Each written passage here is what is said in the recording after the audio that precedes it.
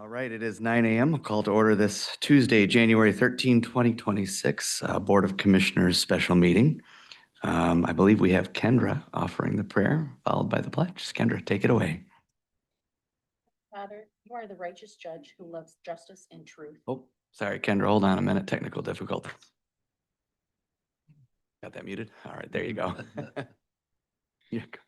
Heavenly Father, you are the righteous judge who loves justice and truth. As we begin this meeting, may we seek your presence and direction. Please grant wisdom to each of us, purity in motive, and steadfastness in opening and upholding honesty. Lord, let no man take asunder what you have planned for our county. Please guide our words, actions, and decisions according to your perfect will and not our own. In Christ's name I pray, amen. Please rise for the pledge. I pledge allegiance to the flag of the United States of America and to the republic for which it stands, one nation, under God, indivisible, with liberty and justice for all.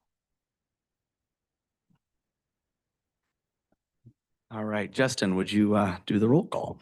Sir, Mr. Barry, Mr. Joritsma. Here. Mr. Zylstra. Here. Mr. Bonema. Here. Mr. Moss. Here. Mrs. Wenzel. Here. Mr. Teeples. Here. Mrs. Rhodey. Here. Mr. Kyers. Here. Mr. Bruger. Here. And Mrs. Miedema. Here. And we have a quorum, Mr. Chair. All right, thank you. I did receive a note of encouragement to encourage everyone to speak directly into the mics. I'll throw that out there now. Correspondence, Justin, anything? None from us. All right, at this time, we'll have public comment. If you would care to make public comment, please address the chair, myself. Keep your comments to about 3 minutes and let us know where you hail from.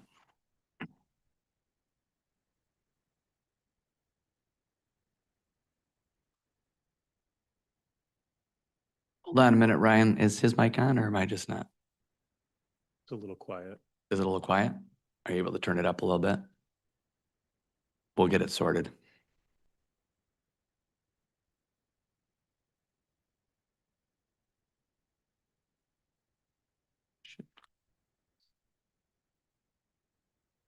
Ryan, I could have you come up here and you can use mine if you want.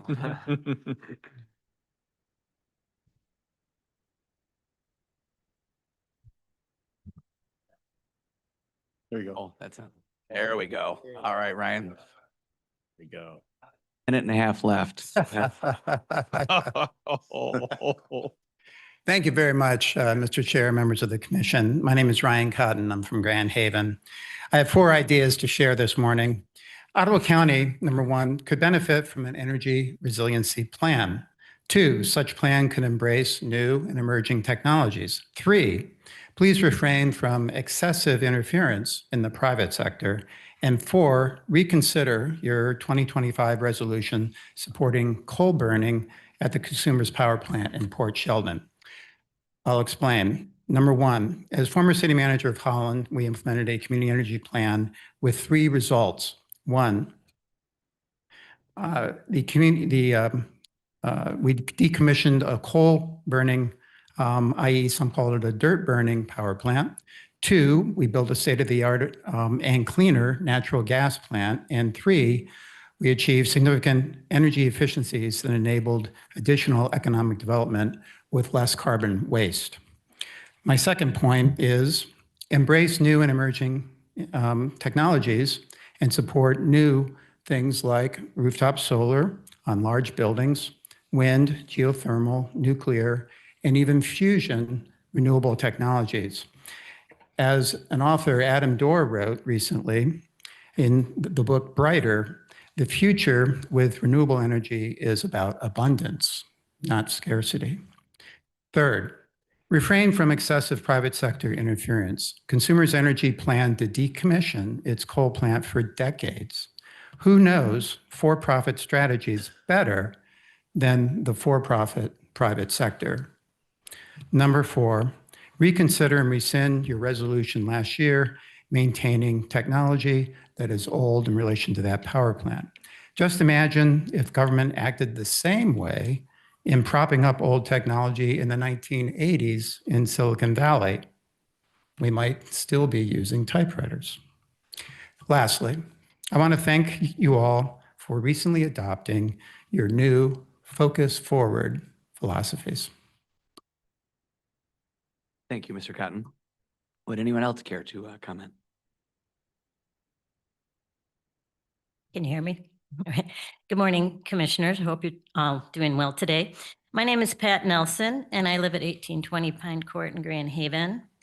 And I am here to respectfully ask you to adopt a resolution supporting the closure of the Campbell plant. Last year, this board passed a resolution delaying the plant's planned closure despite the clear position of both Consumers Energy and the Michigan Public Service Commission. They both felt that the plant should be retired, and I urge you to reconsider your resolution from last year based on cost, public health, and expert guidance. First, the financial burden. The Campbell plant costs ratepayers about $615,000 per day to operate, over $220 million a year.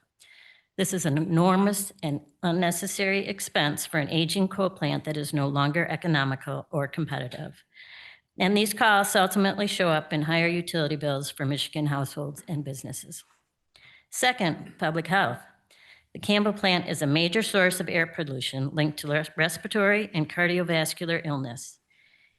These impacts reduce quality of life and create real costs for families in our healthcare system. Closing the plant would bring immediate air quality improvements and long-term health benefits. Third, expert consensus. Consumer Energy and the Michigan Public Service Commission, the entities responsible for grid reliability and protecting ratepayers, both have concluded that the plant can be closed. They have confirmed that sufficient alternative energy is coming online to meet demands and prevent outages. Continuing to delay the closure disregards this expert advice. Fourth, reliability. Keeping the Campbell plant open is not necessary to maintain a reliable grid. Today's electric system, in addition to fossil fuels, depends on a mix of renewables, storage, energy efficiency, and demand response. Prolonging an outdated coal plant delays progress rather than strengthening reliability. Finally, leadership. Supporting a closure does not mean abandoning workers or the local community. It means advocating for a responsible transition that includes worker support, retraining, and reinvestment. In summary, delaying the closure of the Campbell plant is costly, polluting, and unnecessary. The evidence is clear, the alternatives are ready, and continued operation only prolongs harm to our community. So I respectfully ask this board to support the closure of the Campbell power plant. Thank you. Thank you, Ms. Nelson. Is there anybody else?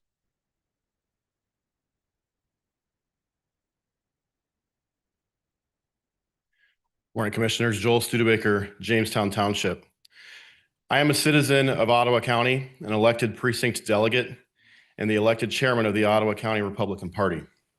I stand before you today to state a case that the changes to the board rules proposed by the new chairman encompass values that are liberal, resemble collectivism and socialism, are anti-Republican, anti-conservative, anti-constitution, anti-common sense, and violate the fundamental right of Americans to representation. I want to focus on 4 key areas. Number 1, reducing the required margin to end debate on a topic from 2/3 to a simple majority. Robert's Rules has long held that a 2/3 majority is required to stop debate in order to give the minority the ability to voice their opposition without being steamrolled by the majority. Number 2, the removal of my commissioner and Representative Joe Moss from both standing committees is a removal of the voice of his 30,000 constituents, of which I am one. Joe is the only commissioner not given an assignment on a standing committee, yet 4 other commissioners are assigned to both standing committees. Number 3, the reduction in overall committee assignments for Allison, Joe, Kendra, and Sylvia. Number 4, removing the individual right to set aside consent agenda items. America is not a democracy. America is a constitutional representative republic. These new board rules do not value representation. They kill it. No debate, unless the majority allows it, is no debate at all. Lack of ability to actively participate in committees takes away a commissioner's active participation in the process, and removal of the right to bring consent items before the public for debate eliminates the right of the public to hear robust debate on topics with which not all commissioners agree. This crushes any semblance of transparency for this board and systematically destroys the representation of 120,000 of the 330,000 citizens of Ottawa County who live in the districts of the so-called minority on this board. As a Christian, I am called to love my neighbor. That word love is the Greek word agape. The definition of agape is to, quote, seek the well-being of others regardless of their response, close quote. To expand on that, it means that I must care more about my neighbor's eternal destination than his earthly friendship. It means I must tell him the truth, even if he hates me for it. The truth is this: a vote for these board rules changes is a vote for liberalism and socialism, and a vote against republicanism, conservatism, and constitutionality. It is a vote against the representation of the people, and instead, in a vote in favor of the dictatorship of this board majority. Thank you, Mr. A Studebaker. vote for these board rules is a vote against the citizens of Ottawa County. Thank you, Mr. Studebaker. Is there anyone else? Hi, Chantal Martineau, Park Township. This is perhaps the first time I have ever agreed with Mr. Studebaker on anything, but I agree with almost everything that he just said. I would call myself a liberal, and I'm sure most of you would probably agree. I don't think that that's a dirty word, and I think that you might want to look at the definition of liberal in the broad sense in terms of politics. And also, the only other thing I think I would disagree with is, well, I look favorably on socialism in some respects, but that obviously would be a debate for another time. I would say that, yes, this country is a republic, but it is a democratic republic. And you all were elected democratically. And I think that you use the word republic in your new board rules, and the definition that you use is not something I have ever seen before, and I'm wondering where exactly you came up with that definition. Other than that, yes, I would say last year you all voted not to have an ethics investigation of Commissioner Moss, which I was deeply disappointed by. But at that time, you said that there was nothing more that this board could do. If you had had an ethics investigation and you had discovered that he had violated board ethics, one of the actions that you could have taken would be to strip him of his committees, but you opted not to do that. It appears that you have now chosen to strip him of his committees without going through that process, which is unfair not only to him, but to his constituents. And I would like to hear an explanation of why you chose to do that, and also of, in general, how you chose to assign committees to the various board members, since they appear to be very unequally distributed. Thank you. Thank you. Is there anyone else?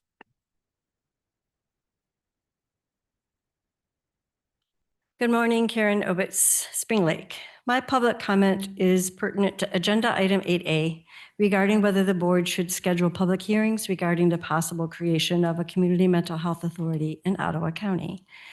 From my perspective, the report included in the packet fails to answer several questions I believe the board should be asking before it can make a fully informed decision. These questions pertain to three areas. First, the reasons for increasing CMH deficits. Second, the reasons for the perceived increased financial risk to the county. And third, the less than clear picture of potential impact to CMH services. If it's true that the basic funding structure for CMH has not changed, I'd like to see some investigation into the potential causes for what appear to be recent large increases in CMH deficits. I'd also like to point out that although it may be true that the majority of Michigan's counties have converted their CMH to an authority, it would be helpful to be able to review available data on what those counties experienced in terms of financial costs and any resulting impact on the availability of services and comparative quality of services rendered. I'd also like to know what kind of impact there may have been on their ability to recruit and retain qualified staff. Perhaps I can offer some helpful context here. I was an employee of a West Michigan educational institution at the time it severed its longtime relationship to its sister educational institution. My memory is that the reasons cited for doing so were primarily focused on leadership's perception that there were increased financial risks associated with continuing in that relationship. However, it soon became clear that the additional costs of standing up its own financial, IT, and HR services, just to name a few, were more burdensome than had been expected.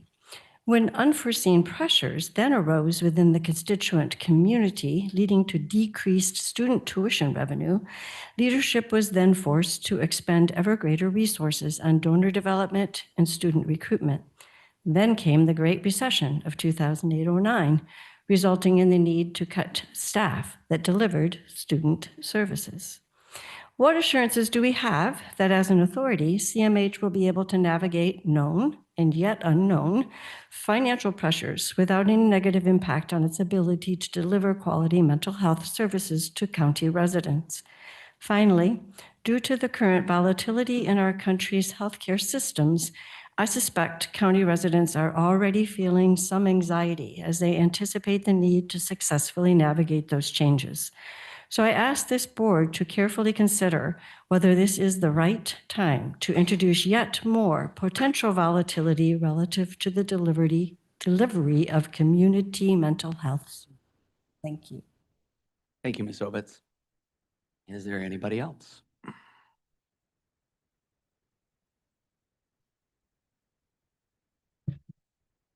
Good morning. Sheila Detloff, Holland Township. I'd also like to talk about the proposal to convert CMH to an authority. Back on January 2nd of last year, the newly elected Chair Teeples closed the meeting by addressing county employees directly. He said, and I've cut this down a little bit for time constraints, "On behalf of the community of Ottawa County, thank you so much for your steadfastness and dedication to Ottawa County. Without you, the administration of Ottawa County government, including for our first-class parks, infrastructures, and vital social services, would not exist or function. Indeed, we do have your backs. More importantly, we hope you know that you also have our deepest respect and gratitude." And then at the November 21st board meeting of last year, Dr. Brashears said, "To me, one of, if not the one biggest impact, is to CMH employees. I owe it to them to at least outline the different domains and how we would mitigate any potential harm." At the same November 21st meeting, then Chair Teeples said, "I like the fact that this is a collaborative effort to minimize the financial risk to taxpayers, to protect the employees, and not to compromise our service to those that need it. Those are the objectives." So I'd like to contrast those comments to the results of the CMH employee survey from the following month. Among other things, it concluded, and these are direct quotes from the survey, 1, staff are worried about all sorts of continuity and excellence of service provisions. 2, a lot of staff either have direct experience with other authorities or have a negative perception of them as quality places to work. They don't feel fully informed, and what they do know, they have a negative perception of. 3, all they hear the county talk about is deficits and reducing risk, so they feel like they are being cut off from the county like a sinking ship. 4, it was difficult for staff to identify strengths or positive outcomes regarding becoming a CMH authority because the details on how this would occur were not known at the time of staff completing the questionnaire. 5, staff feedback highlights significant concern about job security, benefits, workload, and service quality, driven largely by uncertainty and lack of detailed transition planning. Maybe it's just me, but I'm not seeing much respect for CMH employees in the way you've handled this proposal so far. By voting to hold public hearings, you are formally initiating the conversion process while the county employees you claim to respect do not have the answers they want or deserve. I realize you're under a time crunch, but it's a time crunch of your own making. It seems you can make a choice here. You can either fast track CMH to an authority, or you can respect and value CMH employees. Thank you. Thank you, Ms. Detloff. Is there anybody else?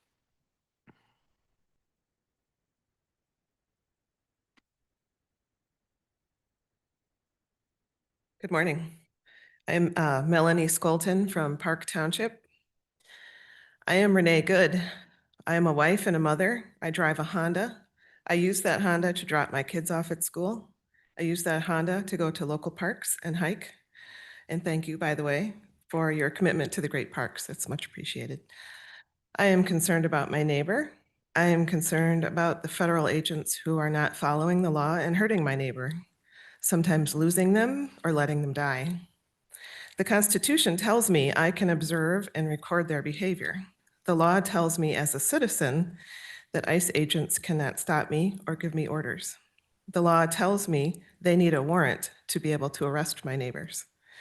If that was me in Grand Haven, in my Honda, using my right to record and being within the law while doing it, would you speak up for me? Would you honor my death? Would you advocate that the law be followed?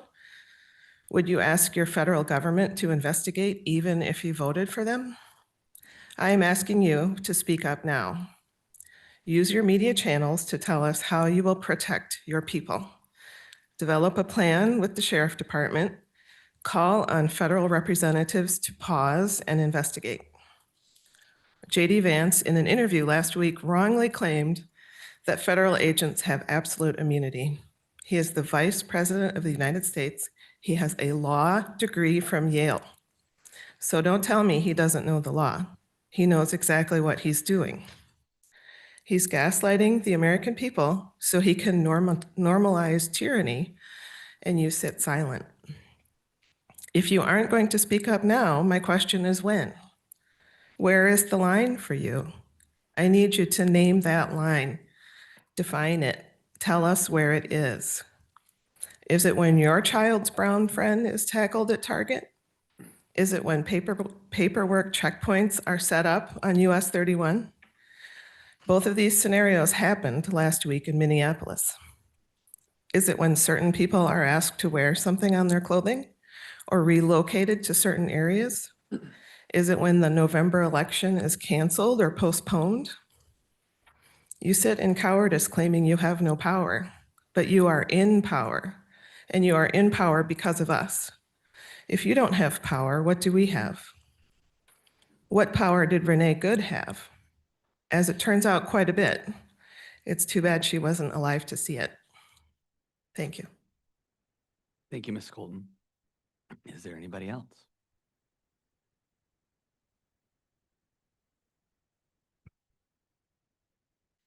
Good morning, Commissioners. Becky Patrick, Allendale.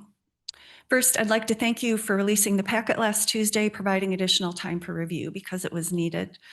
My comment this morning is regarding the agenda item to schedule public hearings for the proposed CMH transition. I'm concerned about this proposal for two reasons. First, the proposal does not eliminate financial risk. It simply changes who bears it. A primary argument for this conversion is that it shifts the risk of CMH budget deficits from the county to the state. I've read the packet closely.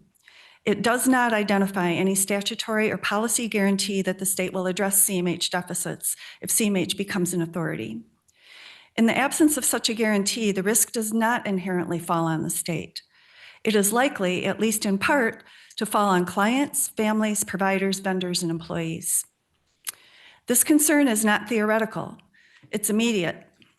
CMH ran a $5 million deficit last year and appears on track to do so this year. The honest question is it likely or possible, in the absence of a guarantee, that it might be CMH clients and families who bear those risks if we proceed with the conversion? In fact, we just saw an example of this. Northern Lakes Mental Health Authority ran a $9 million deficit this last year, cut services, and laid off 30 people. The state did exactly nothing. I was unable to identify any Michigan county that converted to an authority model while their mental health program carried deficits, any deficits. That should give us pause. There are good reasons for converting. Trying to get out from under a serious deficit and shift the risk is not one of them. Which brings me to my second point. The county needs to attend to its more fundamental responsibility, identifying and correcting the causes of CMH's deficit. Before conducting any restructuring and shifting any risk, The board must understand why CMH has a $5 million annual deficit and put corrective measures in place. Structural budget problems are not solved by rearranging the deck chairs on the Titanic. I urge the board to begin with a year-over-year analysis of revenues and expenditures by program area for 2022 through 2025. Identify the drivers of the deficit and develop a credible plan to address them. For these reasons, I recommend delaying this conversion until the deficits are fully analyzed and addressed. Then the board can consider conversion from a position of stability rather than urgency and fragility. A financially fragile organization should not be asked to absorb the added cost and disruption of restructuring when essential services and human lives are at stake. Thank you for your attention. Thank you, Ms. Patrick. Is there anyone else?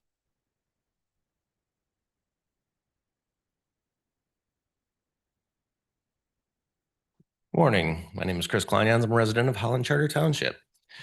The vision statement for Community Mental Health of Ottawa County states that the organization strives to enhance the quality of life of all residents, with a mission statement that reads, Community Mental Health of Ottawa County partners with people with mental illness, intellectual developmental disabilities, and substance use disorders, and the broader community to improve lives and be a premier mental health agency in Michigan. Neither the vision nor mission statement state that they exist to ease the vague fiscal fears of this board, administration, corporate counsel, or the director of CMH. As a former board member of CMH, I have watched the recorded proceedings of this body's discussion regarding this planned separation repeatedly and gone over this report a few times as well. I've also read any case law or statute mentioned and believe there are equal parts of legitimate concern and hyperbole to both the report and this discussion so far. However, my reason for coming here today is best defined by the fact that after going through this report, I found 21 different direct mentions that discuss how this is going to protect the county, and only 4 which discuss how this might actually help our most vulnerable neighbors. This department exists for them, yet this report has taken the benefit to everyone else into account before you have shown any proof that this will continue to provide services at the level our residents deserve. Looking at page 4 of this report makes it clear where the priorities stand, as creating a strategy that ensures continuation of quality mental health services for our community is the 3rd of the 4 priority directives. Just your narrative and discovery process should have led with that, because that is what this department is all about. So unless you can actually lay out to the public how this change will materially improve services to the clients or even improve them, outside of vague allusions to nimbleness, I would request that you send this report and the very aggressive timeline associated with it back for review until you can provide some data from either the Community Mental Health Association of Michigan, or case studies from other counties who have transitioned under similar circumstances. And while you're doing that, I would request an investigation into how the previous director managed to maintain a balanced budget during the 11 years they were in the position, and see if there is any wisdom to be gleaned from that. While I will concede that the situations are slightly different, the previous director did lead the organization through the tail end of the deep 2009 DHHS cuts, as well as the bulk of the post-COVID Medicaid drawdown, so there are similarities when looking at a restriction in funds. This is a perilous time for Community Mental Health of Ottawa County. There is, I believe, a millage renewal coming up before the voters, whose language and scope still has to be approved by this body, alongside the fact that DHHS restructuring mentioned in the report is still very much in the air, as a January 8 ruling by the judge determined that the RFP as written violates Michigan law by inhibiting CMHs from fulfilling numerous statutory mandates. All of this points to the fact that if this body is going to engage in the process, it must be deliberate, thoughtful, and grounded in the interests of the residents it is designed to serve. Thank you. Thank you, Mr. Kleinens. Is there anyone else?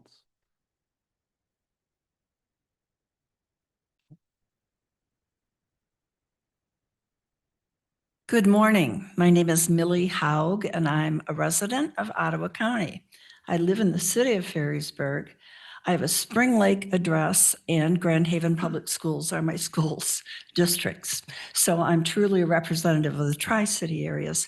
I'm here this morning to just observe and learn about our county commissioners but I'm motivated because of what's happening in our country and the level of safety that I think our citizens would like to be assured of from our local government officials. I guess specifically, my background is that in education. I was a superintendent in a couple different districts, and our primary concern as superintendent of schools was child safety. And our overall global concern is teaching and learning. But in this day and age, I think that safety needs a good hard look by all governmental agencies and all people that can make an impact on the local level. My voice won't be heard at the federal level, but I'm hoping you'll hear my voice today. And I would like to support what Melanie had to say regarding what's happening in our cities. And I hope and pray that it doesn't happen here, but we need to be prepared and we need to have policies that are strict and fair and protect the neighbors and the citizens of our country. We certainly need to protect our schools. And as I'm sure you're aware, the schools are involved when some of our ICE agents get involved in different communities. So I am also a member of Indivisible on the Lakeshore, which is a national organization. And I urge you as public officials to listen to the community, help us, let us work with you to make sure that our streets and cities, citizens and students are safe. Thank you. Thank you, Ms. Haug. Is there anybody else? I think everybody in the room has spoken, almost. All right, we will close public comment, and I would entertain a motion to approve today's agenda. So moved. Been moved and supported? Wasn't okay. Oh, thanks, John. Moved and supported on the approval of the agenda. All those in favor, say aye. Aye. Opposed? All right, motion carries. On the consent resolutions, I am going to try and save my voice a little bit. Joe is sitting over there, so we'll pass on you today. I'll give it to Phil. How about that? Perfect. Phil, if you wouldn't mind reading these, that'd be great. Sure. Motion will be to approve the minutes of the January 2026 Board of Commissioners organizational meeting. Got a motion and support. Any discussion? All right, all those in favor say aye. Aye. Those opposed? Motion carries. Item number 8. Go for it, Phil. Action item 8A, Mental Health Authority. The motion is to approve the resolution authorizing the schedule of 3 public hearings to engage the public on the possible creation of a community mental health authority in Ottawa County. So moved. Got a motion and a second? Was that Jordan or Joe? Sorry. Jordan. Jordan got that one. All right, motion and a second. I think I'm going to turn this over to Patrick and to Michael, who are here to present a little bit. Yeah. And then at the end, we'll set some dates, hopefully. Thank you. This is a follow-up to our previous discussion where we talked about setting these hearings. The directive from the board was to come back with more information. I'd like to first thank and recognize this team of 4 of us here who put a lot of hours into working on this report. I learned more about community mental health than I ever thought I would, so it's a good exercise for me. But we feel that the report speaks for itself. We're here to answer questions you may have. I also do have some talking points that summarizes the report if the board would like to hear that or for the benefit of the public, but we were not planning on making a formal presentation on the report's contents. Okay. All right. Thank you. And Michael, are you here for questions as well? All right. Thank you. And Doug, thank you as well for being here. We had a few public comments. I saw both of you taking notes, so I appreciate that as well if you're willing to do that. I think what I'll do at this time is go around the horn and see if any of the commissioners have questions. And then we'll shoot back to you, Patrick. If we end up needing a presentation at that point, we'll go for it. Sure. And, All right. and I would just say, I would really like to have that presentation. So I don't know if it makes more sense to have There you it go. first, but I think it's really important for the public to hear that. Waiting for one person to request it. Sylvia, you're that person. Okay. Patrick. Okay, Go here for we it. go.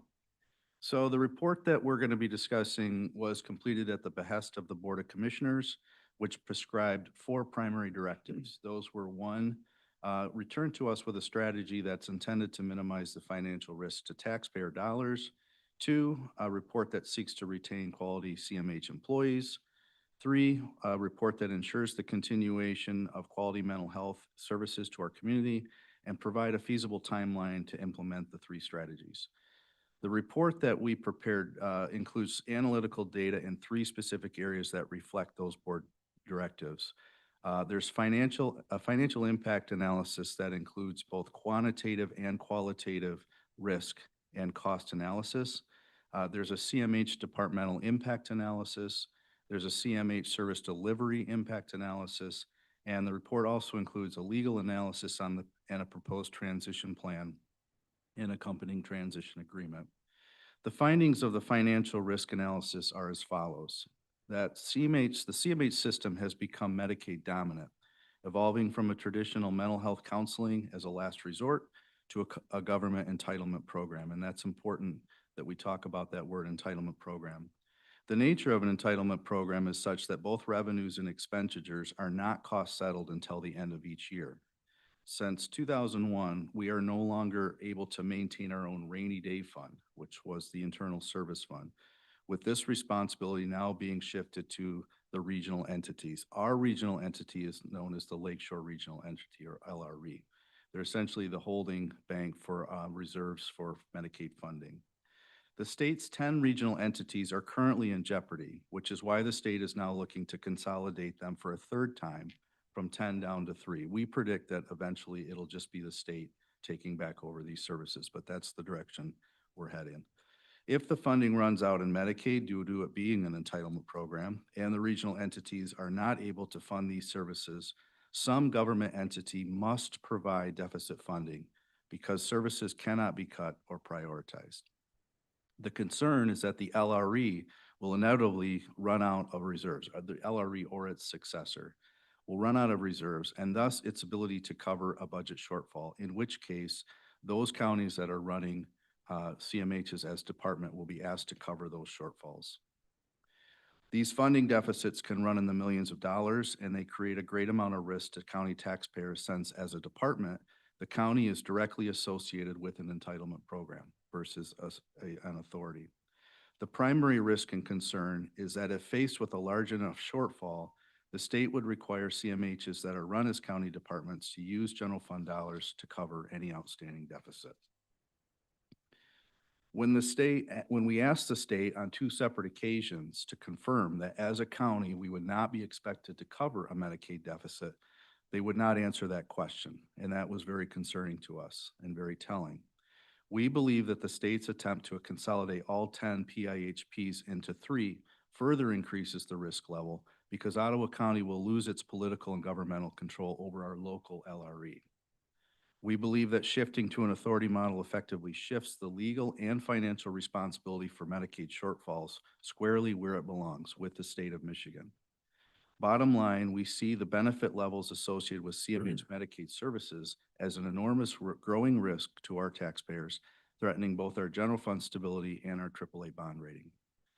The findings of the financial cost impact analysis are as follows. CMH would see a 1-year reduction in expenses of approximately $2.1 million due to our elimination of their $1.6 million pension bond contribution, which has 3 years remaining. So for 3 years, they would see that $1.6 million reduction. Also, based on the reduction in the administrative cost allocation, the services that we're providing them for administrative oversight, fiscal, those would be scaled back and they would see cost savings as a result of those. The county would also see its revenues reduced by those same amounts. So that's important to know. The CMH authority would see no change in revenues, which it receives from the state, as you know, compared to what it receives now. So they're only going to see a fiscal change on their expense side, which we think operationally will help them through this transition. Future CMH expenses are not yet known, and I know there's a lot of questions around that. What I really want to get across is we need to work together collaboratively and cooperatively and be flexible to make sure that there is a lot of support built into operating an authority from the county until they know what those services and expenses look like. The timing of the transition also aligns with our upcoming 10-year millage renewal. This is a great opportunity as we see it to take the transition into consideration as we prepare for the upcoming CMH millage ballot language, which one of our speakers alluded to. We see this as being upfront and transparent with the taxpayers when we talk about a millage funding an authority versus a department. And there are some benefits to that as well. And finally, this will require both organizations, as I said, to be flexible and cooperative to ensure mutual success. And both parties are committed to that. The findings of the CMH departmental analysis. CMH worked with DSI, or Department of Strategic Impact, to conduct a SWOT analysis of its employees and conducted surveys. We also had meetings with all staff on more than one occasion. Employees expressed several concerns, primarily focused on the overall impact to staff and the ability to provide quality services. I think a lot of that is due to the fact that there are unknown answers and questions. And what we're trying to message is it's going to be a mutual relationship. There's going to be a lot of support, and our hope is that there will be no changes, and we'll talk a little bit more about that. Current employee wages and benefits under this plan are protected to CMH employees for at least 1 year. And recall that CMH employees are also part of a collective bargaining unit and will be able to negotiate those benefits going forward. It will be up to the authority to determine changes, if any, to wages and benefits going forward.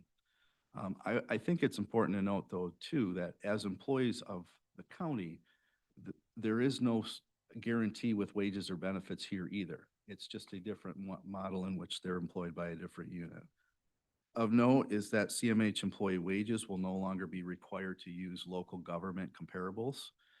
They're compared now in wage analysis to government employees, but rather they would be compared to private sector or medical field comparables, which we anticipate would be to their benefit. A transition to an authority offers a clear strategic advantage and autonomy and flexibility for the authority to operate.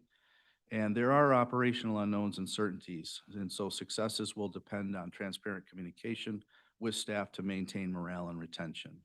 CMH and county leadership is committed to this effort. So this will come down to leadership in this authority and making sure that morale and culture are protected.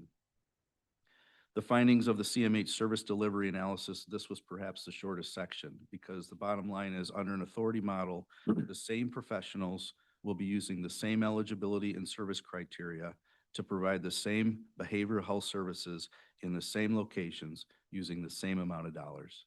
So there is no change to the service delivery model as a result of becoming an authority. A CMH authority would be nimbler to achieve cost savings through joint ventures with other entities, and would also have access to short-term borrowing if there were a gap in funding. They do not have the ability to borrow as a department.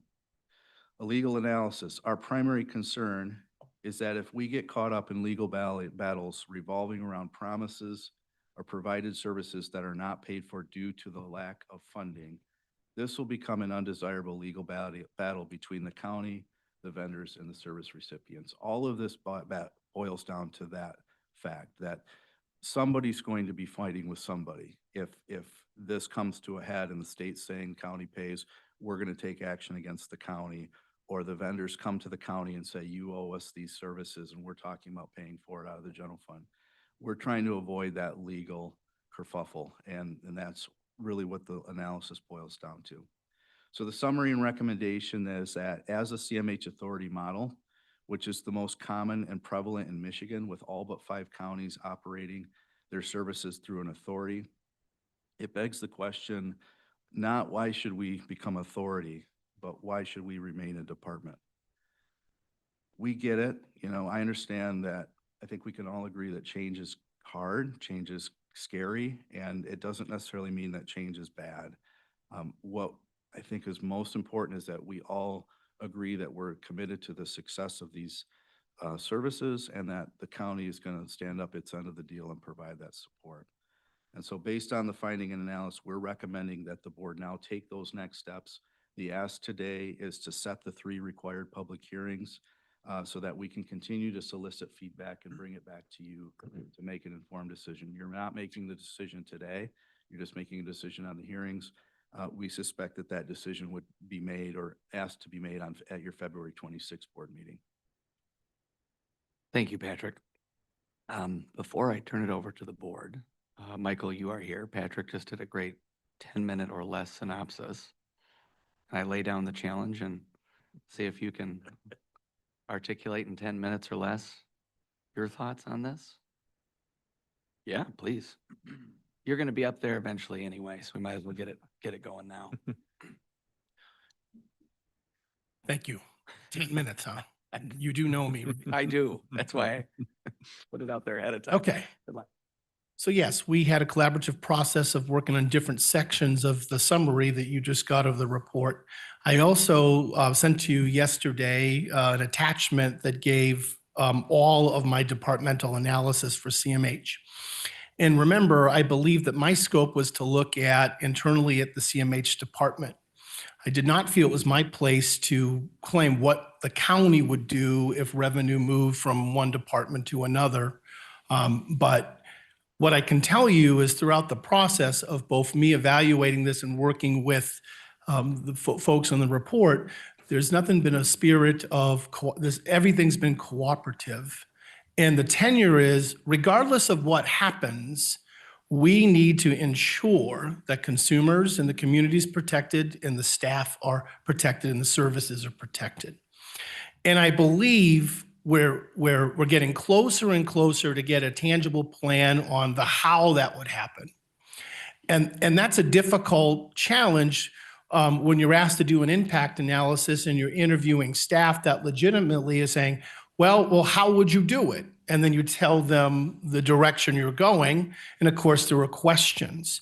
So when you read my departmental analysis, and I think it was very well put by some of the public speaking, the staff, the sections that were read were actually direct quotes from staff and some from me in my report. My report, every question that was asked of me, I answered, even if they were duplicative. And that's why there's 20 pages of attachments to it. We did an analysis on what we know are possible impacts to staff. And the biggest concerns, of course, were wages and benefits. And, there was a portion of the staff that were saying, one of the reasons why I came to work at CMH is because I like being a county employee. So the identity shift is something that we're dealing with.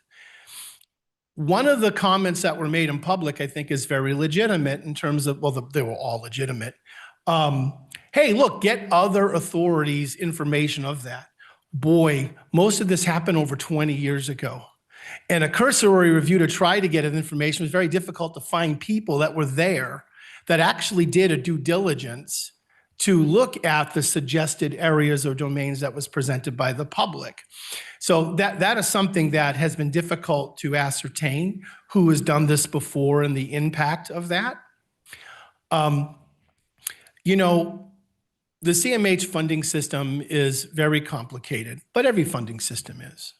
And the question that we pose in the report and what I have to face as the CMH director is this. Based on the notion that the county can't use county general funds to supplement the CMH department, what do I do as the CEO of the CMH department that's hired by the CMH board to move us forward knowing that that relief isn't possible? So based on that and the other tenets in the report, I'm in agreement that authority status is something that we should seek. But I wanted people to understand the context of that. Given that there's no other aid in sight, I have to then create an environment that allows flexibility and allows me to have other levers to deal with it, the situation.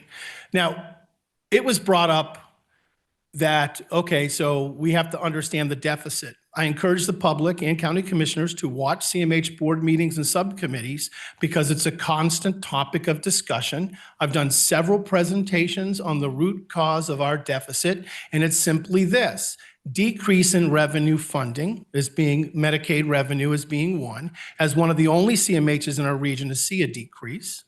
That was a significant aspect of our deficit. Increase in expenditures that are not debatable. Services for residential services and community living supports and inpatient psychiatric have seen an increase.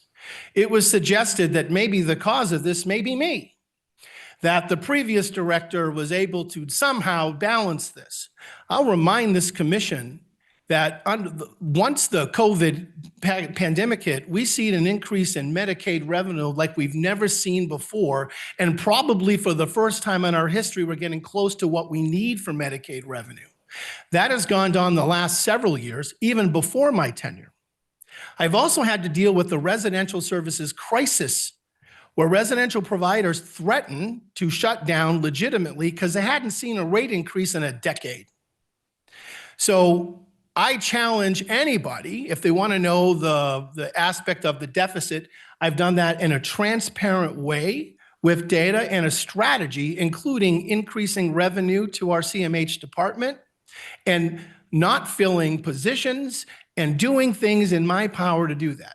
Now, I sound a little defensive about it because I take pride in trying to deal with the situation that is beyond our control. Mike, you're 5 minutes in. You're doing great. Yeah, I'm almost there. All right. Okay.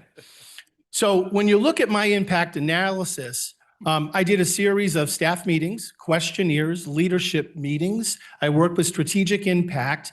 And yes, some of the unknowns are related to how do you stand up an IT department? How do you stand up an HR department? How do you protect wages and fringes at the same level, right?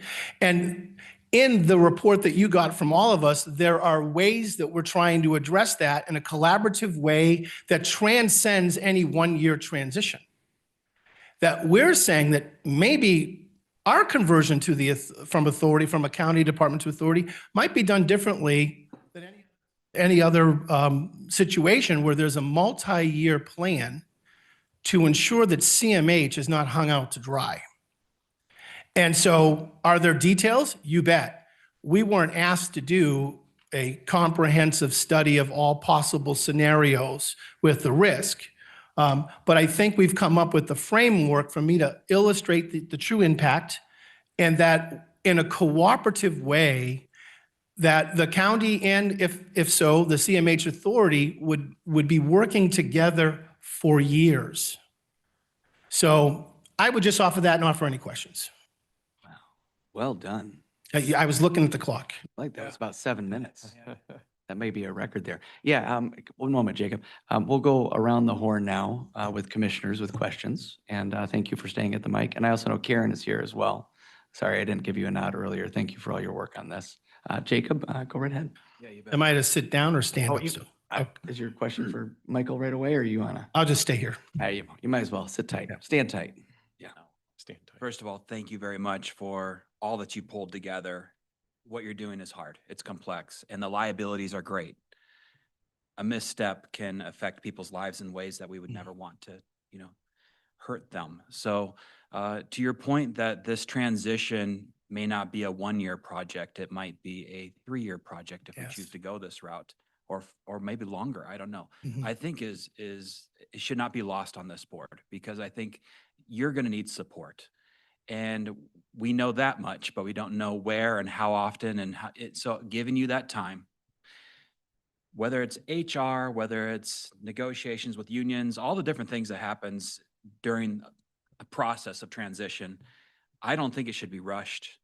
I think you should know that you have the board behind you, supporting you as all of these details are fleshed out, and to give you that safety net, so to speak, as we make a transition potentially that's in the better interest of Ottawa County and its residents. So I just want to thank you for that work and tell you that I'm behind doing an incremental transition versus rip the Band-Aid. Thank you. Thank you, Commissioner. Anybody else? Looking around. Allison, I saw you go first. All right. And I think I had Doug and Jim both raise their hands. So Thank you. Allison, go right ahead. Me? Okay. Yeah. Just some current thoughts at the moment. First of all, I just want to thank the 4 people who've been spending a lot of time on this. It's very apparent that you've spent hours together, and I'm thankful that the due process that you're doing. I am also really appreciative of the comments that people have been bringing forward, both from your staff. I really appreciated reading through all of them.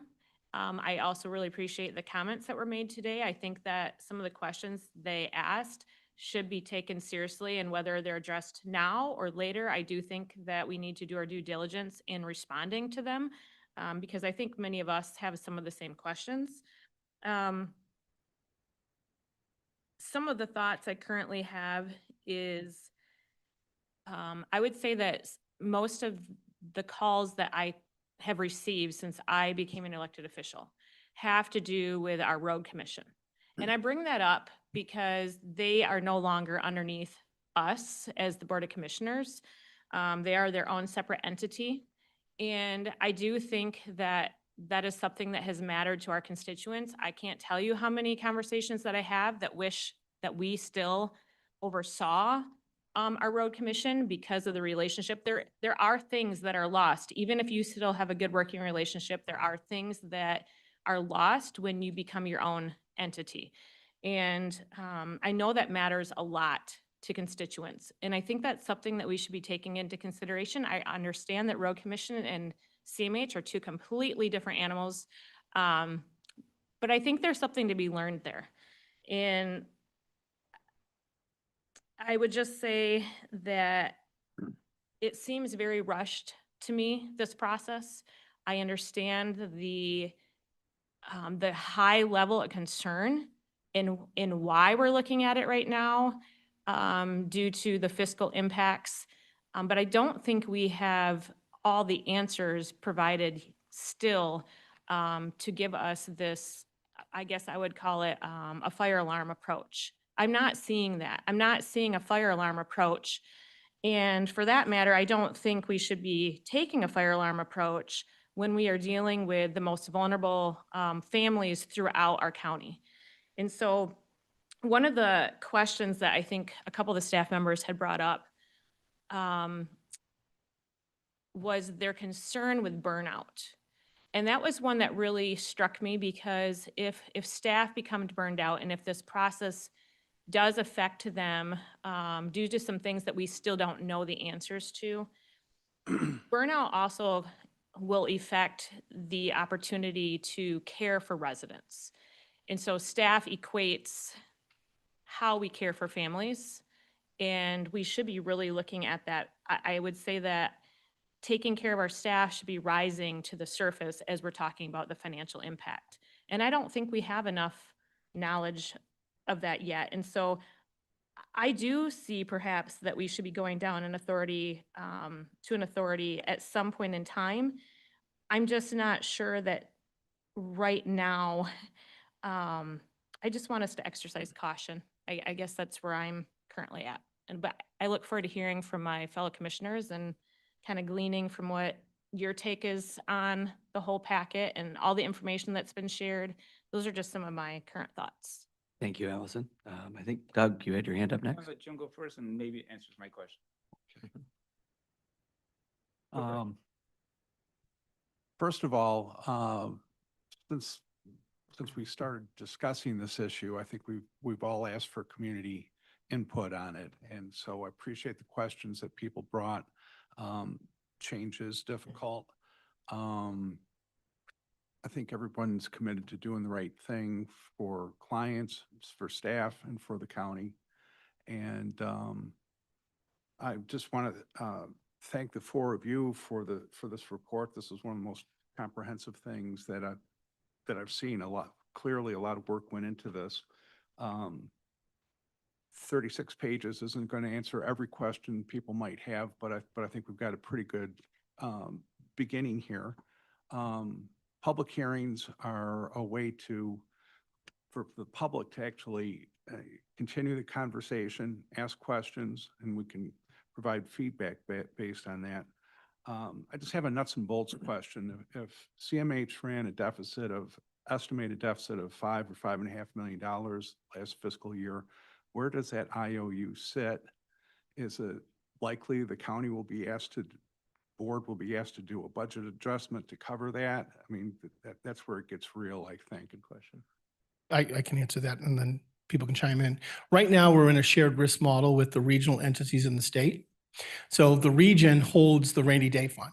So if we have a deficit of $5 million and the region has money in the ISF and it meets all the criteria to use that, we can utilize that.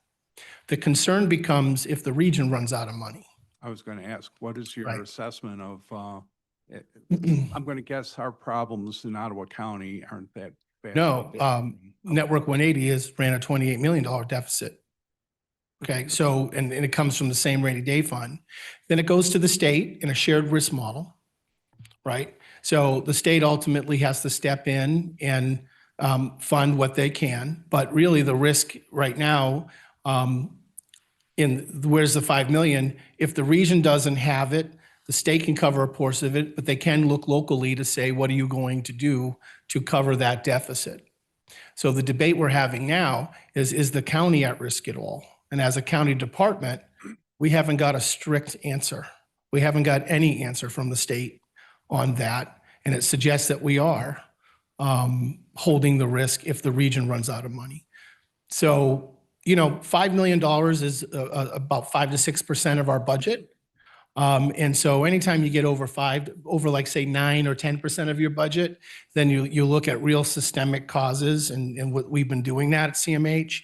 But right now, as it sits now, the county may be at risk if the regional entity doesn't have enough funds in the rainy day fund, their ISF, to cover that, and then the state picks up a certain portion after a certain percentage. It's called a shared risk model.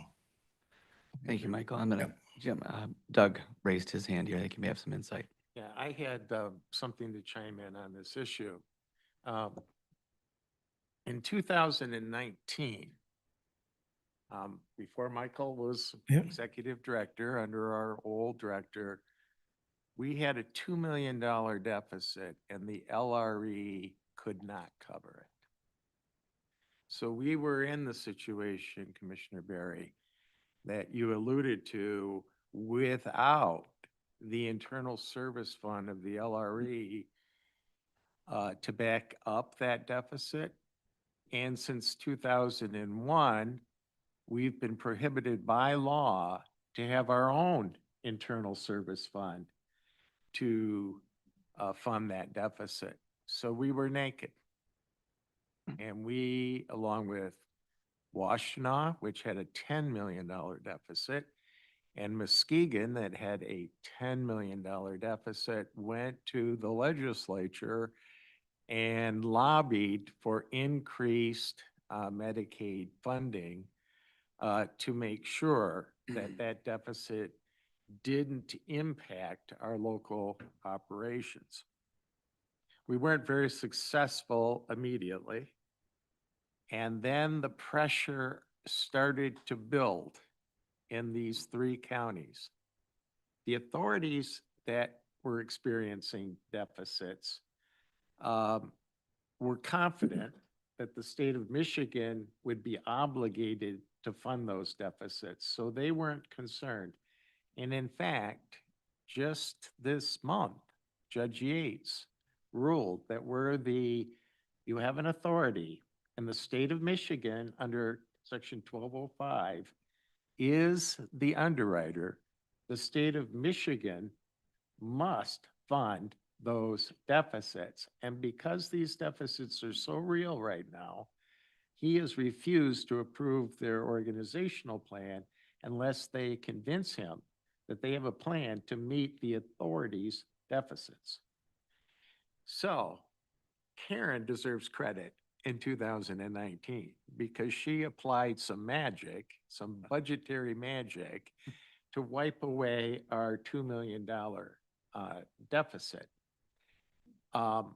In the other communities where this hits is not between the state and the county department. Where it hits is in this room, because in Washtenaw and Muskegon, you had a lineup of vendors and recipients. The vendors saying, John Teeple signed a contract that said, that led me to believe the county was going to finance my contract.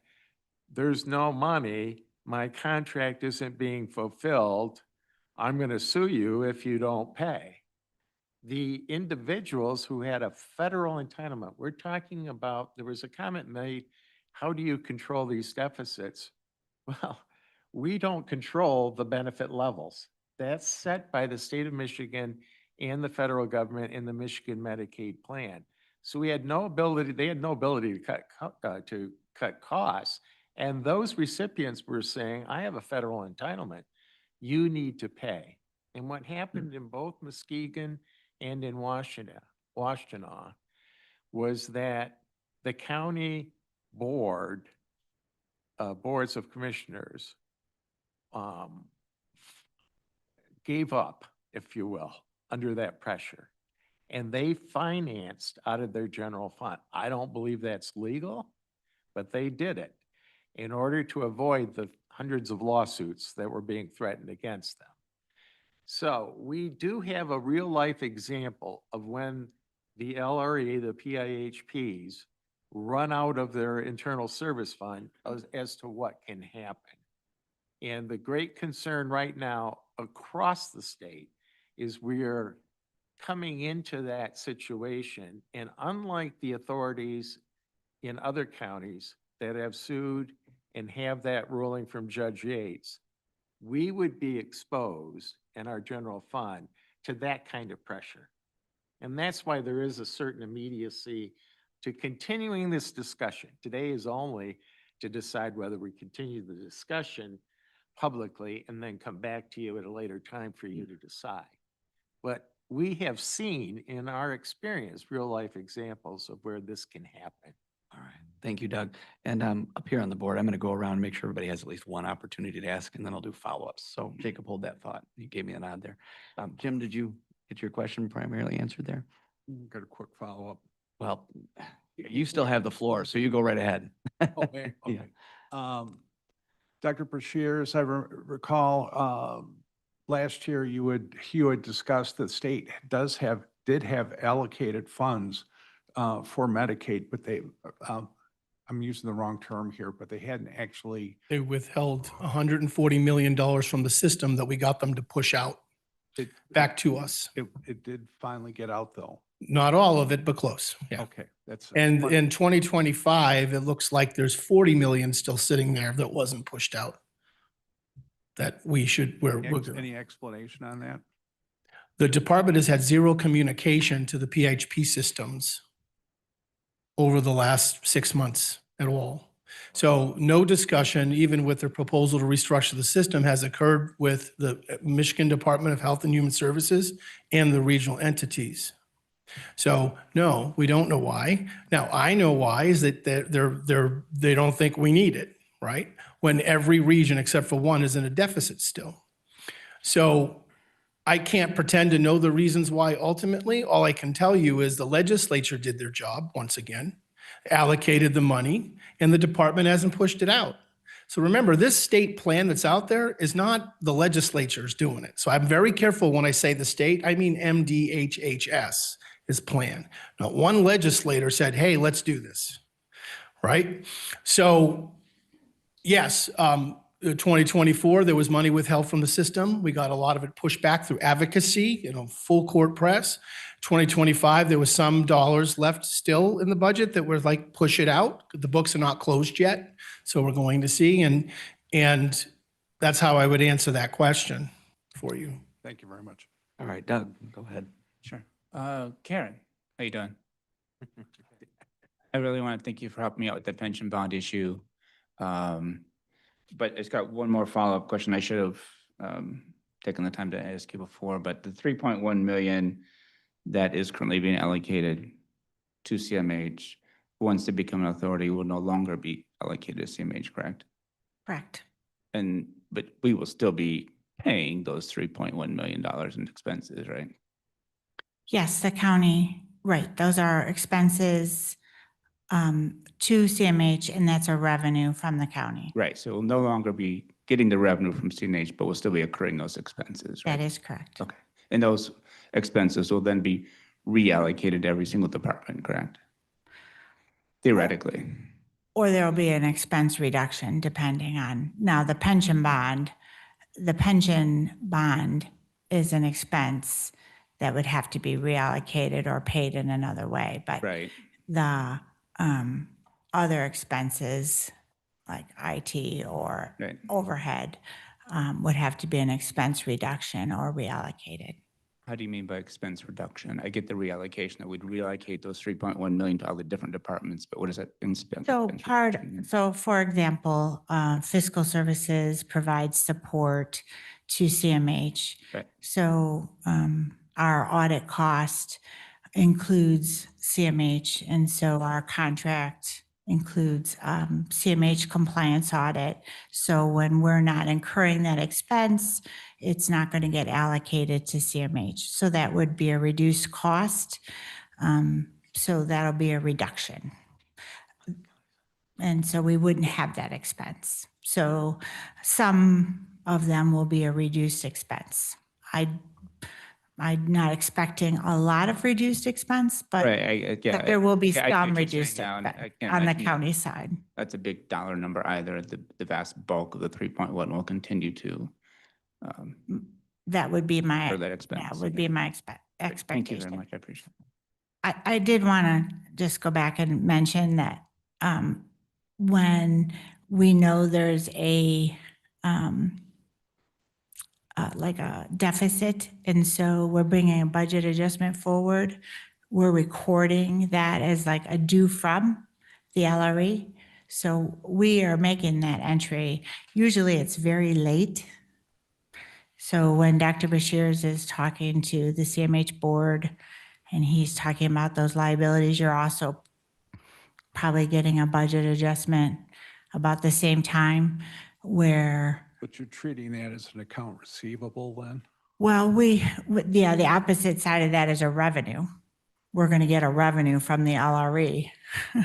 And so we're looking at, do they have the money? Is it available in that ISF fund? Are we in the appropriate, risk lane? Can we expect that money?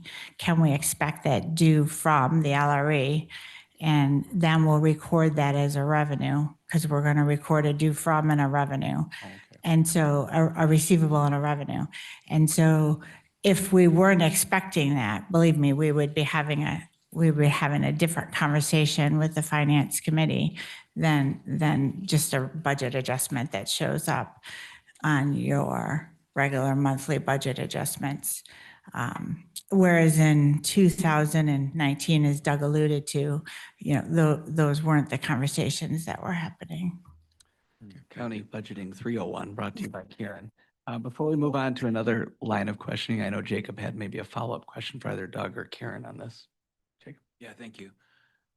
This kind of stuff just frustrates the heck out of me because here we have, if I'm understanding it correctly, bipartisan agreement that the funding mechanism for the model of how it's funded is flawed. Everybody's upset by it. To me, a simple solution to this is that the funding should follow the patient.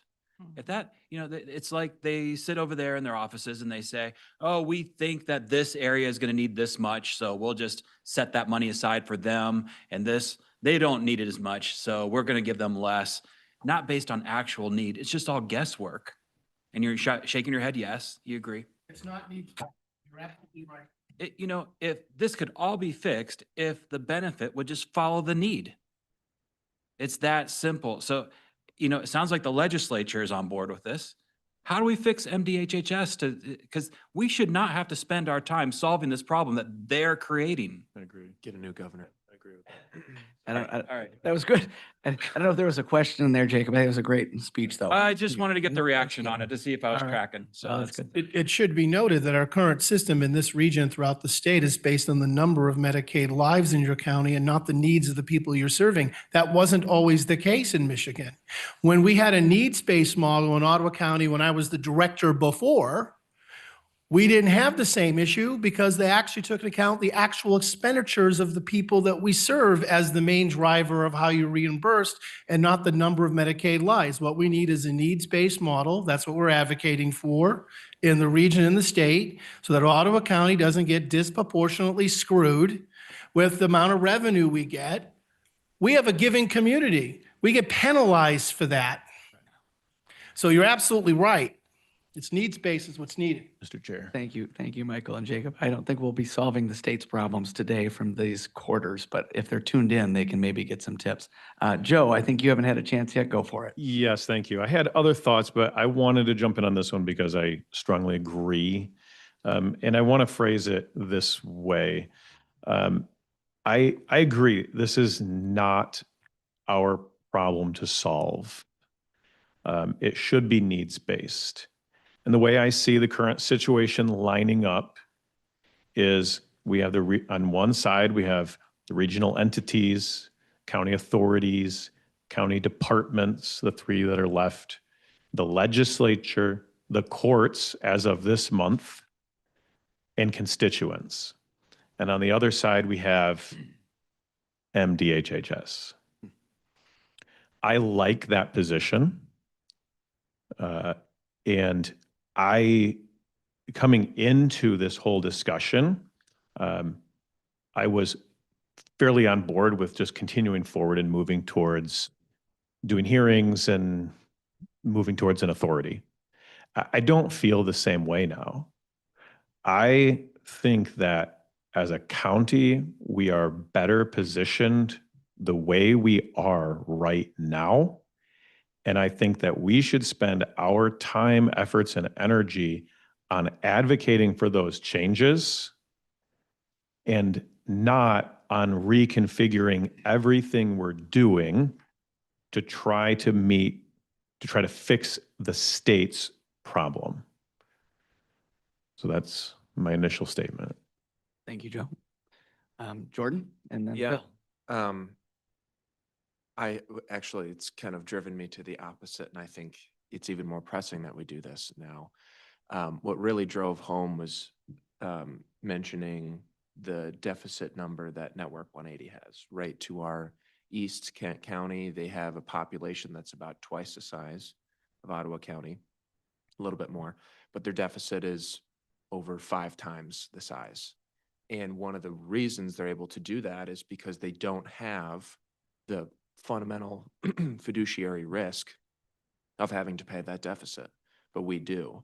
So I'm not necessarily advocating for this, but were we to be an authority, were we to be shielded from that deficit, the county, Ottawa County taxpayers having to pay that, it does give us more ability to raise rates. Because right now, Ottawa County has some of the lowest rates in the region, possibly the state. And I hear from, sitting on the CMH board, I hear from Benjamin's Hope and Hope Network and a lot of these providers, and they can't do it. I mean, they do it because they're missional. They do it because, like Dr. Bashir said, we're a giving community, and these providers have a heart for what they're doing. They want to help our community, but it's not right to them. And this gives us a little bit more of a backstop to be able to make some of those needed changes on the provider side. So this fear that this is going to negatively affect consumers and negatively affect providers, I think is completely wrong. I think we actually stand a much better chance of this helping consumers. So I just wanted to add that to the conversation. Thank you, Jordan. Phil? Yeah, I look at the motion we got here and I have no problem with setting 3 public hearings.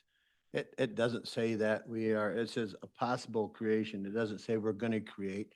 And it does say we're going to deal with the public, and we're going to get more questions. We're going to get more information. I would see no reason not to create 3 more public hearings for more information, educational, for transparency, for the whole community, and for us as commissioners.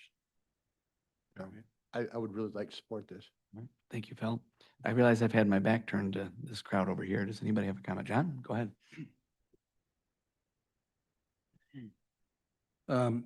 Thank you for this discussion and for the public comments. This is not a state problem. This is our problem caused by the state. And I think that the public needs to understand that this is a real problem and we cannot ignore this.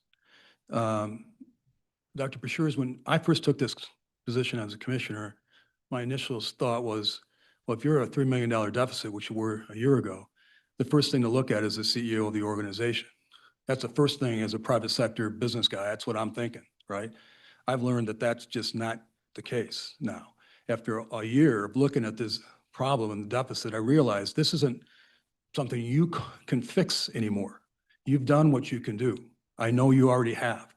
This is a problem caused by the state that is putting all of us, including our consumers, at great risk and taxpayers. Now, the law provides protection to the county against lawsuits on these deficits. And Judge Yates just ruled that authorities, the state's obligated to pay those authorities, right? With those two things in mind, we should be safe if we go to an authority. But like Doug Van Essen said, we've signed hundreds of 100+ contracts I signed last year through CMH, right? Every one of those providers expect to be paid. If they don't get paid, who are they going to sue? They're going to sue us, right? And then we're going to be in a position of saying, wait a minute, we can't pay you because constitutionally we can't use taxpayer dollars. So now we got another layer of lawsuit, right? So then we end up suing the state of Michigan, right? Department of Public Health, because they're not releasing the money or the legislators are not giving enough money, whatever it is. Now we got another layer of lawsuit. But the statute's already there to protect us, and we should rely on that protection. And so we have a balancing of priorities. In the impact statement that you gave us, you talked about the staff and the importance of the risk to the staff. I thought it was well done. You laid out the issues. I thought you didn't sugarcoat the comments from the employees. I thought I appreciate you guys not doing that. And some of those same quotes were used today in public comments. But the providers, if the providers aren't being paid, the consumers don't get services. And you guys all know I'm passionate about that consumer because my sister was there, right? This is passionate to me. But I also have a balance of protecting the taxpayers in this process. And we are not, in my mind, protecting those taxpayers if we don't at least move this thing forward to further discussion. I want to hear what people say. I appreciated the numerous comments today in public hearing. I appreciate when we're going to send this out that we should go send it out to the public to hear more. So we can, as a public, understand this is a serious risk to the county, to the providers, and ultimately to the consumers. We need to protect those employees. That will be a high priority. But we've got to do this in balance with everybody else we need to protect too. And there are tools in place to do this, and we should utilize those. So I would encourage us to move forward with at least the public hearing. Let's more people that even know more than us speak their minds so we can hear it and we can make informed decisions going forward. Thank you, John. We've heard from everyone so far, except Kendra and Sylvia, and I want to give you guys the opportunity if you have any comments this time. Okay, I do have a few thoughts that I'd like to share.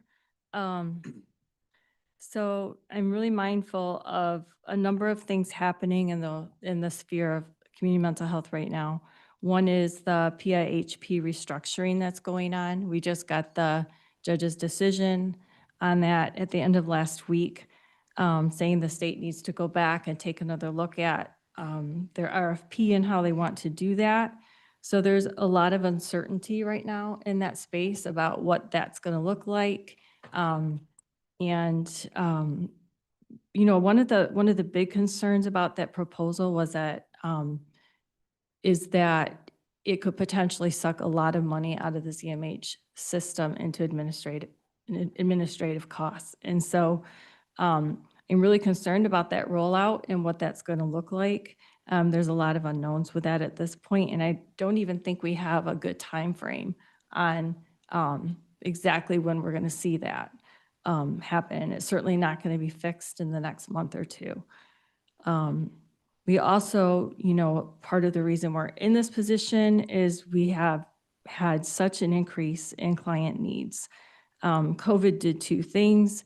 It increased the resources coming in because our rates are based on the number of people on Medicaid. So when that happened, our funding went up, but also the needs of our people went up as well. So we've had, increases in mental illness. There's increases in autism. As people felt the crisis and the stresses, that the needs just simply went up. The needs in residential care have gone up. I don't think it can be stated strongly enough how close to crisis we are there. And if our homes close, we don't have a place for those people. And so I'm very cognizant of that fact.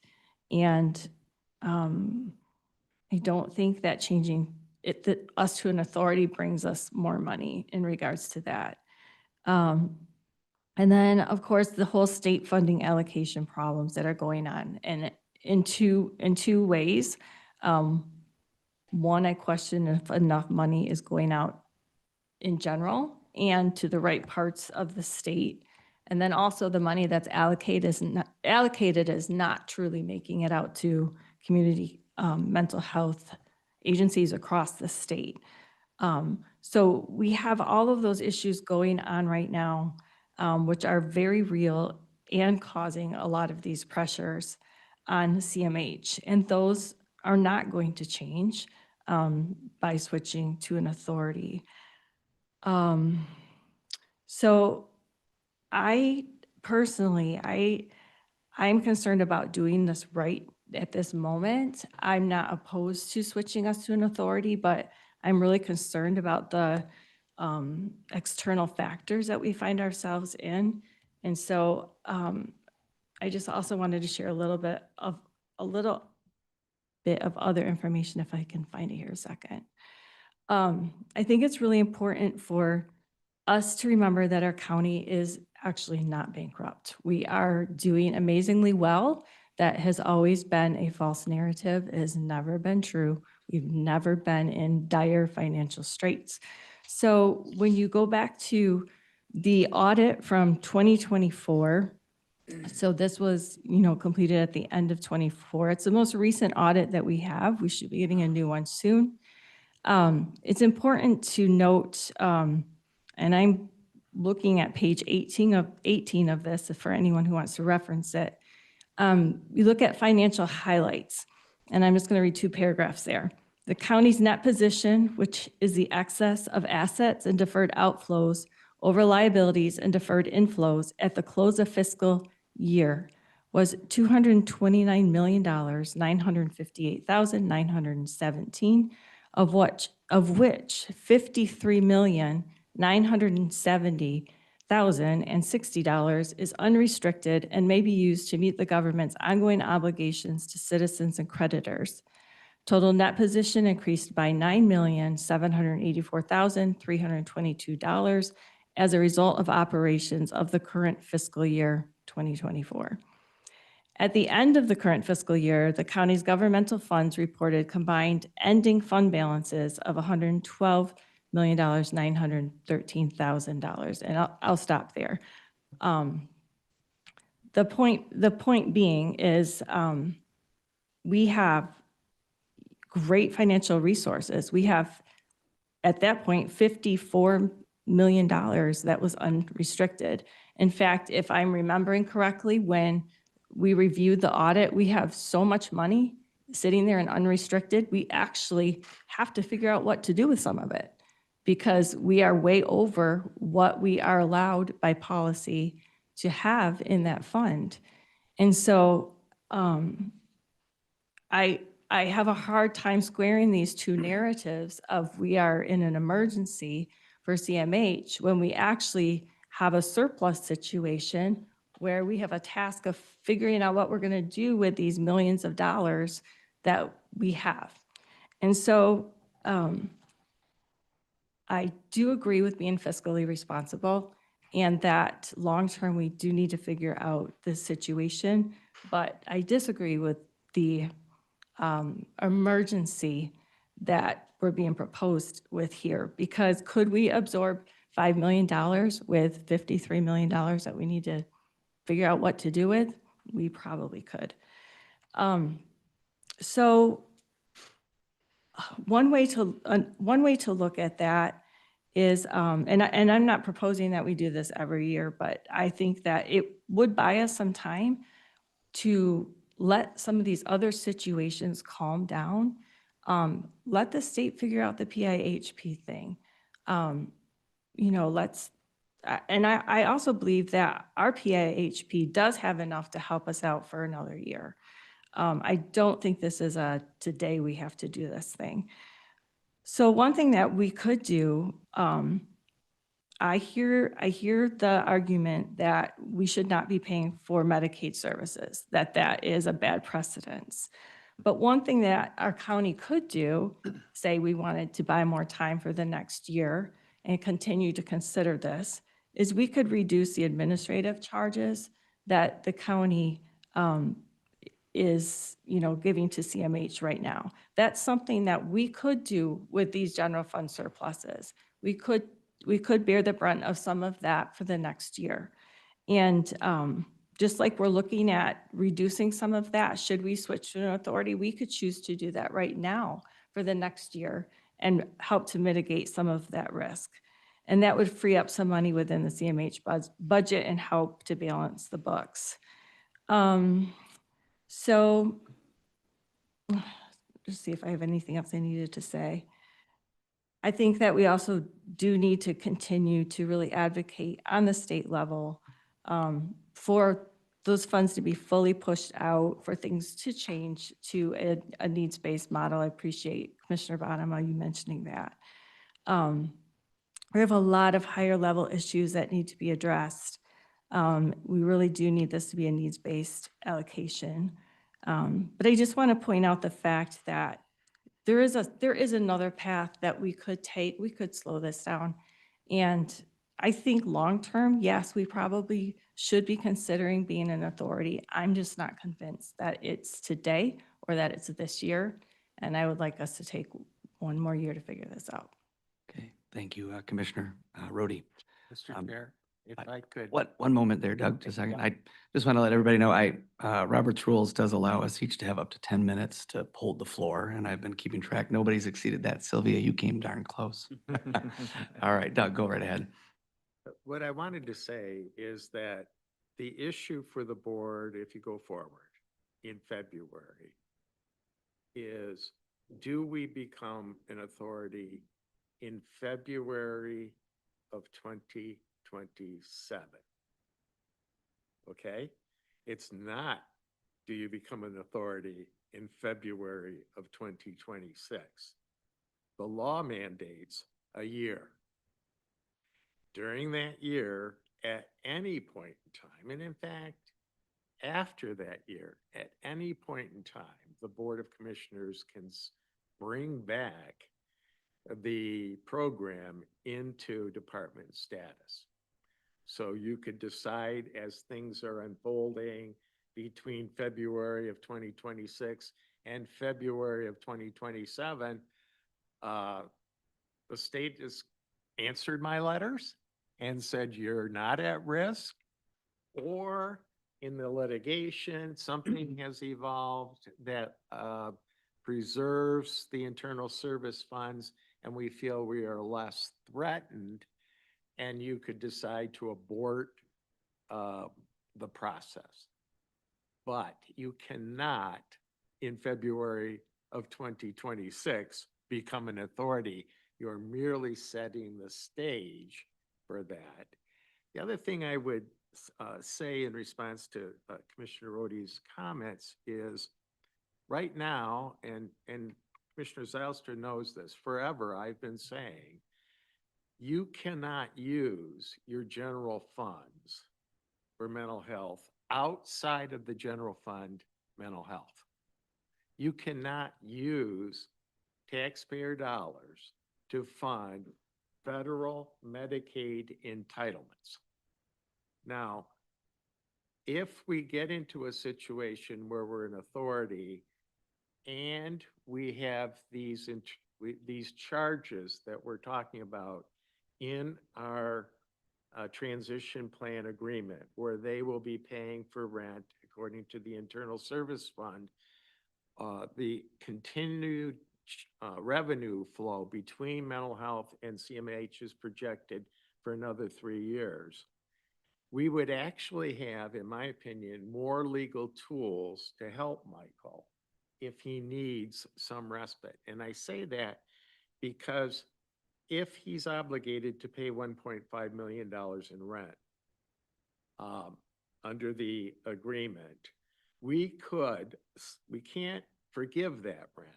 And the problem with forgiving internal service fund or indirect cost charges is we get federal funds in other programs because we have these charges. We charge those federal funds for that. We cannot forgive county departments from their indirect costs without affecting our grant entitlements from the federal government in other areas. However, what we could do if we formalize this in a lease is give them a year extra to pay that rent.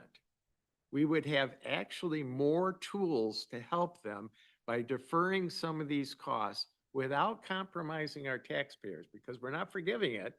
We're just waiting till Michael gets into a more flush year when he can pay us back. So this isn't going to happen right away. We are going to ask our proposal, we're going to ask the state to up the February 2027 to October 1st of 2026. But the state doesn't have to do that. Under the law, if the default is 1 year before the authority actually becomes effective. Thank you, Doug. We've made it around the horn one time. Kendra, I just want to make sure you're good. All right, good deal. I'll throw my 2 cents in there. We'll go around the horn one more time. And then just a reminder to everyone up here and to the community, this is a vote on setting the public hearings, not necessarily creating an authority today. All this information is very valid and a part of that discussion, but today we're talking about just setting those public hearing dates. My comments regarding what has been said essentially is I appreciate the goodwill of Ottawa County residents and Ottawa County commissioners in the desire to allocate county taxpayer dollars for CMH. But above and beyond what we are mandated to require, I'm not interested in. Above and beyond what the community has voted for in the CMH millage, which we're very grateful for and fully intend to support, I'm not interested in county taxpayers paying that. And the reason is this is a state and a federal level mandated expense entitlement. The state and the federal government need to pick up the cost for something they're mandating.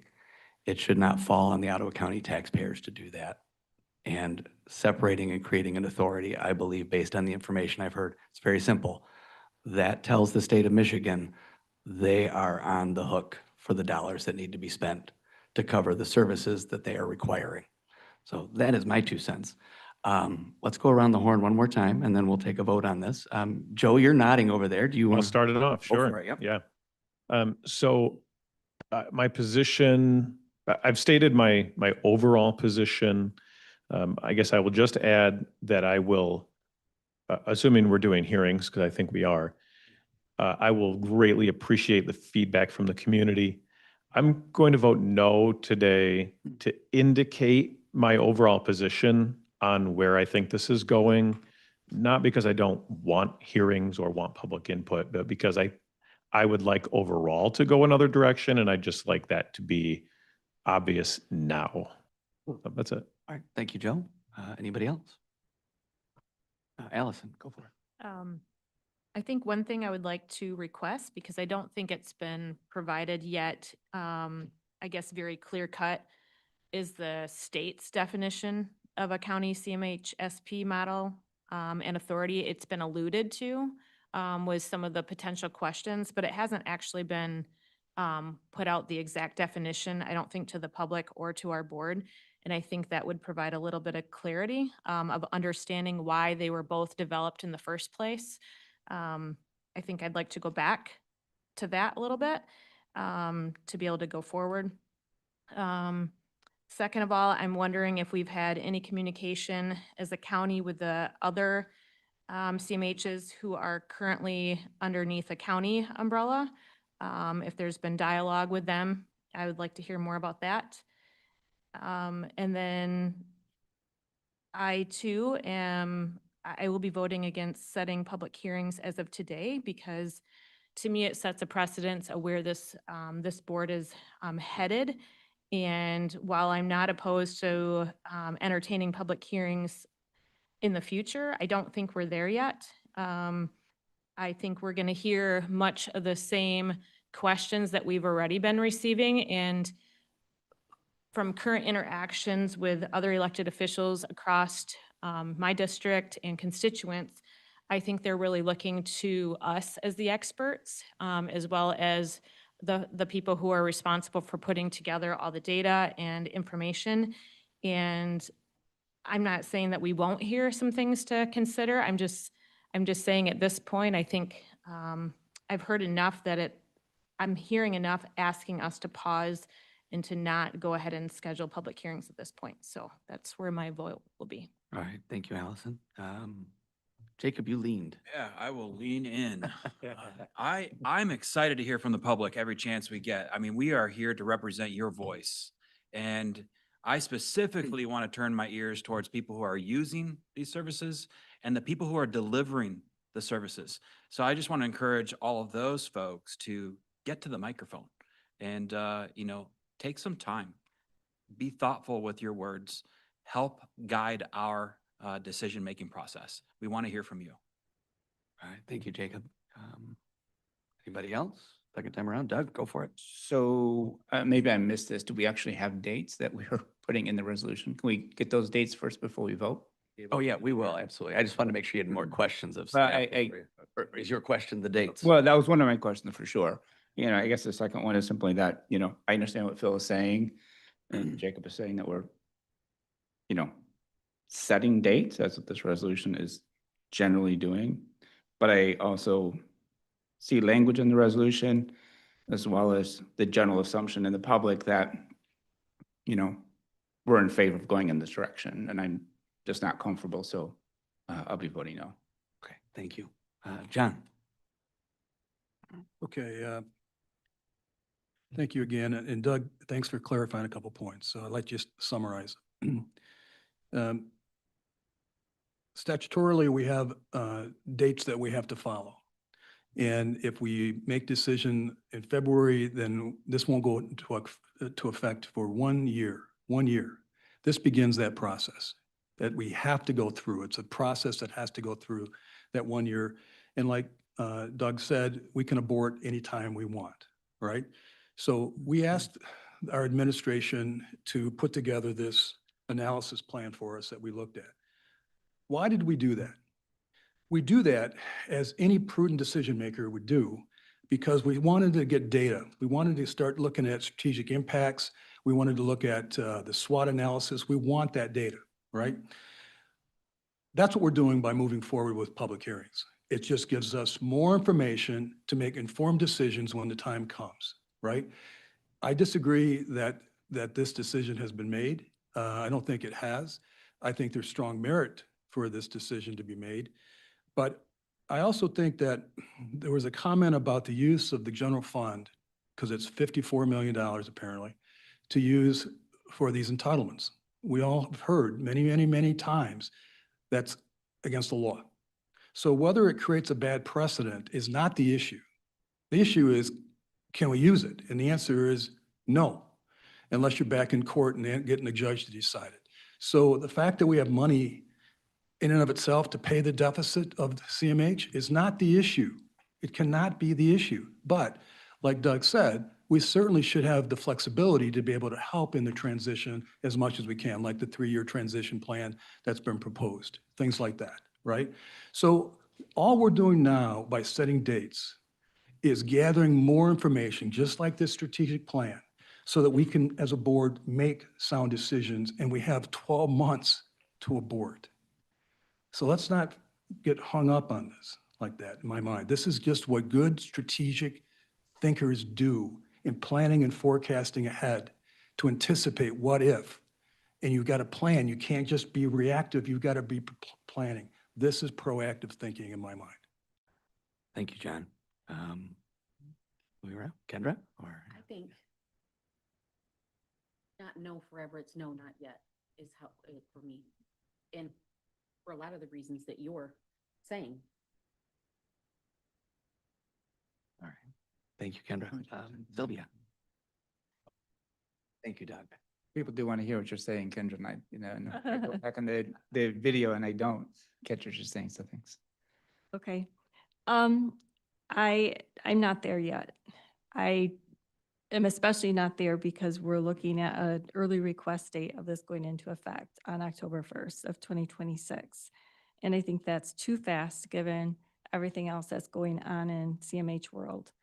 And so I'll be voting no on this because I just think we're moving too quickly here.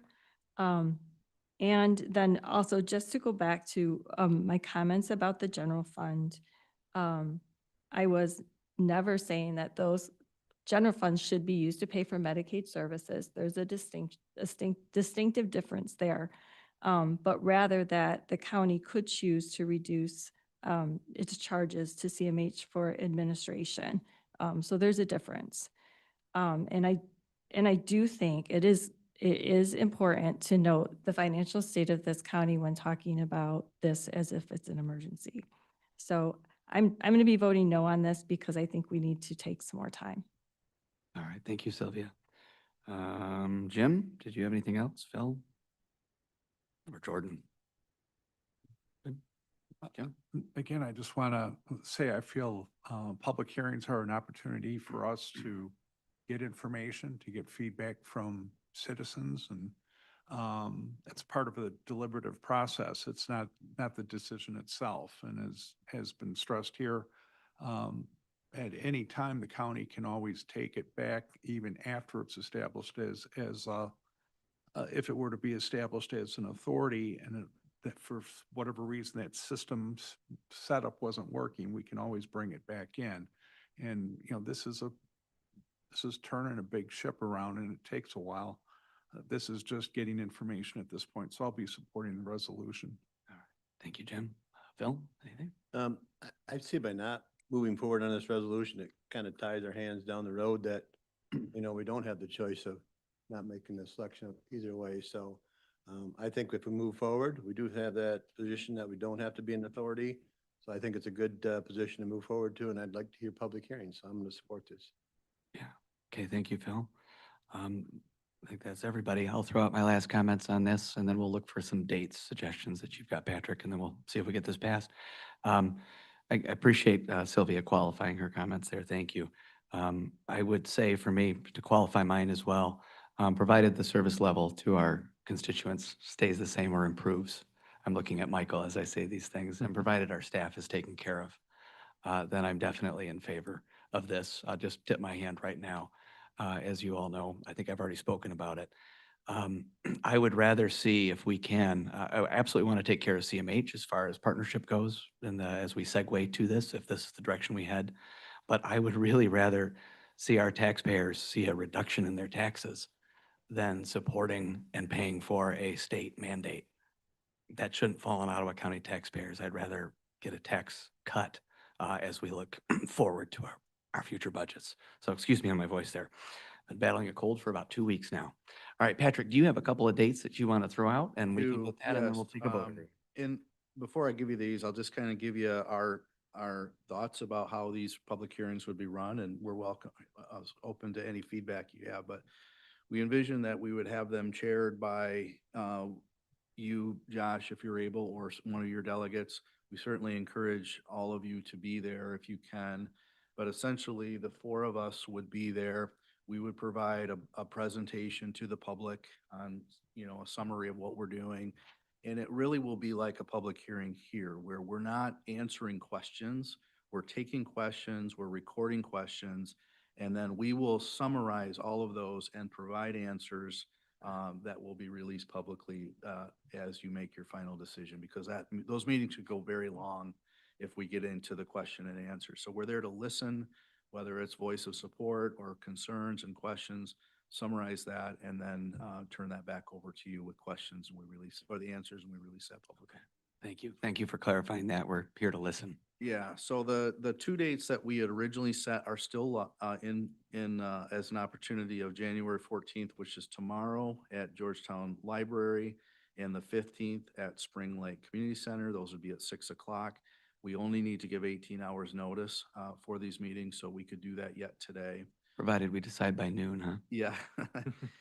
Alternatively, we have January 19th in Spring Lake or January 20th and January 20th in Georgetown is alternates for those two. And then the February 5th date will be at the Public Health Main Conference Room and James Street.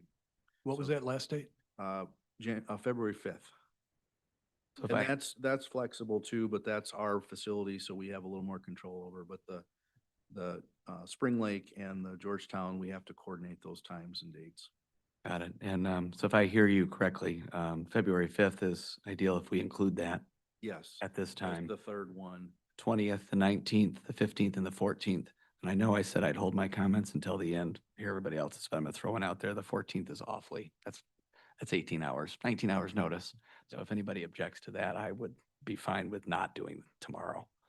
But anyway. I would yeah. object. Be on board to delay that one. I got it. All right. I think there's general consensus on that one. So we've got the 15th, 19th, 20th, and the 5th. Does anybody have any thoughts? I would We object to we the 15th also. Okay. I don't think that's enough time, especially the brevity of the situation. I mean, the point is to hear from people and we need to get the word out that they need to come to voice their opinions. That sounds good. I think I'm gonna just go with this here. Sorry, anybody can overrule me, but the further out, the better. The 19th at Spring Lake Community Center, the 20th, Georgetown Library, and the 5th at the Public Health Main Conference Room, James Street Building C, seems to be what we're looking at. What time are we looking at? 6 o'clock. And I apologize, 6 PM. All evening meetings. All right, so that is the motion. Justin? Just so everyone's aware, we just learned this, the Spring Lake Community Center is the former Burger King on M104. Yeah, it is. Good. It's right next to the township hall there. Good. Okay, all right. Yeah. Yeah, But- we assume there's no burgers. Whoppers in there, but Not be provided is what the message is. All right. Thank you. Justin, do we need a roll call on a public hearing or can we? For the resolution, we Oh, typically we do do. roll call, Yes. so. So we can do can we, John, go ahead. I think we should do. Sorry. Yeah, we'll do a roll call. Yep. So there was a point on the resolution I just wanted to maybe suggest. Yeah.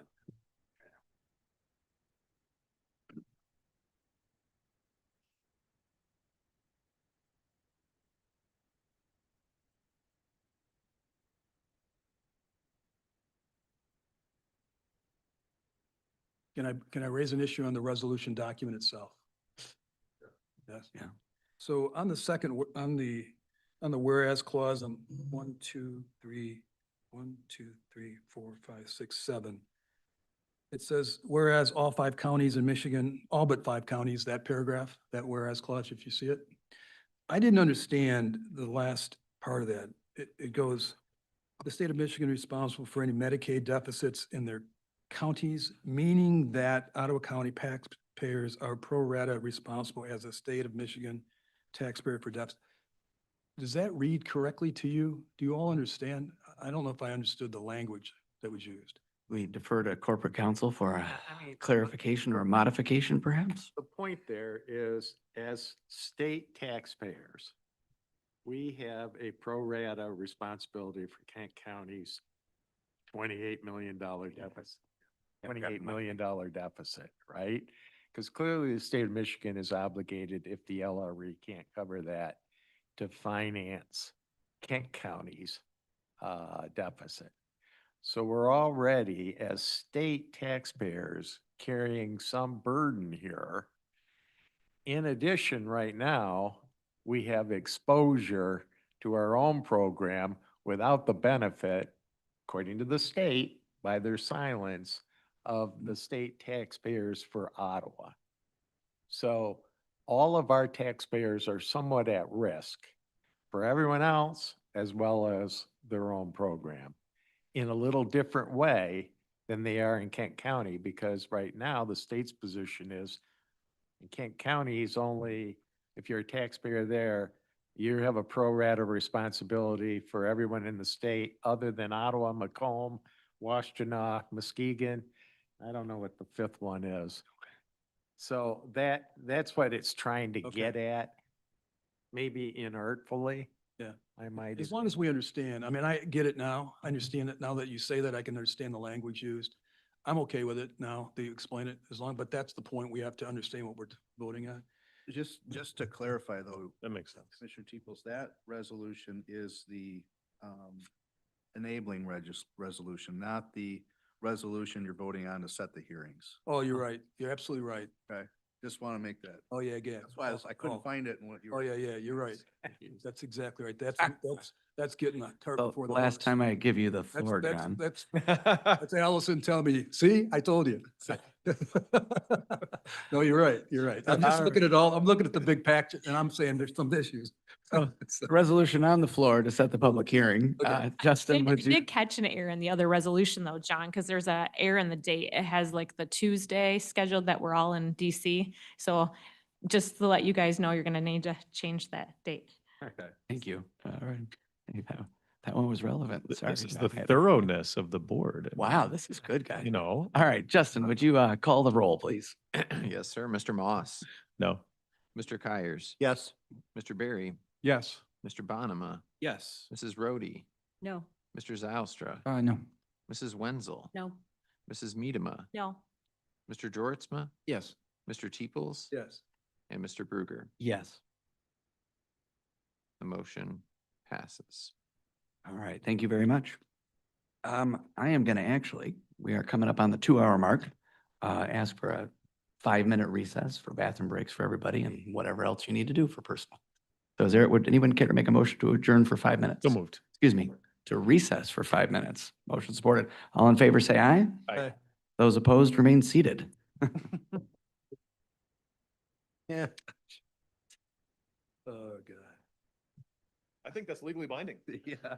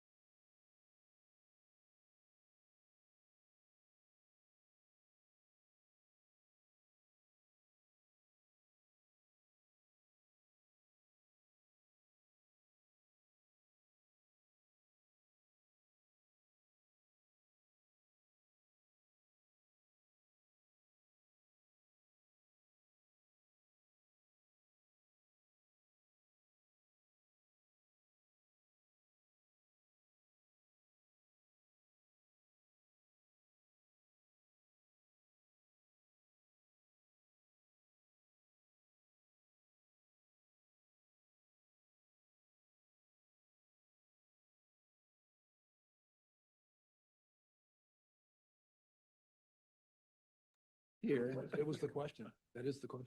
All right, well, I'm sure Doug will come in a moment. Sorry, let's give Doug 30 seconds. How about that? I think he was on the phone. Oh, was he? Something going on?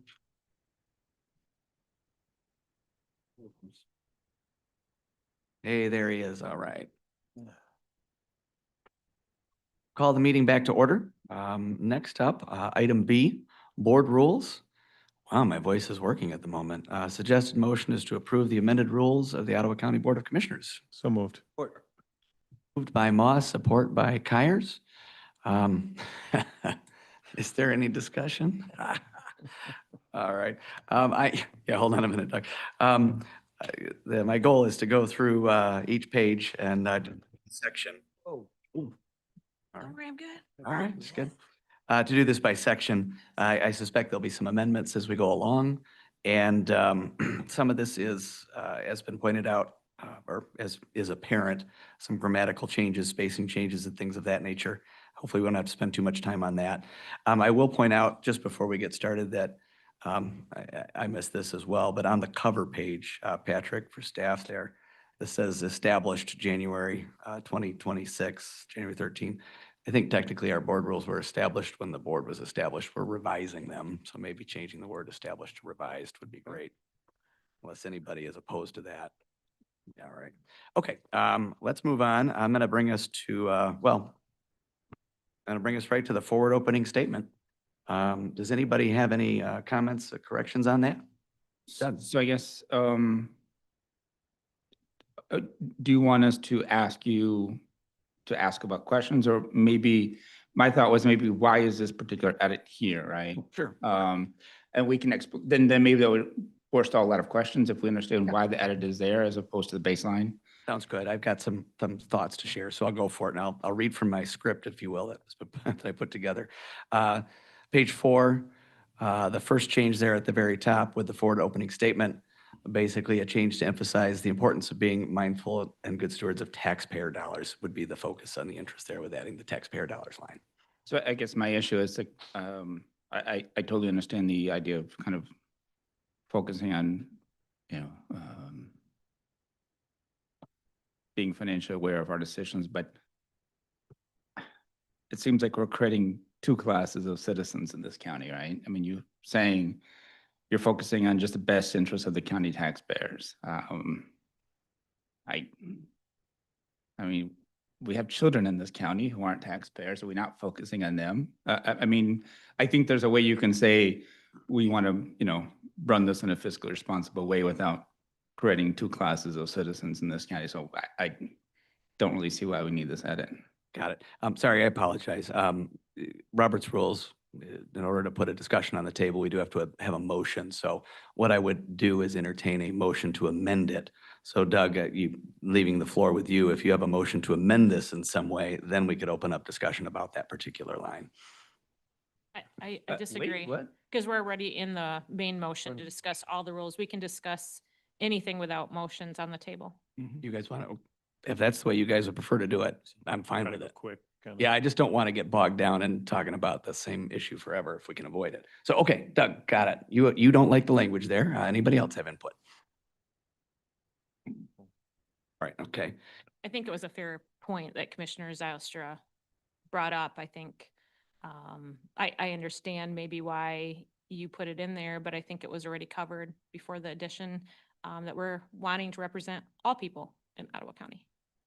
Okay, all right, thank you. Article 1, any other comments on that? I just wanted to kind of get your idea on process. So if we don't have unanimous consent, we're still going to move forward then? It's not that we did it last year. You'd have to make a motion. Yeah, the process I proposed is that if you'd like to change something, you make a motion. So the default is the edited version. That's what's on the table right now. Unless you make a motion. To amend it. To amend that. So every single edit is default and That's what's on the table. Unless you make a motion, Doug. I guess I'll make a motion to just strike the new language because I think it creates a hierarchy of interest in the county among residents. So see if you get a second. Would anyone care to second that? Second. All right, second by Sylvia. Any further discussion? I'll go. Go for it, Joe. I didn't recognize a problem with the language. I understood what it meant, so I'm okay with the language. I don't think it had any negative connotation. I'm comfortable with it. Kendra. Sorry. Go ahead. I think that although could be comfortable with that, all people is all people. It encompasses everyone. Okay, all right. Anybody else? I can come back to Doug. I think in a sense, I agree with you, Doug, in that I think there used to be a focus on a lot of language about the county corporation. Right. You know, and that everything was to be done for the benefit of the county corporation. And just meaning that was set as the priority, is that the fiscal is always the priority. And I don't think fiscal is always the priority. I think taking care of our people is a priority, and sometimes that costs a little bit. So I do agree with your amendment because while I think it's really important how we use our taxpayer dollars, I don't think that's the only thing. Yeah, well, thank you. I appreciate that. And like, Doug, before you go, sorry, Jim, did you want to? I would support Sylvia's statement there that I don't have a problem with particular best interests of county taxpayers, but I want to make sure as an opening statement that we're addressing everyone in Ottawa County. So I can support that change. Okay, all right. Fine with me too, then. I Joe? don't feel strongly. I agree. I'm fine. with Jordan, it. anybody else? Doug, did you want to bring us around the second It time? looks like we're supportive of the amendment. I just, again, repeat that there's a lot of interest in those counties, and, I would hate to say, like, not a lawyer, but the instance of parents of a child who were denied services, they could come back and say, well, you weren't focused on my child's interest, right? And then where would we be? So I don't think this does anything. It just puts a bit of a target on our back for no reason. So is your motion just not to accept the addition? Not to accept the addition, yes. Yeah. And I will say for my comments, I'm not either way. I'm absolutely fine with it. So I'll be voting against the proposal. I'm absolutely fine with it. Seems like that's the general consensus here, although I could have just stuck somebody out on the limb. Justin, might as well call roll. Sounds good. And Mr. Chair, I'm proposing that we'll just vote on each amended item and then do a final vote Correct. on changes at the end. Is that? You got it. Okay. And is affirmative vote to strike the new language or to keep correct. the old? Straight. Strike. Okay. So the motion is to strike with the lines with a particular focus on the best interest of county taxpayers. Okay, when I read it by itself, it sounds like a bad thing to strike. I'm just gonna say that. Sorry, go ahead, Justin. Mrs. Rhodey, Yes. Mr. Teeples, Yes. Mr. Zylstra, Yes. Mr. Bonema, Yes. Mrs. Wenzel, Mrs. Miedema, Yes. Mr. Moss, Yes. Mr. Jortsma, Yes. Mr. Kyers, Yes. Mr. Barry, Yes. and Mr. Bruger. Yes. That I'm motion so passes. surprised. All right, moving on to the next one, in Article 1, also on page 4. We've got a few, I'm going to say, non-substantive changes for the most part in the third paragraph. The one substantive is the third paragraph, which requires a majority vote to call the question. Before we do the call the question one, I just want to focus on that second paragraph in that section with the highlights. Does anybody have any changes on that? All right, thank you. Let's move to the third paragraph with the Roberts Rules of Order, 12th edition. One of them is a technical correction, section 16 rather than 16.5. And the suggested change is to make this a simple majority vote to pass. We'll go around the horn. I'm sure everybody has opinions on this one. Would anyone care to start? Sure. Yeah. yeah. I'll just motion that we strike the exception and rely on Robert's rules. Support. So the motion is to strike the exception, which would be to remove it entirely. Correct. And just rely on Robert's rules. Got Yeah. it. All right. So there's a motion on the table. Comments, we can go around. Joe, you started that out. You go ahead. Table got the floor first.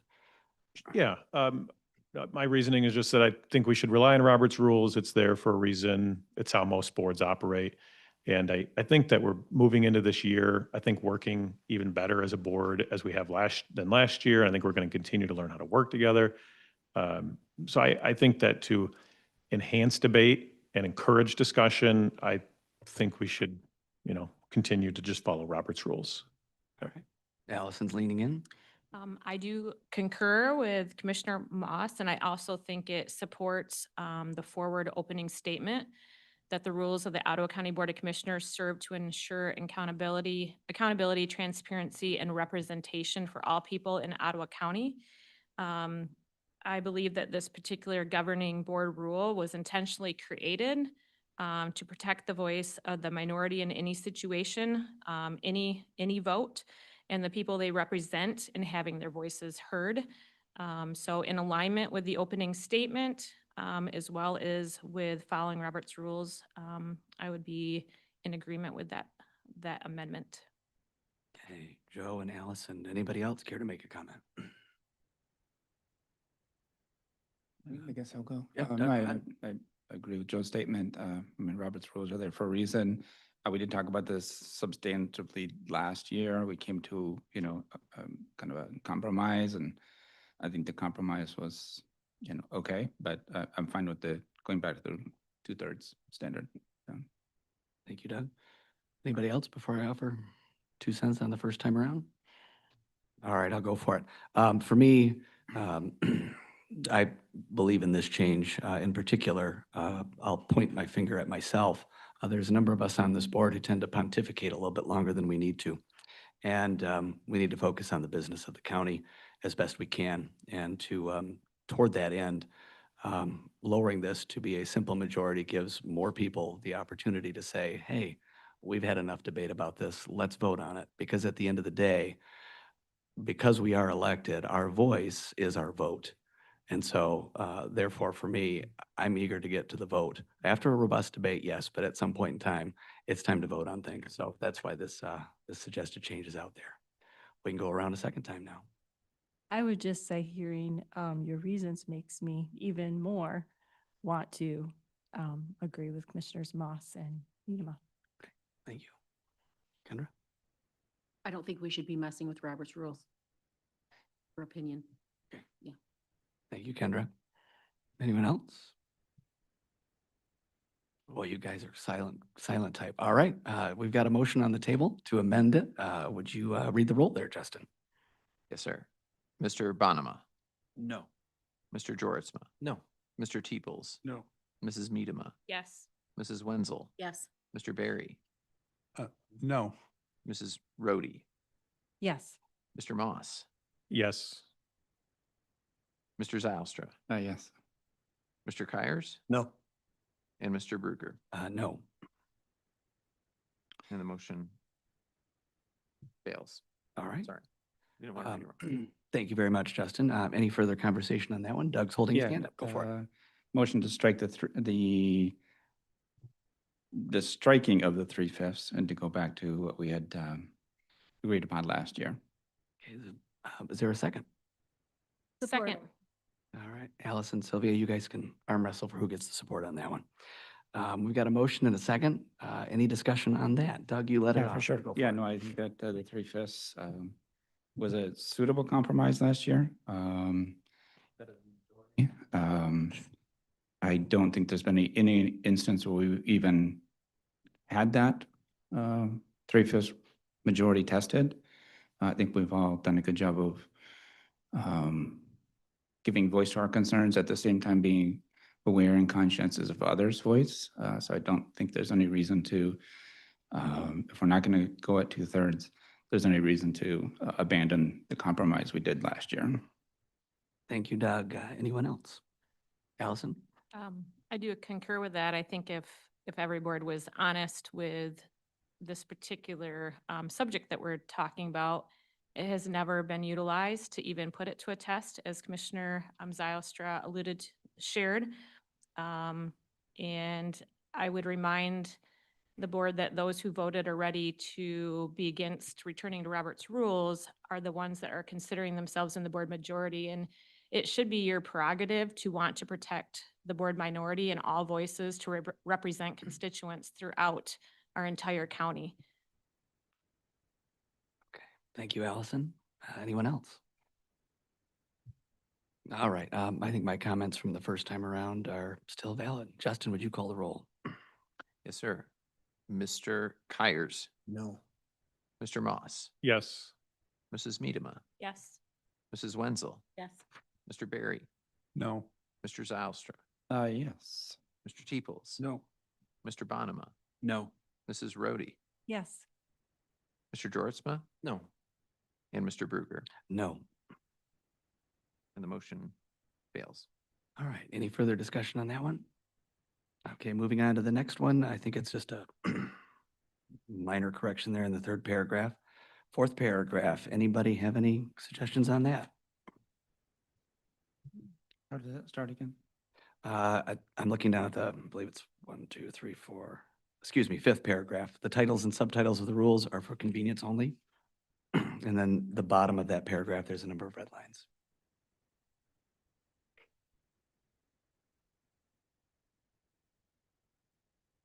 Good, Doug? I'm good with that, yeah. Okay, all right. Moving on to page 5. Rule 2.3 has a number of edits. I'll just read my notes here and then we'll go around. Basically, the change solidifies the one-year term for board chair and aligns the end of said term with the board's direction given at the organizational meeting. I think that was Sylvia largely. That the chair will remain in his or her role until the opening of the first meeting in January when their successor is duly elected, or at the end of his or her term, whichever comes first. Is there any discussion on that? Allison? I have a question and then potentially a motion. I have a wonder of why bylaws were struck. That's down lower in 2.3. Okay, well, I'm in the Oh, 2.3. we'll get there. I It- thought no. we were taking in the entire 2.3. You got it. Now I'm just taking that first red I section. would but like yeah, to hear your thoughts On the bylaws that, and when we we get can there. come back to that one. That's fine. Sounds good. We'll come back there. As far as the second paragraph. The as allowed paragraph. Yeah, you for got sure. it. So Doug, go I ahead. definitely have a thought on that one. You know, we did discuss the resolution and I understand the change that we made to the resolution. And, you know, I respect that. I don't think we need to say the same thing twice. I guess so I just make amendment to, where it says, thus the board established that the chairperson may serve no more than 2 one-year terms during their current 4-year term, comma, as provided by board resolution and state law. That cleans up about 3 lines of text, and it puts, you know, everything into the board resolution. So if we change the board resolution in the future, it's automatically here. We don't have to change it twice. I mean, obviously, I have my thoughts about the board resolution language, and I'd like to address them in the future. But putting everything right here would make it, I think, more efficient. Okay, so we've got a motion to, can you repeat your motion? So we Sure. give you a So, second. Thus, the board establishes that the chairperson may serve no more than 2 one-year terms during their current 4-year terms, comma, as provided by board resolution and state law. So just a lot of text there is being abridged as provided by board resolution. Do we have a second for that? I'm sorry, I didn't catch where the edit is. So shall be elected to 1-year term to the opening of the first, so that whole opening of the first meeting in January when a successor is duly elected, at the end of his term, whichever comes first, just convert that to say as per board resolution. See what I'm saying? Yeah, I'll support that. Okay. All right, Doug, you've shared your comments. I think, Further yeah, comment? hopefully I'm clear as to why. I just wanted. I'm still confused. So we had a long discussion. I really appreciate your contribution last time to that, about when the chair term ends. I'm just more confused, like where this is on here. So it's in the as allowed paragraph, Okay. probably third line down. Okay. Shall be elected to 1-year term until the opening of the first meeting in January where successor is duly elected as provided, or the end of his or her term, whichever comes first. That whole from opening to comes first, just Yep. as per board resolution. Okay. Just kind of tighten it up and put everything into board resolution. So, you know, if we do change our definitions of terms, we don't have to go back and then change the board term and rules as well. Okay. Okay. Are you are you proposing we keep the next sentence then, where it continues unless the board suspends this rule? Yeah, no, there's, Just keep yeah, it. no change in that. Just kind of encapsulating when the term of the chair ends, instead of restating the whole thing that's stated in our resolution as per board resolution. Anybody else have any comments on this before? So basically you're saying, instead of using as provided herein, you're saying as provided by board resolution. Well, when it says until the opening of the first meeting in January, when a successor is duly elected as provided, or the end of her term, and I understand that that's the settlement we came to, Yeah. but just say as per board resolution, because that's what our board resolution says, right? So you don't want to state that? I don't see the need to stating it twice, because the board resolution might change, and then we'd have to change the board rules. If you use it, if you use the words board resolution, that means we got to go back and look at the board resolution every year. And I would rather have it defaulted here so we can clear, but the default being the resolution. So I'd like to see it here because it tells me what the rule is. But if Okay, there's some. I see your but- point. But it also says, go look at the resolution because it may have changed, right? I would rather have it that way. So I don't have a problem as provided herein and as provided by board resolution so that we can go and check that. But I like it here because it's clear. I don't have to go look up resolutions Okay. to find it. Okay. Thank you, John. Anybody else? All right, so the motion on the table, could you read that again, Justin, if you've got it? Make sure that you are inserting as per board resolution after the words duly elected. That wasn't my understanding of it. Doug, My- maybe I can help. Doug, maybe it's your motion, right? Right. So, I'm open to your suggestion, John. so I would leave it as provided herein and then add the words and by board resolution. Okay. So it's, I'm comfortable with that. That's fine. That's fine. These are I'm just trying non-substantive. to abridge a little bit of the language and make it so we don't have the issue we had a month ago where we had two differing texts, right? But that's fine. So if I'm following, Doug, you're good with the suggested I'm good with change, and John's Joe, I believe change. you seconded it. You good? with that? Adding more words than currently there, but it does refer to the resolution, which I think is principle. All right, so then we've got a revised amended motion, however we want to put that, Justin, to simply add at the Amendment, end. hopefully. Okay. John, if you could read that one more time, and then we after can the vote. word as provided herein, add the words and by board resolution. As provided herein, or the end of his or her term, whichever comes first, as per board resolution. I guess what I'm trying to do is just to save us that whole phrase there, but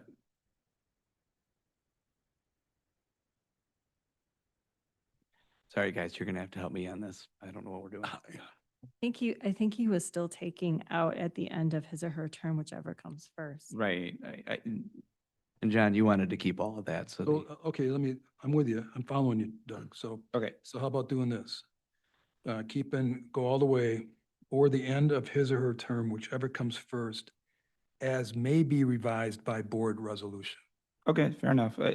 Yeah, we're adding more words and the goal is to take less out, but take more out, but only a couple. So look at a resolution, because there may be a change, but otherwise this is it. I think I'm good with that because it defaults to the resolution being the agent of change, right? Right. Okay. I'm fine. As That's may be good. provided Yeah, by support. board. Yeah. Justin, you see that? yes, sir. Okay. All right, and Justin, just to make sure Sylvia's everybody's behind you, clear, Justin, so she's got you covered. sorry to put you on the spot, Justin, but how about you read the Rachel, entire okay, paragraph Rachel. for us, or Rachel?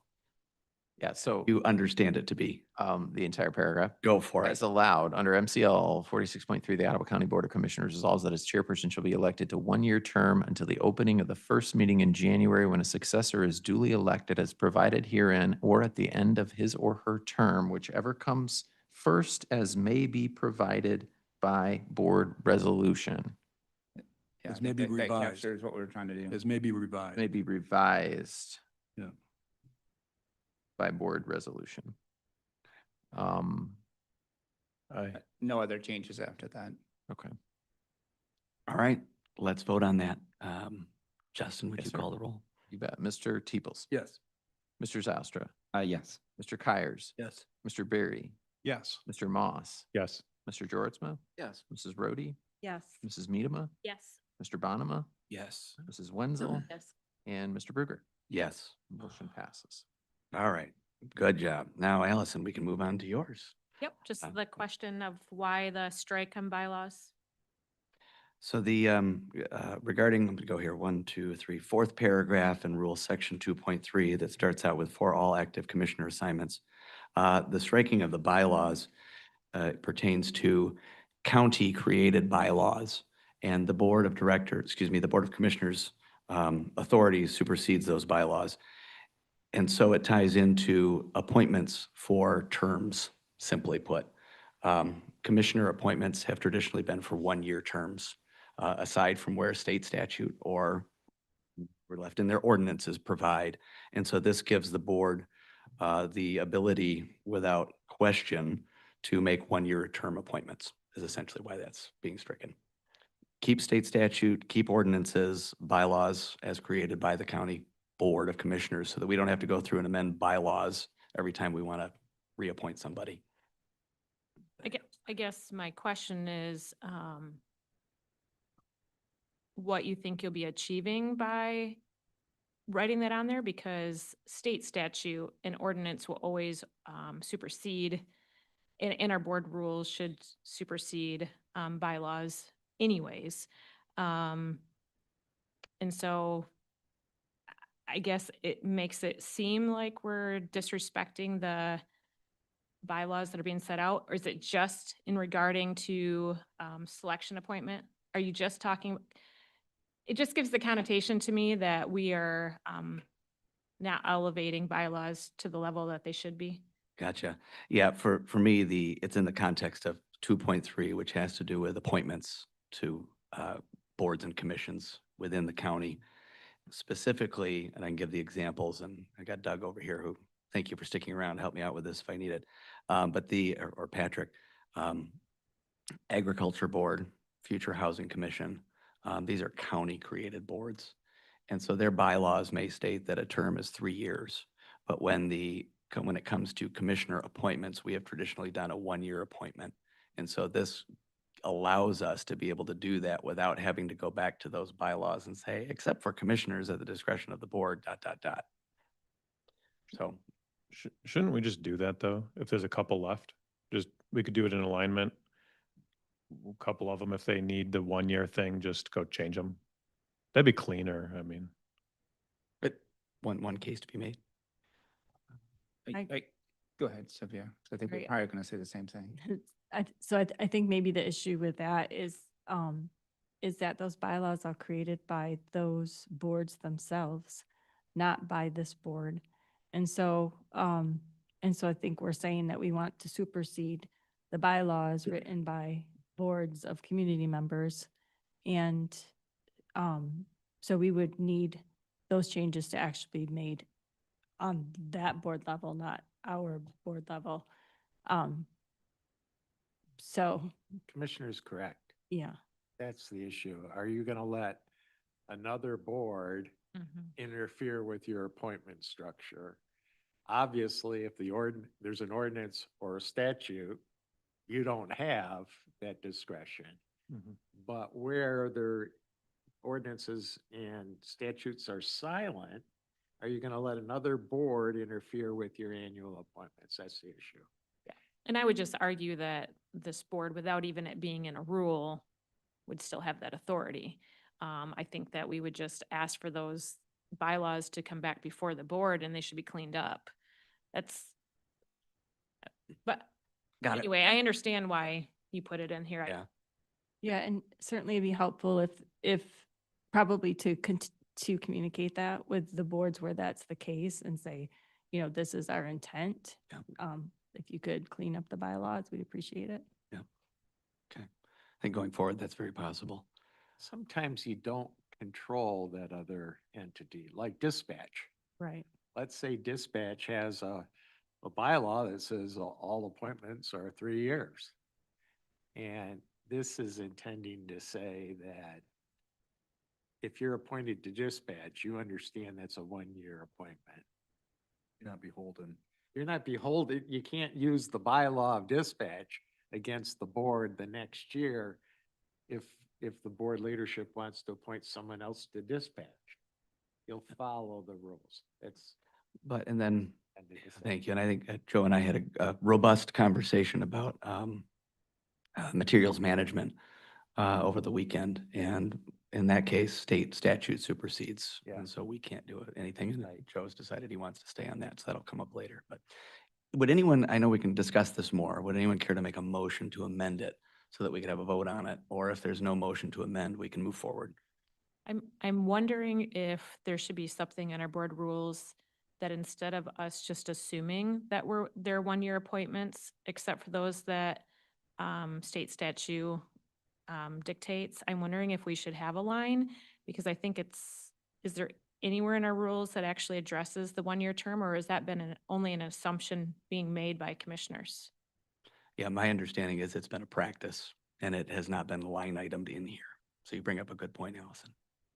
So I think that there probably should be a sentence on there, and then that also helps when different committees and boards are making their bylaws.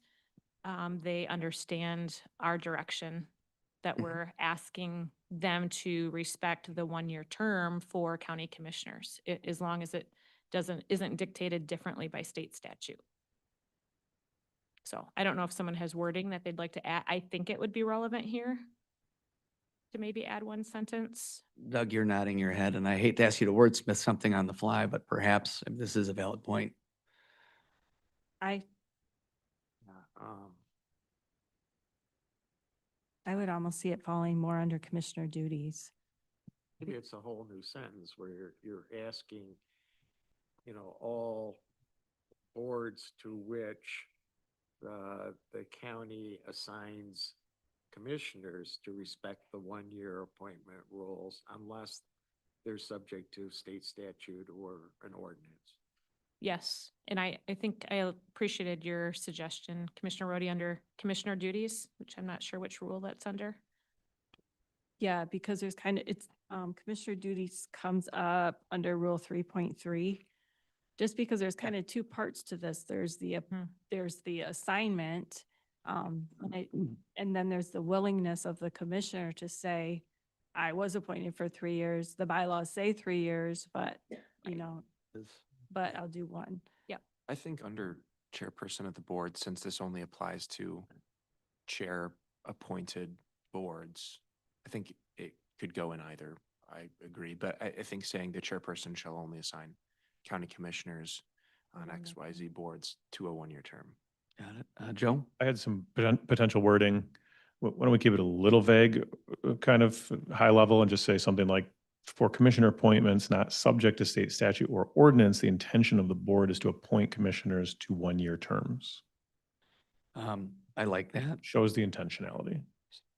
Do we want to add it here? I guess, Joe, if you'd be interested in making a motion to add it here. I'd make a motion to add the sentence to that last paragraph of 2.3. Can you repeat it, Joe? For commissioner appointments not subject to state statute or ordinance, the intention of the board is to appoint commissioners to one-year terms. Can we change appointments to assignments? Because that's where it's To assign commissioners to one-year terms. Totally fine. Okay. Would anyone care to second that? I'll second that. All right, seconded by Doug. Further discussion on that one? I would just suggest, Sylvia, while that idea of adding it to 3.3 is out there, maybe we let that percolate when we come to 3.3 in a moment. Perhaps we make reference to it there. I'm good with it because of the way that was phrased as the board's intention, that I think encapsulates it. So, Where do you want it to go? Where would you want it to go? well, I was thinking it should be under commissioner duties as well. But I'm good with it the way it was stated. So keeping it in 2.3, which is where we Yeah, are. it's Okay. fine. All right. Anything else? Yeah. Oh, Doug, go ahead. Maybe I'm missing something here, but after state statute, we passed an amendment last January that said, and the approval of the Board of Commissioners by majority vote, but I'm not seeing it here. Can you repeat that? So we passed an amendment last January, amend board rule 2.3, it amended section 2.3 and it added the language, ordinances and state statute, comma, and the approval of the Board of Commissioners by majority vote. And I don't see that here. You were right. That should have been updated. So is, So you're saying, sorry, just so I follow here, the basic, the background version that we are The black editing letter right text now, is the black missing letter text text? is missing a statement? that's, And that had passed. It was subject to Board of Commissioner approval. right. Yep. Now, there were two other amendments that are included here, because I checked and maybe I thought, okay, well, there were amendments that didn't get in the black letter. But there were two additional amendments made in March or April that are reflected, but it's just this amendment That did not get. is in not there. reflected in the black letter So text. we've got I'm just gonna, from procedural standpoint, motion on the table. It's been seconded. You're We talking can, about That was Commissioner Moss's mine. motion. Commissioner's Moss's We- motion. Tell them Yep. about it. We need to vote on that. And then actually, Doug, to your point, I think what I'd suggest is we'll do a short recess so that staff can verify that we have the current active copy. You may need to go back and look at the minutes where we voted that in. Is that correct? Yeah, no, I apologize. I missed that you were asking for more discussion on Commissioner Moss's Correct. motion. And I was continuing the conversation on that sentence, so I apologize for that. All right. I don't see that. I'm looking at a whole bunch of old drafts. Hold on a minute, Jen. Let's vote on the motion on the table because it's a separate issue. So Can I just ask for Commissioner Moss to restate that one more time, that language? Sorry. Yep, motion was to add to a sentence to the end of 2.3 that says, for commissioner appointments not subject to state statute or ordinance, the intention of the board is to assign commissioners to one-year terms. So that was a new sentence. I guess that's why I interjected, gonna- because I thought you were tagging onto the sentence. I still wanted to. That's fix just a new sentence. the new sentence. to Okay, show- that's probably where my confusion was. I thought you were tagging onto a sentence, and I thought we already have a gap there, so. Just new sentence for clarity for Okay. county boards and commissions. Justin, on that motion, would you call the roll, please?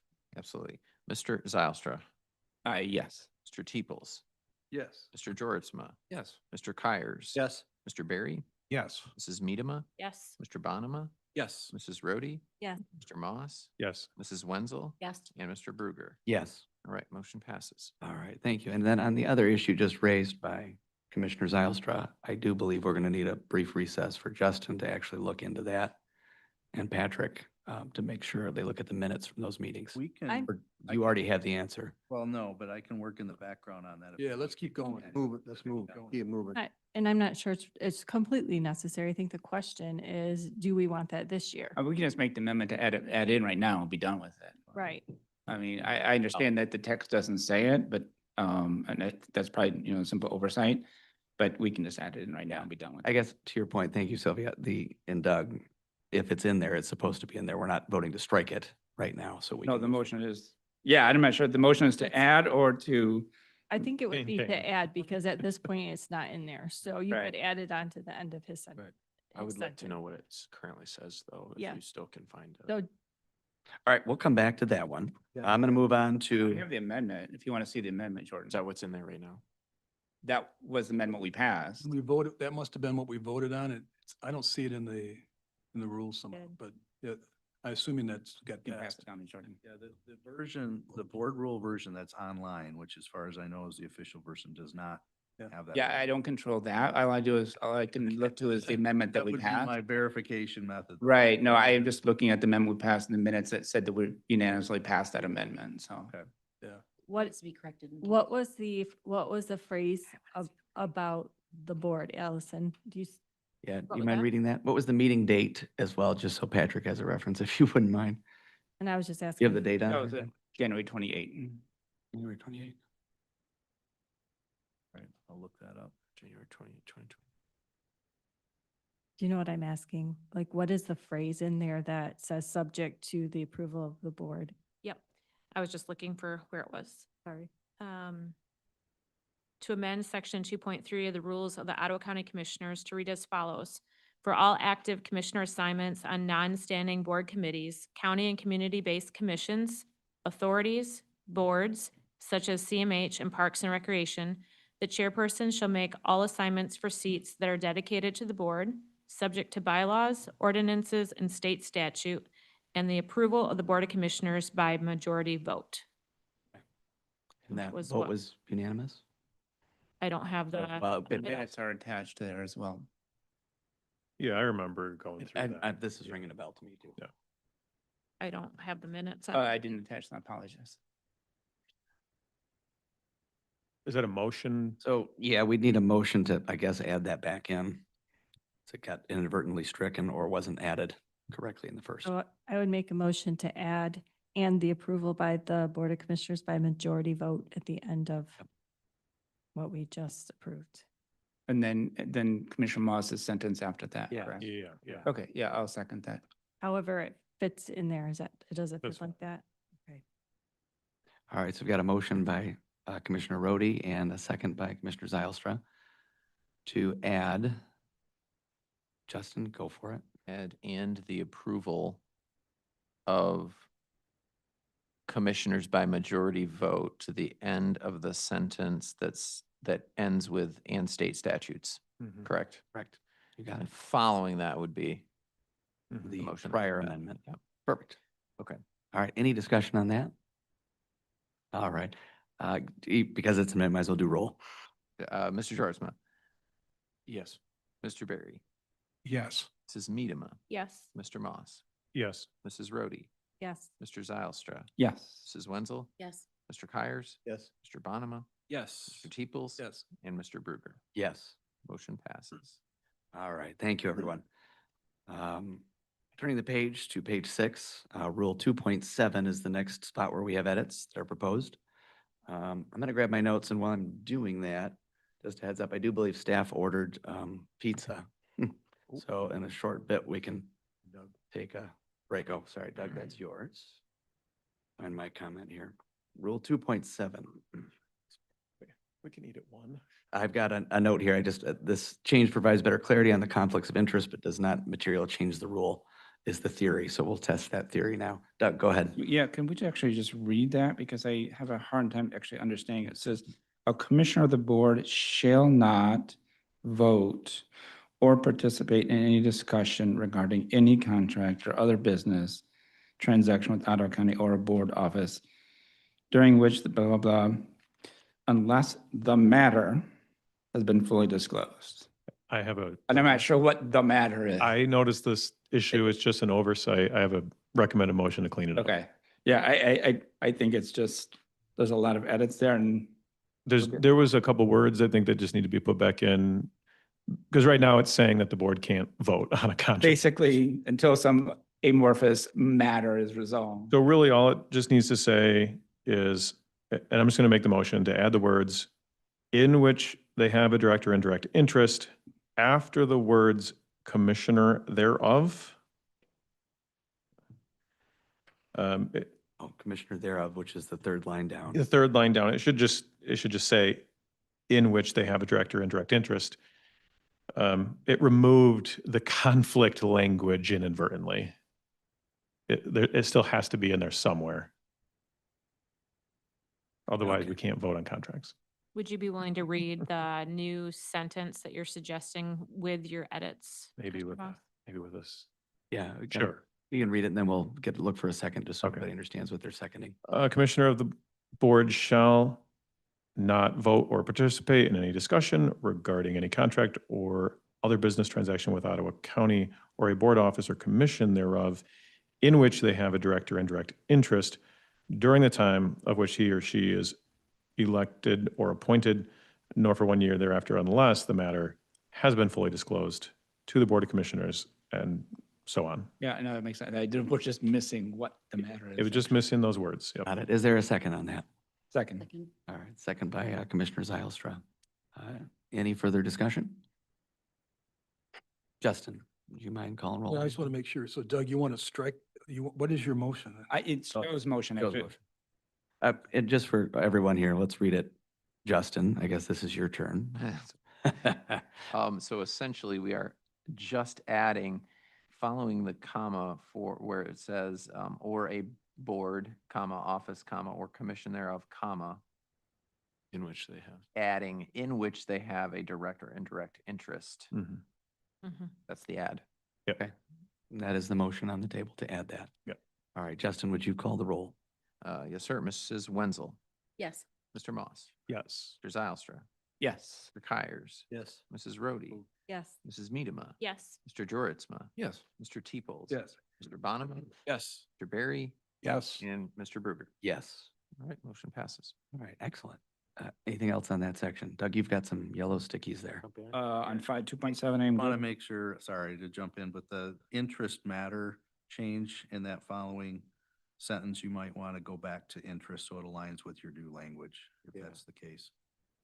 Because you just changed it in which a direct or indirect interest, and you would keep the word unless the interest. Yeah, has been. I mean, I'll make that motion. That Oh, makes it even more clear. I see. That's Yeah, fine. pair the two words together. Yep. Okay. All right, so. Motion to moved by Moss to change the word matter back to interest. Second by Joritzma. After the sentence where it says 1 year thereafter, unless the Interest. Interest. To keep keeping that. matter to interest. Okay. So the motion would be to keep the word interest, but Yeah, motion to keep the word interest. And I mean, this really makes sense just for clarity for all this. I mean, we're dealing with, we have an opportunity in one of my townships right now where there is a very specific interest in an item and the individual clearly steps off the dais, steps out of the room, lets the discussion happen, so it's helpful for clarity. absolutely. All right, any further discussion on that one? Call the roll there, Justin. Okay, Mr. Barry, I'm sorry, an affirmative vote is to, You change this word matter to the interest. Leave Okay. leave it as is. yes. Mr. Jorisma. Yes. Mr. Zylstra. Yes. Mr. Bonema. Yes. Mr. Moss. Yes. Mrs. Wenzel. Yes. Mr. Teeples. Yes. Mrs. Rhodey. Yes. Mr. Kyers. Yes. Mr. Bruger. Yes. Mrs. Medema. Yes. Motion passes. All right, thank you all for that effort. Anything else on section 2.7 before we move on? All right, let's go down to 3.1. We'll tackle a couple more sections here before we do lunch. Rule 3.1, let me read my notes here. Change highlights the importance of acknowledging the role of the board. Oh boy, sorry, Paula, geez, a minute. No, that's all right. A little commentary there, it's been a long day. That highlights the importance of acknowledging the role of the board, as we discussed in our recent MSU training, and the need to respect the authority of elected and appointed officials to set their own policies of their respective offices and departments while we retain the authority over their budgets. Any comments on that one, or are we okay? Doug? Doug? No, I have two concerns here. The first concern is the first sentence. Previously, the board shall have such powers as are provided by law. Now it says the board shall only exercise such powers and duties as are provided by laws. Previously, we were granted powers, and now we're being limited in our powers, right? The way I read this, if the legislature doesn't say that you can specifically do this, then we can't do this, right? Has the legislature said we can't address groundwater? I don't think that it has, right? But we proactively see that as an issue. Has it said, county commissioners, you can deal with battery plant issues? No, it hasn't. But if we leave this in, then we couldn't, right? Did the legislature say that you could talk about Campbell plant? No, it didn't, but we did, right? So I don't see the necessity of the language. It's limiting without any upside, right? Would you like to make a motion? Just to retain the existing language, the board shall have such powers and duties as are provided by law. All right, there's a support. Who was the second there, just for Kendra? Got that, Justin? Yes. All right. Doug, I think you made your comments already. Does anybody else have comments on this one? I think this is a fundamental issue that we've been talking about we talked about in our workshop the other day, that we only have power that are enumerated by statute. It's a different set of laws under county administration than city and townships. And I think that we thoroughly discussed this so that we understood where our authority begins and ends. And so I support the language. I think it's just consistent with that. But can I make a question? Doug, sorry, before I go back sorry. to you, does anybody else have a comment? And Doug gave one out. I'm just going to punt over to corporate counsel for just a moment, and then Doug will come back to you. Yeah, this language only exercises in the Constitution. So you're finally recognizing the Constitution says you only have such powers as the statute has given you. The legislature through statute has given you. So, I guess we're dancing on the head of a needle because that's what the Constitution says. So Doug, when you reference the current language, it'll only exercise powers conferred by statute. Really, this is clarifying that that's your only powers, and there is no power outside of statute, and this is recognizing that. All right, thank you, Doug. I'll go back to Doug. Yeah, no, I mean, I guess I'm just going to repeat that, we passed a resolution on, our thoughts on the power plant. Where in state law do we have the powers to do that? We don't. We have We the did power it. to pass resolutions. Yeah. Well, and you have the power in that regard to challenge the closure. That Okay, was so the maybe point. I'm misunderstanding when you say such powers and duties as are provided by law. Okay, so what I'm interpreting that is to mean unless it's specifically stated in statute that you can't write a resolution about Campbell, you can't do that. What you're saying is powers and duties are broad and the board can interpret them the way they wish. The power was passing a resolution, which we Okay. do have the authority to do. On that subject too. Okay, so, but you're interpreting powers and duties in a very broad sense then. Because what I'm concerned is that this will come back to us and say, you can't do this, commissioners, because it's not specifically granted to you in state statute.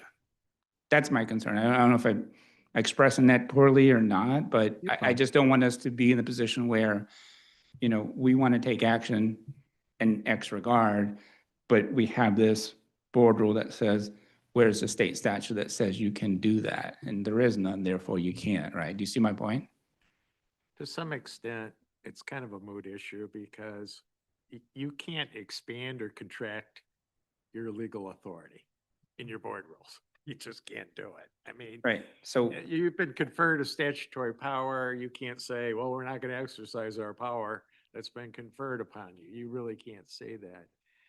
All this does is it's a discipline to where the board is recognizing that under the Michigan Constitution, you only have such powers as they have been delegated by the state legislature. And- So and you're how did the- recognizing Sure. up front that you have to be able to point to a statute before you can get involved in any particular area. and how did the Doug and Doug, sorry, I got to interrupt you guys. I know you guys could go back and forth all day, and it'd be enjoyable to watch, but I'm going to go around and see if anybody else has a comment on this before we take a vote on it.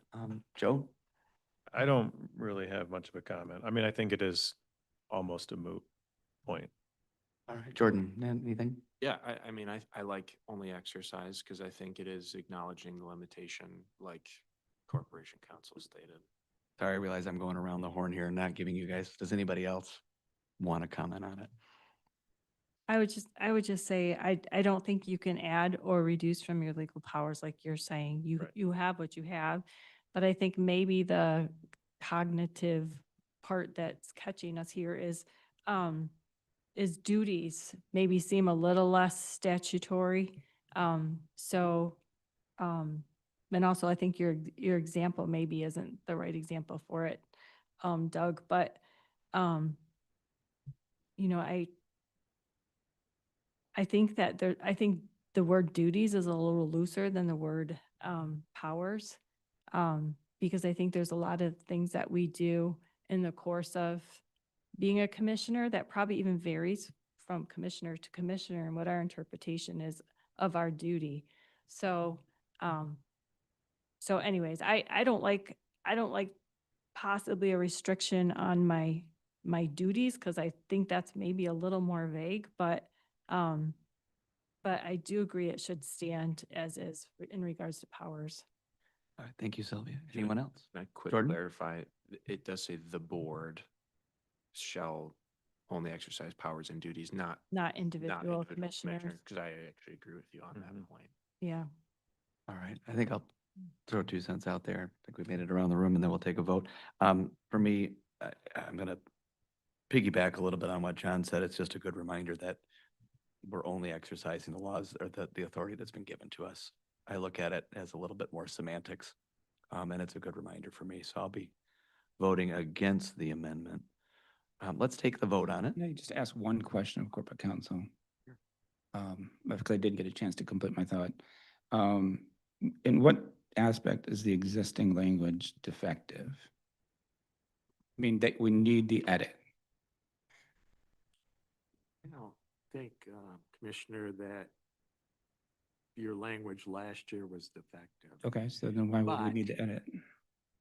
Well, you don't absolutely have to edit it, as we've discussed. The law is the law.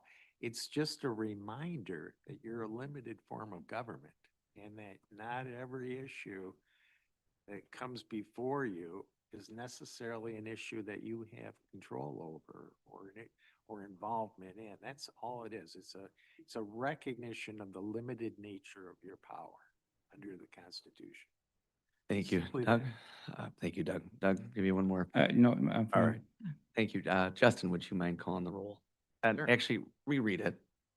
And then we'll So the,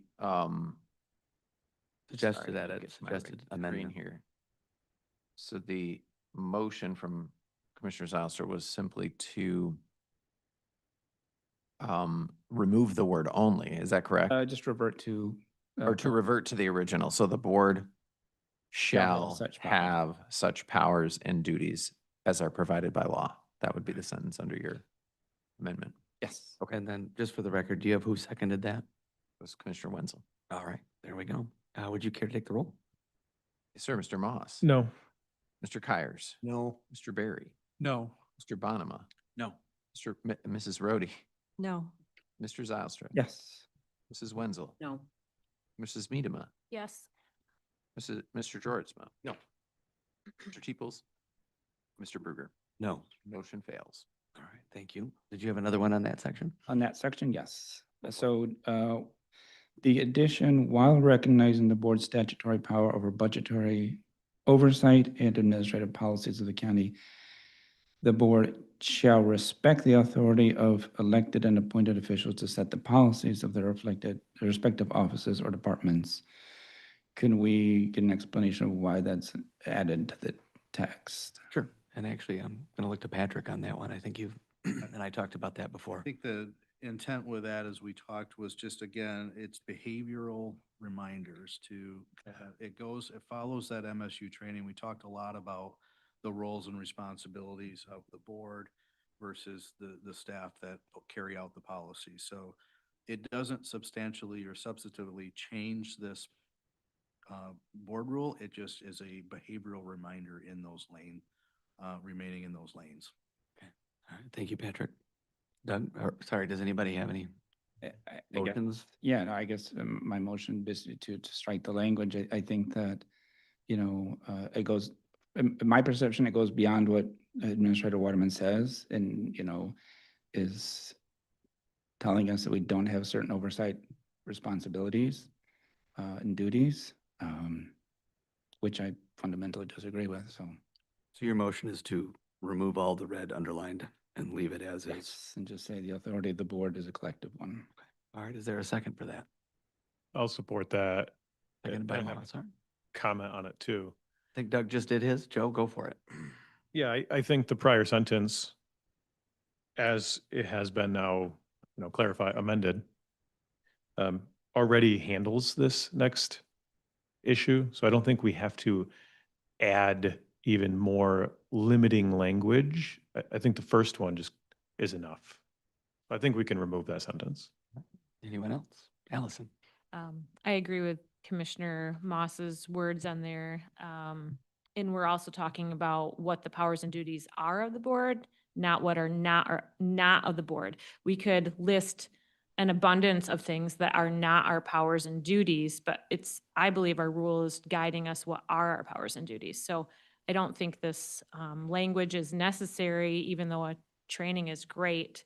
Good reminder during a training time, but not something that needs to be added to our rule. Okay, thank you, Allison. Anyone else? Sylvia? Yeah, I also am in agreement.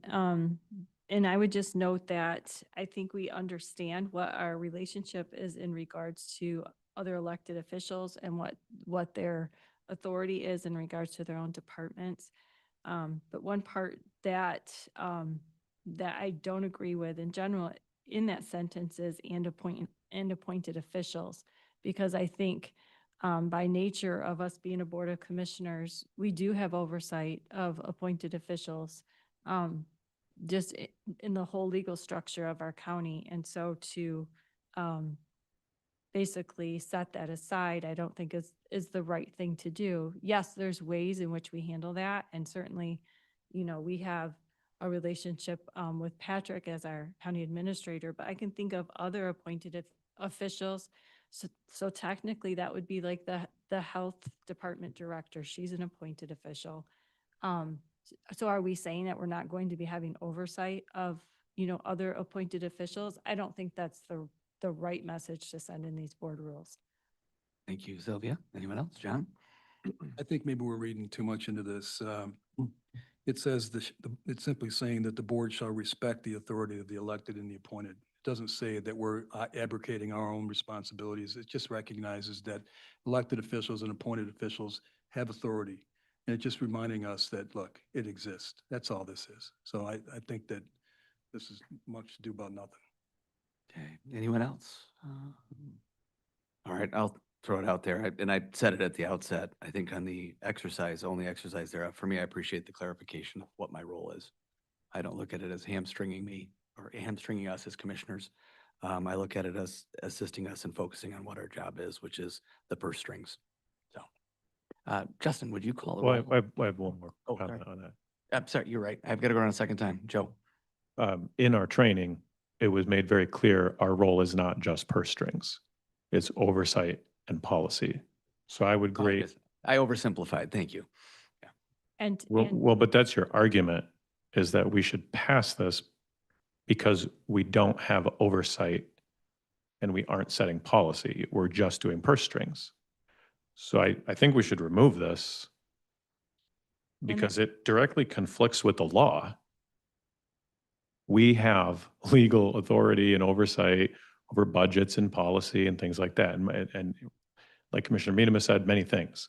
I agree with what you've said, actually. I completely agree. And I would even be fine with removing it. But I think John does raise a good point that the only operative language is the board shall respect the authority. And that's acknowledging that they do have authority as an appointed official, even, the public health director. I don't think that statement that shall respect their authority limits us from having an oversight role, because I agree we do have an oversight role. Right. So I'm fine with it staying. I'm fine with it being removed, but I do think it's important to recognize that the actual operative language is just that the board shall respect their authority. I don't think there's anything bad about that, but I do think, we can acknowledge that we have some sort of oversight capacity. I might agree with that, Jordan, except, and I agree with that in the early part of that sentence, but the back end of it says to set the policies of the respective offices or departments. So I think by that sentence continuing, you actually are abdicating our oversight of the policy portion. Well, I would argue that we don't set their policy. They set their policy. We have oversight over that. So I think it's a front end, back end situation. I don't think that we're abdicating oversight over those departments by saying we'll respect their authority to set their policies, which is what they should do. I mean, the sheriff office should set, Sheriff DeBoer should set his own policies. For sure, we're the elected officials, 100%. Right. It's just the appointed that I take issue with. Interesting. Okay. Why don't we just remove the last part of the sentence then? And we could amend the motion and That way it still retains respect for the authority of the elected and appointed officials, which I think is the purpose of this sentence. Just so that we, and I appreciate that, Joe, what I'm going to suggest we do, or what I'd like us to do, guess I'm the chairs, vote on the amendment as presented, but I do believe there's going to be an alternate amendment coming here shortly. So I'll be voting no on the one as presented, but I'm anticipating one that I may vote yes on coming up here. Justin, would you call the roll? Can you Oh, repeat what? Yeah, we're repeat what voting we've on? got, and then we'll do it. Yep. Sorry. So the motion was to strike from while all the way to, I guess, to leave the baseline. The authority of the board is a collective one, and to leave all the additions out. I think we understand. Yeah, that's the motion. Okay. Motion was to remove all the additions, actually. Mrs. Rhodey, Yes. Mr. Teeples, No. Mr. Zylstra, Yes. Mr. Bonema, No. Mrs. Wenzel, Yes. Mrs. Medema, Yes. Mr. Moss, Yes. Mr. Joritsma, No. Mr. Kyers, No. Mr. Barry, No. and Mr. Bruger. No. The motion fails. All right. Would anyone care to make a second try at this? Looking at Joe, because I knew you were ready. Just to remove to set the policy of their respective offices or departments and leave the rest. Your motion is to strike, The end of the sentence. sorry, help me out with from Uh, where? Authority, so, To set the policies of their respective offices or departments. That would leave the majority of the sentence emphasizing the board shall respect the authority of the elected and appointed officials. okay, so the motion is to strike from the corrections, the phrase to set the policies of their respective offices or departments. Second. And we got a second from Mr. Medema. Joe, I think we'll go to you first. Yeah, I mean, I think to some degree, we're just trying to clean up the language. We do respect our elected and appointed officials. They do set their internal policies. The board does have oversight over countywide policy. We cannot, give that up. That's the law. So this just clarifies the wording. Okay. Anyone else? I'm comfortable with that. Me too. Bill? Getting nods around the table. All right. Justin, if you would call the roll. Sure. Mr. Bonema, Yes. Mr. Joritsma. Yes. Mr. Teeples. No. Mrs. Medema, Yes. Mrs. Wenzel, Yes. Mr. Barry, Yes. Mrs. Rhodey, Yes. Yes. Mr. Zylstra, Yes. Mr. Kyers, Yes. and Mr. Bruger. No. The motion passes. There we go. All right. Anything else on 3.1? All right. Let me just try and, before we get to 3.2. I'd like to make a motion for recess. Yeah, exactly. Before you do that, Philip, sorry, you made a motion. Motion's on the did. table. Is there a second? I'm not tabling it. Is the food here? No, Do we know if lunch is? Lunch is here. Yeah. rather keep going. Hi. Made a motion, Joe. We got to vote on it. Yeah, well, wait, is there a second? Second. Oh, Sylvia. Thank All right, we got a second. Everybody, and All let's those keep in going. favor of taking what, a 20-minute recess? I'm suggesting on your motion here. Yeah. 20-minute recess, is that what you want? All in favor of taking a 20-minute recess, say aye. Aye. Aye. Those opposed? No. The ayes have it on that one. 20-minute recess. No pizza.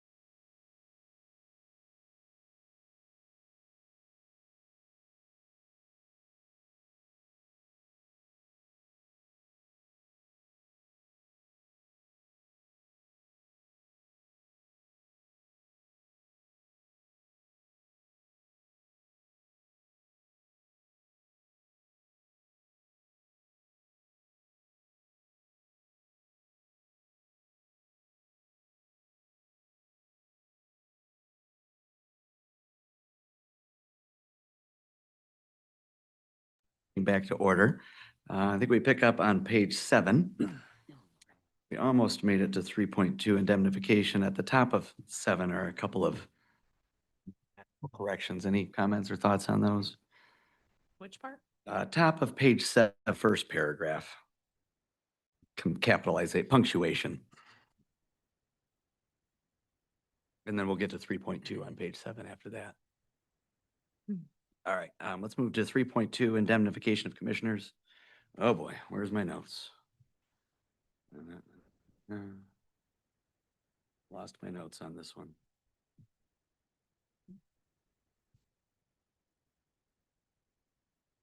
There we go.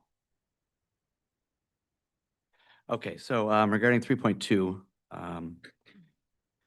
this change will now require a supermajority, 2/3, to determine if the county should not pay, i.e. indemnify, for damages if a commissioner is found liable of acting outside of his or her official duties.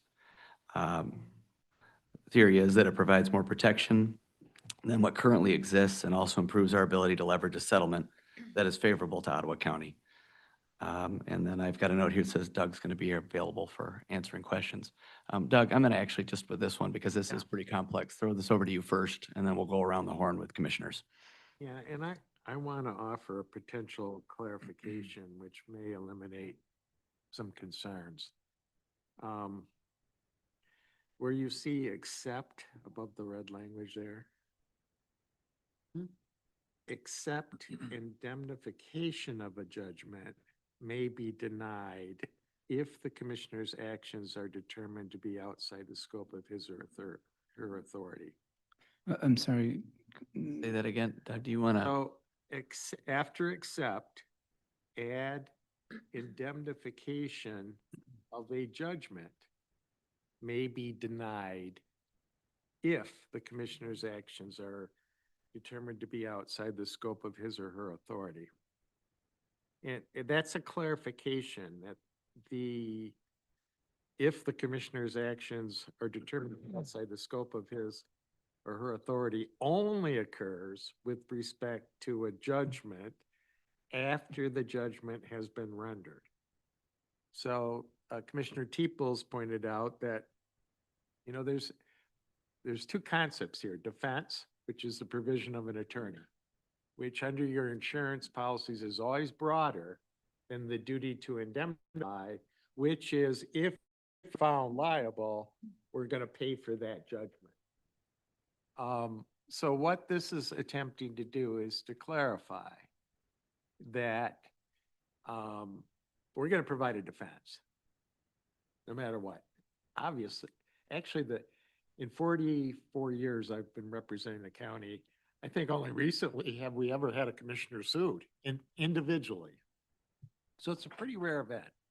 However, we're saying to the maximum extent possible, immediately you get a lawyer to defend you individually. And if there's a judgment, and Commissioner Zylstra, we had a lot of dialogue about this, you know, and at one point, I think you were suggesting let the courts determine if you're liable, and if you're liable, you're on your own. The reality I don't know is, if that's exactly what I was saying, but we were sort of focused on that, and what I think I was most focused on the defense. I appreciate you clearing it out because the language here says you may not even get a defense, right? Yeah, So no, so we would be clarifying this, that you're going to get a defense, okay? The indemnification then is limited to the issue of what happens after a court has ruled that you are personally liable to the plaintiff. And the reason I think that should not end the inquiry is that, believe it or not, occasionally judges or juries get it wrong. And you're putting a lot at risk becoming a commissioner if you're vulnerable to having to pay personally a judgment because some jury decided you acted outside the scope of your authority. And for employees, we have an indemnification policy that is kind of simple majority. And what I've always told sheriff's deputies that get sued is, look, we have your back. Okay, we're going to defend you.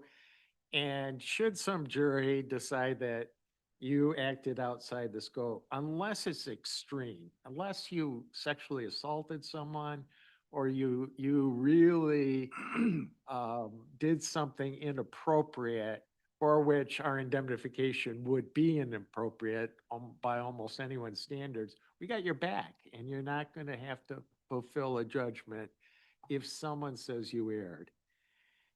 I'm saying that with commissioners, we want to add a supermajority. And the reason I'm giving you extra protection than exists for employees is because there's more politics at this level.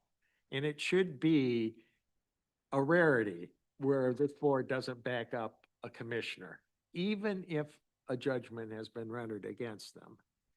Now, a supermajority can, and you don't want to have an absolute indemnification because then there might be a sexual assault. And you're saying despite the personal liability, we're what, going to indemnify a judgment on a sexual assault? So that would be still an instance where indemnification would be denied. But what we want to do is give a little more protections to commissioners so that it's a supermajority that wouldn't back up the judgment if one is rendered. That puts that issue here. Thank you. Before you go, Doug, just so I can, if I understand you correctly, Doug Van Essen, we've basically got a proposed amendment to our board rules here, to the changes, and that is to add those words. I move his amendment. Okay, and I've got a motion to move it. Is there a second? Support. Support by Joe. Okay, so further discussion on that topic, and So just let me clarify, because we did have a lengthy email back and forth. So what you're saying is your amendment would say the county will defend, period, right?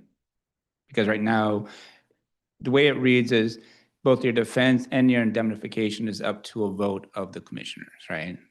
Which I think was the problem that we were having. And what you're saying now is you're going to get a defense, right? And then if there's a ruling against you,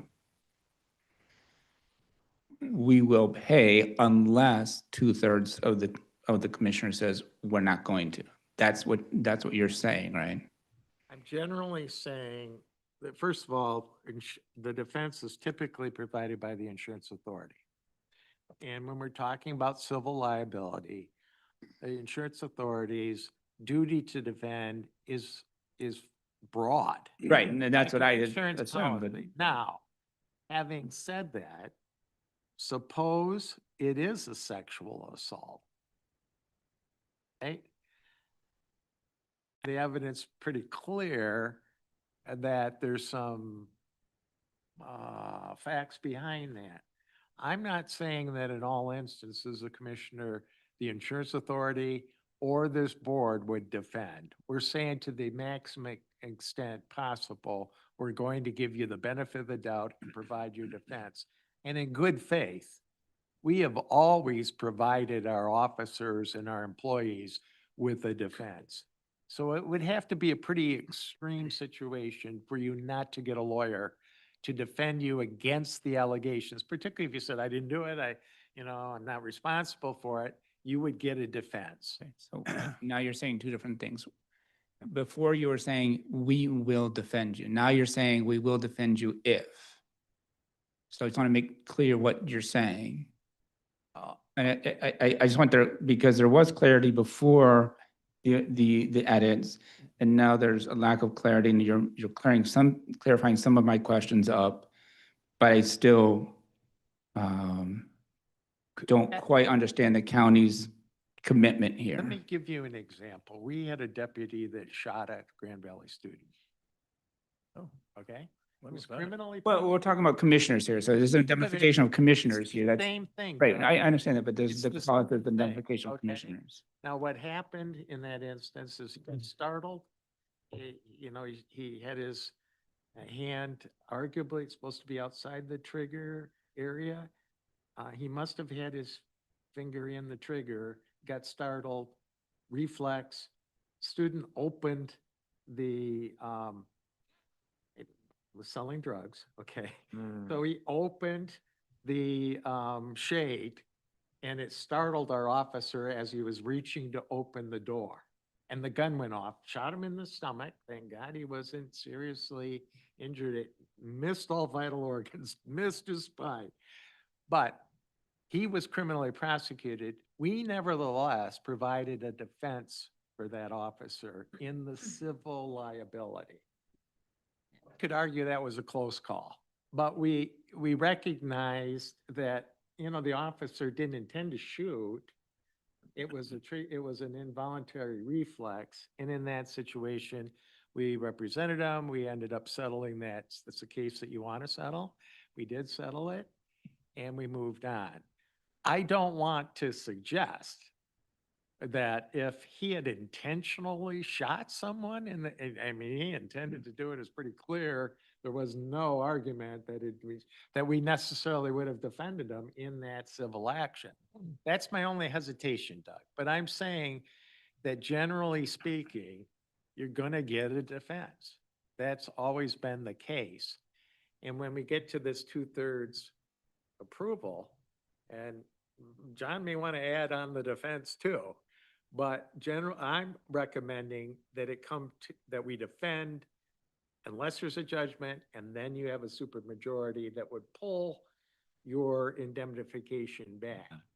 And the reason I say that is so we still have the leverage to be able to negotiate with the plaintiff to get the case resolved. Like, you can go all the way through, you get your judgment, and at that point in time, it's possible the Board of Commissioners isn't going to support the judgment, so settle up and resolve it now. You need some ambiguity to give you that power in that situation. By the same token, we don't want commissioners, and this was a lot of our dialogue, right, Doug, to feel intimidated or restrictive in their comments as commissioners, because if they're sued, maybe the board will say, you're on your own, you got to defend yourself. And, you know, we're not going to back you up if there's a judgment because you made a mistake. Thank you, Doug. This is about. All right, Doug, we can come back to you in a moment. John, go ahead. Doug, I think I don't agree. And I think your proposal changes this whole concept. So let's talk through this. I agree that the county has historically defended and indemnified the cost of people that have been sued by the county, right? But the question I've been having for the last 12 months is, should we, in all situations? Should it just be a matter of course because we've done it for 50 years?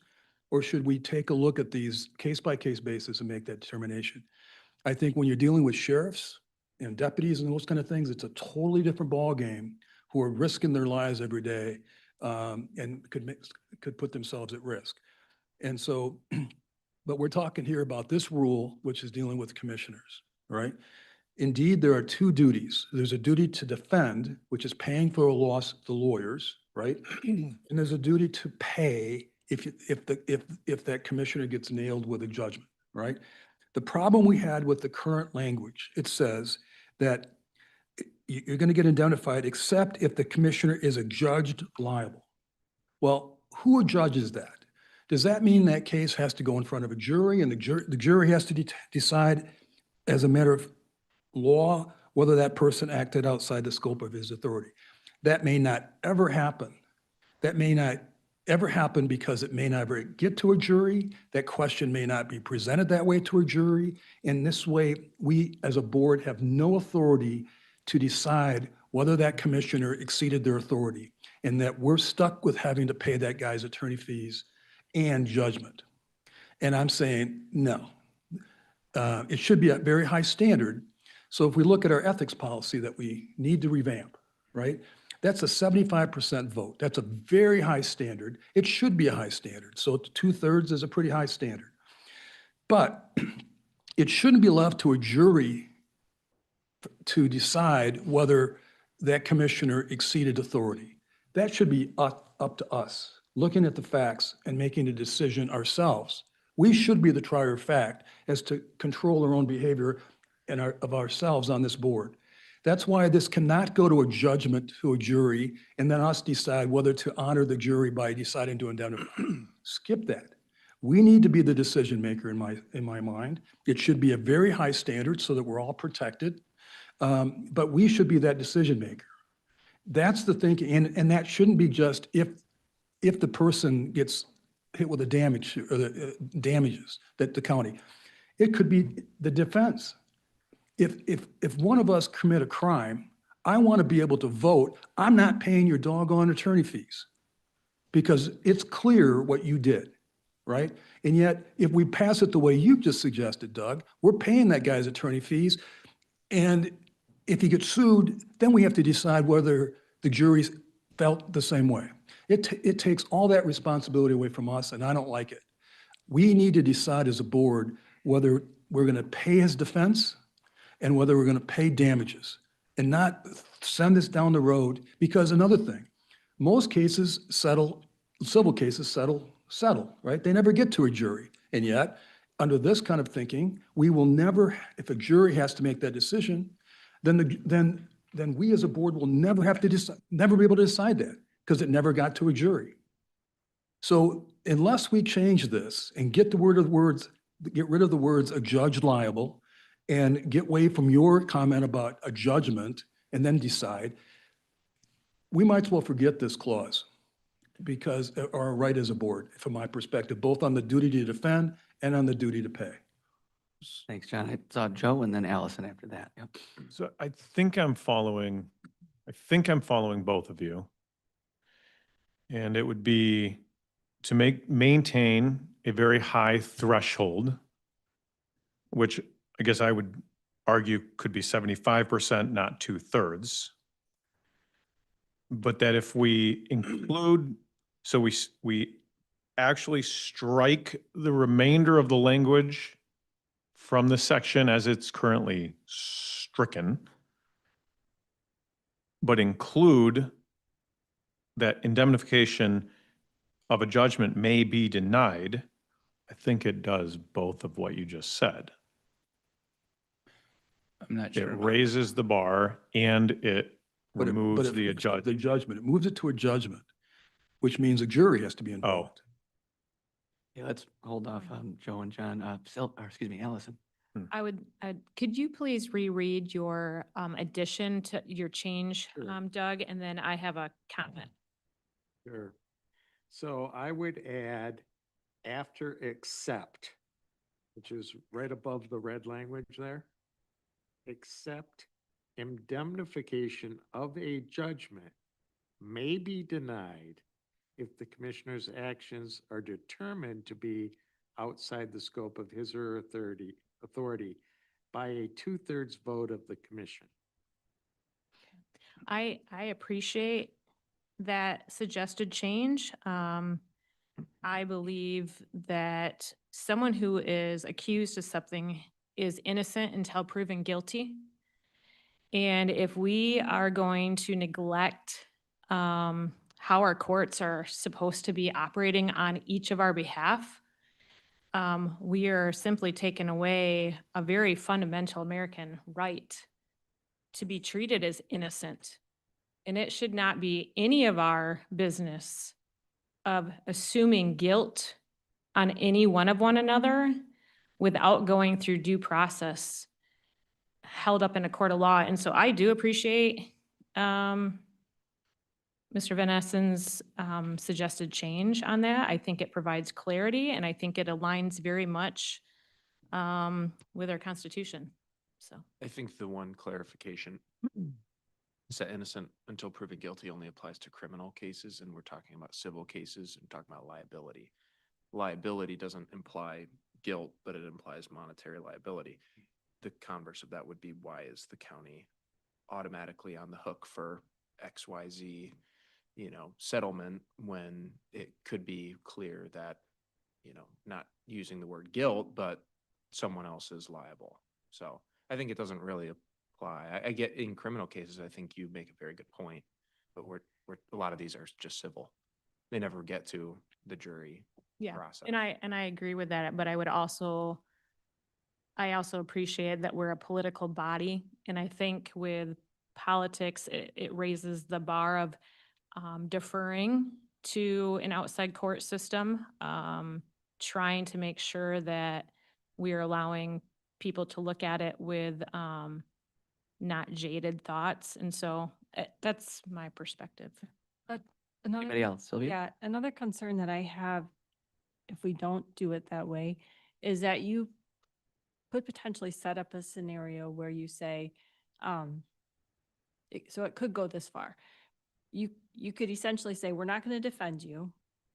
And then when a judgment comes back, not a judgment. So it doesn't even go, problem is if it doesn't even go to a judgment, so a settlement happens and it comes to the board to approve the settlement. Well, the board could be like, sure, that settlement looks great. And you know, simple majority could agree to a settlement. And maybe it's a crazy high settlement, but they don't like this person. And then they say, we're not going to pay for it. So you've removed defense, you've agreed to an obscene settlement, and then you've saddled a person to have to pay for it on their own. So I think some protections need to be in place. There need to be some standards. I think I agree, because it is a political body. There need to be some standards for how this happens in a way that that's fair. So Thank you, Sylvia. Kendra, did you have a comment? I just think it could be a revenge tour. Grab your mic. So they can hear you at home. A revenge tour. Thank you. Anybody else? And I'm gonna, sorry, Doug, before I go back to Van Essen, Zylstra, please, Commissioner. No, I've got a response to John. Doug Zylstra. No, okay, cool. You can just say that. You get too many Dougs here, guys. I don't No, I appreciate the changes, because I think that by and large satisfies my concerns, right? And I think, you know, if you're saying county shall defend, period, and then indemnify unless 2/3 of the majority or three-fourths, whatever the margin, I think that gives protections, right? But putting both the defense and a pre-judgment, like Commissioner Rhodey said, like a settlement in the lap of a majority or, you know, a 2/3 majority is just opening us up to politics, right? And yeah, so like I said, I think that it represents a change from what is here, and it's a very positive change, so. Thank you, Doug. I'll go back to Doug Van Essen and then back to John after that. You know, I'm really offering you my experience over 44 years in this county. And first of all, John, I respect what you're saying, but often the facts aren't obvious up front, right? I mean, you don't know the facts of a case until you're into them. And having the county's lawyer be involved in defending the commissioner is a level of control and input that I think is important. So I like a very positive, we're going to defend you, whether it's employees or commissioners. We're Team Ottawa, you know, we're going to provide the defense, and we can be involved in how the facts get presented. We can present the best possible argument with the resources behind the county for why there's no liability. So I think experience tells us that a very broad ability to defend has served this community well over my tenure, because we've been able to resolve the bad cases, okay? Because we were involved right away. And we've been able to defend the good faith, which is most of the situations that I've dealt with.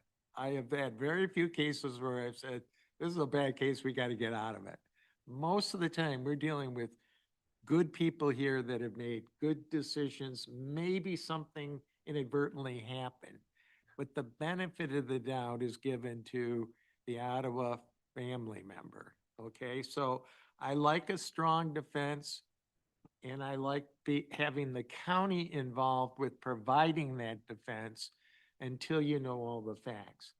So then we get to this situation where you're talking about some judge or jury has ruled against you. Now, sometimes if we don't have the ability, even then, to continue, you would have to say, well, unless it's been a final order, because oftentimes you can get that judgment reversed on appeal, right? And we don't want to lose the defense to make, a challenge to the entire system. But even if you're at the final order of the Supreme Court has refused to take the case, Court of Appeals affirmed the judgment, even then, I think there's still an issue of good faith and whether the individual commissioners should be supported, should be left to this body. Because you're in a better position to judge that commissioner, and if you have it at a supermajority, I think the good faith of this body will be reflected in a supermajority of the board. And that's why I'm advocating this language, even though it may seem like it's counter to the taxpayer's best interest.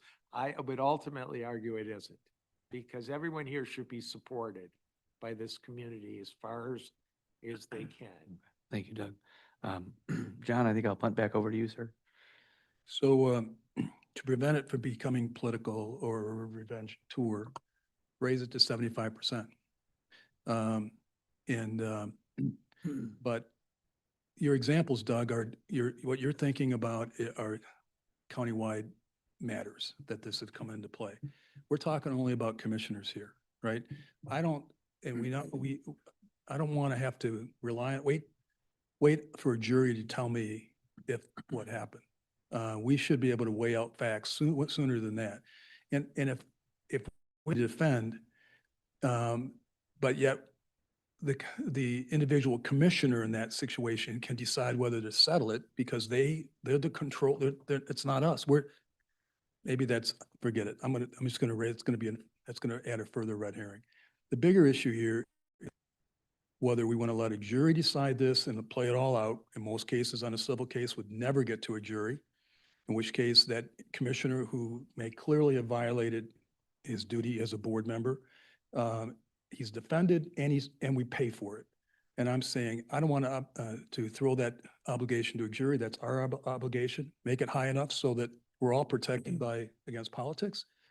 And so if we want to move this to from 2/3 to 3/4, I'm okay. I just want us to be the decision maker, not some jury that may not ever get to the issue. Okay, thank you, John. Doug, I have a question and then we'll come back around here. It seems that we've got two, for me, the way I'm looking at this, is we have a decision to make up front, maybe before we know all the facts. And we have to make our best judgment call with this as presented without your amendment there. Or we make the decision after the fact, but only after the fact if a jury weighs in or a judge weighs in. And I see John's point there. I mean, is there a happy medium somewhere in between here that says, at the point where you're settling because you're guilty as heck, we can then waive the settlement, or, we wouldn't be supporting the settlement? Or are we stuck at that point paying that settlement even though all the facts bear out that they're guilty as heck and they're settling because they're guilty? Well, here's the problem. You're never going to settle with a plaintiff that's astute if the commissioner doesn't have the resources to pay the settlement. And, you're not going to indemnify. Yeah. That's the problem. Again, I'm offering you my experience here that this language, I think, protects commissioners. It encourages people that may have independent assets to run for county commissioner, knowing that they're not putting their personal assets at risk, except in a very extreme circumstances where some judgment is found, some court has found that they violated it, and their fellow commissioners have refused to back them up. And so I think we're really worried about an extreme example here, but the ordinary course of supporting our employees and our commissioners, I think is a worthy provision to stake out here in this policy. No corporation anymore can go to recruit independent directors unless they have a robust, not only defense and indemnification, but insurance policy backing it up. So that's all that I'm saying here. Very unusual circumstances where you ever get sued, but if you do, the county's kind of got your back unless it's very extreme. I'd like to make a motion to amend the original motion, because I don't think we've had any amendments yet. So I Not would- yet. So I would make a motion to incorporate Doug's suggestion. And then I would, We did have, So- sorry, Sylvia, we did have that motion. Have a I motion. think Joe moved and Jordan seconded, or somebody over here did. okay, to do Brown. his, okay, Yep. great. I do have one more change I want to make. Maybe we need to take up that and then I'll, Let's do that first. okay. Take a vote on Doug's.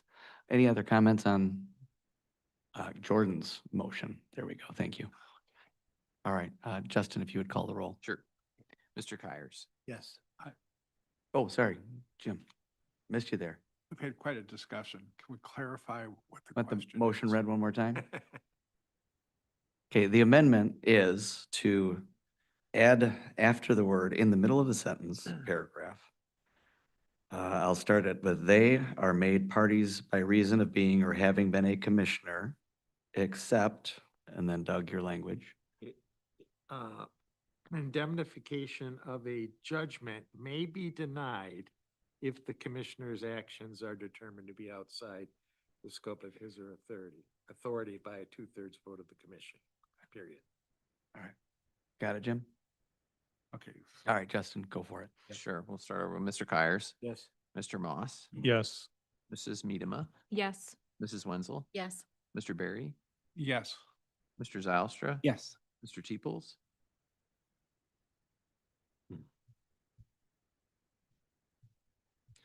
Yes.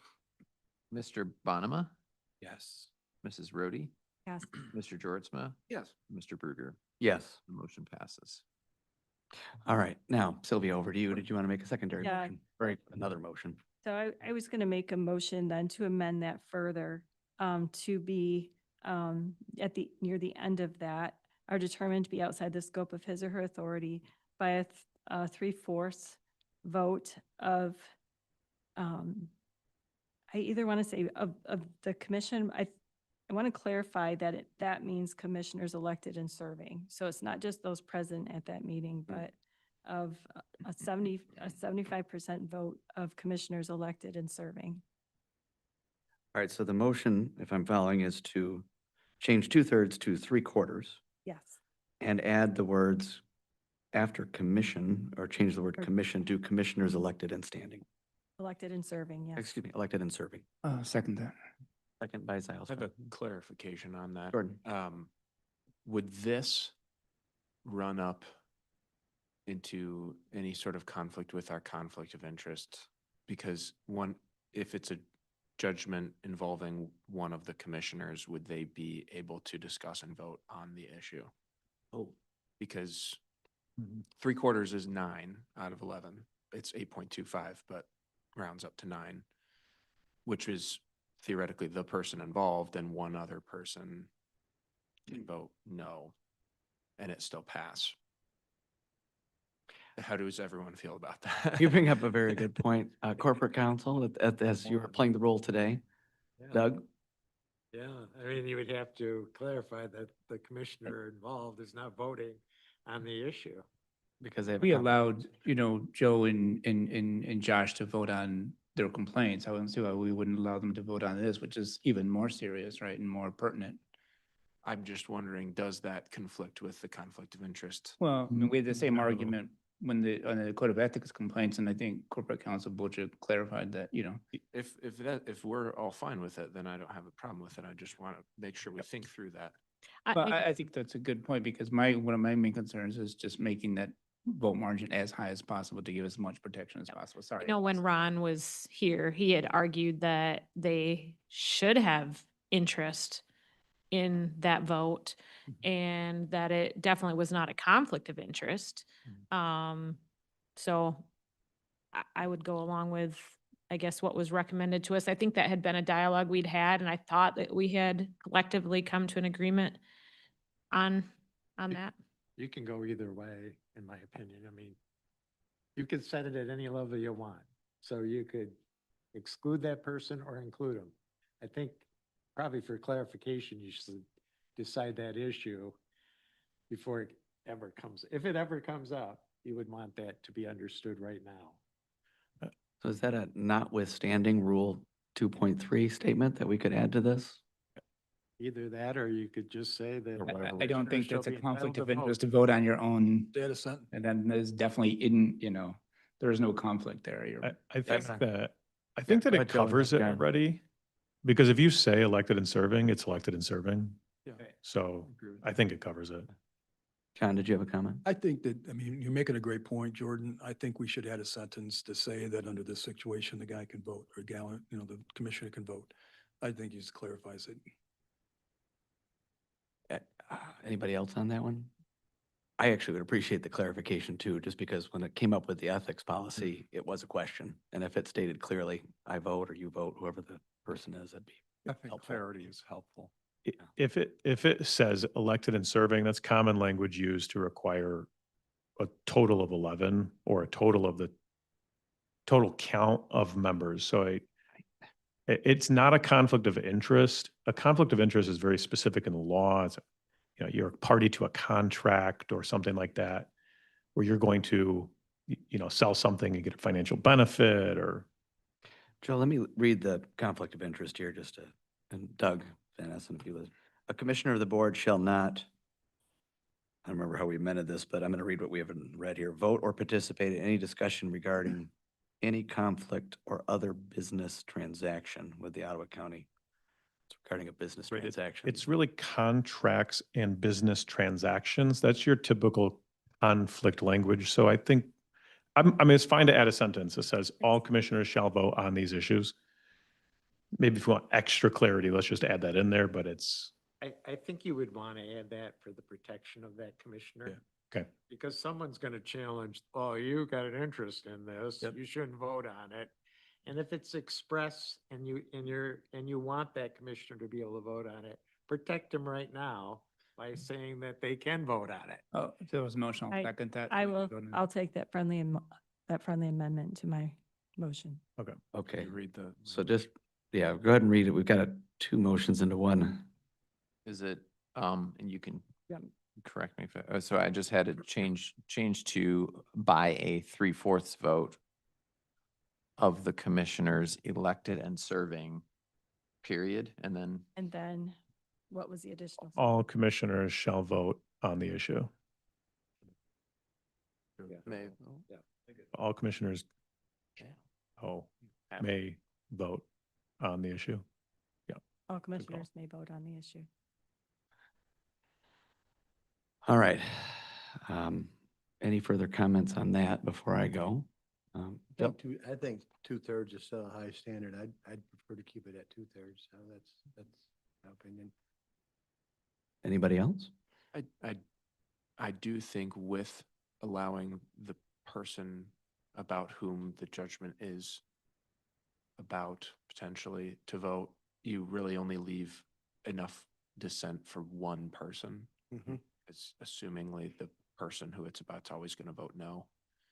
So I'd be more comfortable with 2/3. I don't really think it's going to come up either way, to be honest with you all, but. Anybody else? Yeah, I think what John had said originally is what the way we should go. I think we go 75%. It eliminates any politics in the situation. It's a high bar. And if there's something that's egregious, like a sexual assault, that's going to be a totally different situation. So I'm in support. Anybody else? I will say that I'm in favor of the first part, the second part, where everybody may vote, but I want to keep it as a 2/3 majority in this context because we've given the additional protection already by saying a jury must decide this. So I guess I'm saying I'm with Jordan's thoughts on this. Let's take a vote and see where it lands. Sir, Mr. Teeples, No. Mr. Zylstra, Yes. Mr. Kyers, No. Mr. Barry, excuse me, No. Mr. Moss, Yes. Mr. Joritsma, No. Mrs. Rhodey, Yes. Mrs. Medema, Yes. Mr. Bonema, No. Mrs. Wenzel, Yes. and Mr. Bruger. No. Motion fails. I'll I- move. Anyone care to second part. parse that out? I'll move Commissioner Rody's exact amendment, except keep it 2/3. Okay. Justin, do you still have the language for that? We got a motion and support. What was the support? Sorry. So this is Phil Kyers supported Jordan's motion, which is to include Sylvia's last sentence. Do you still have Sylvia's language for that? I do. It'd be great if you could read that off. Sure.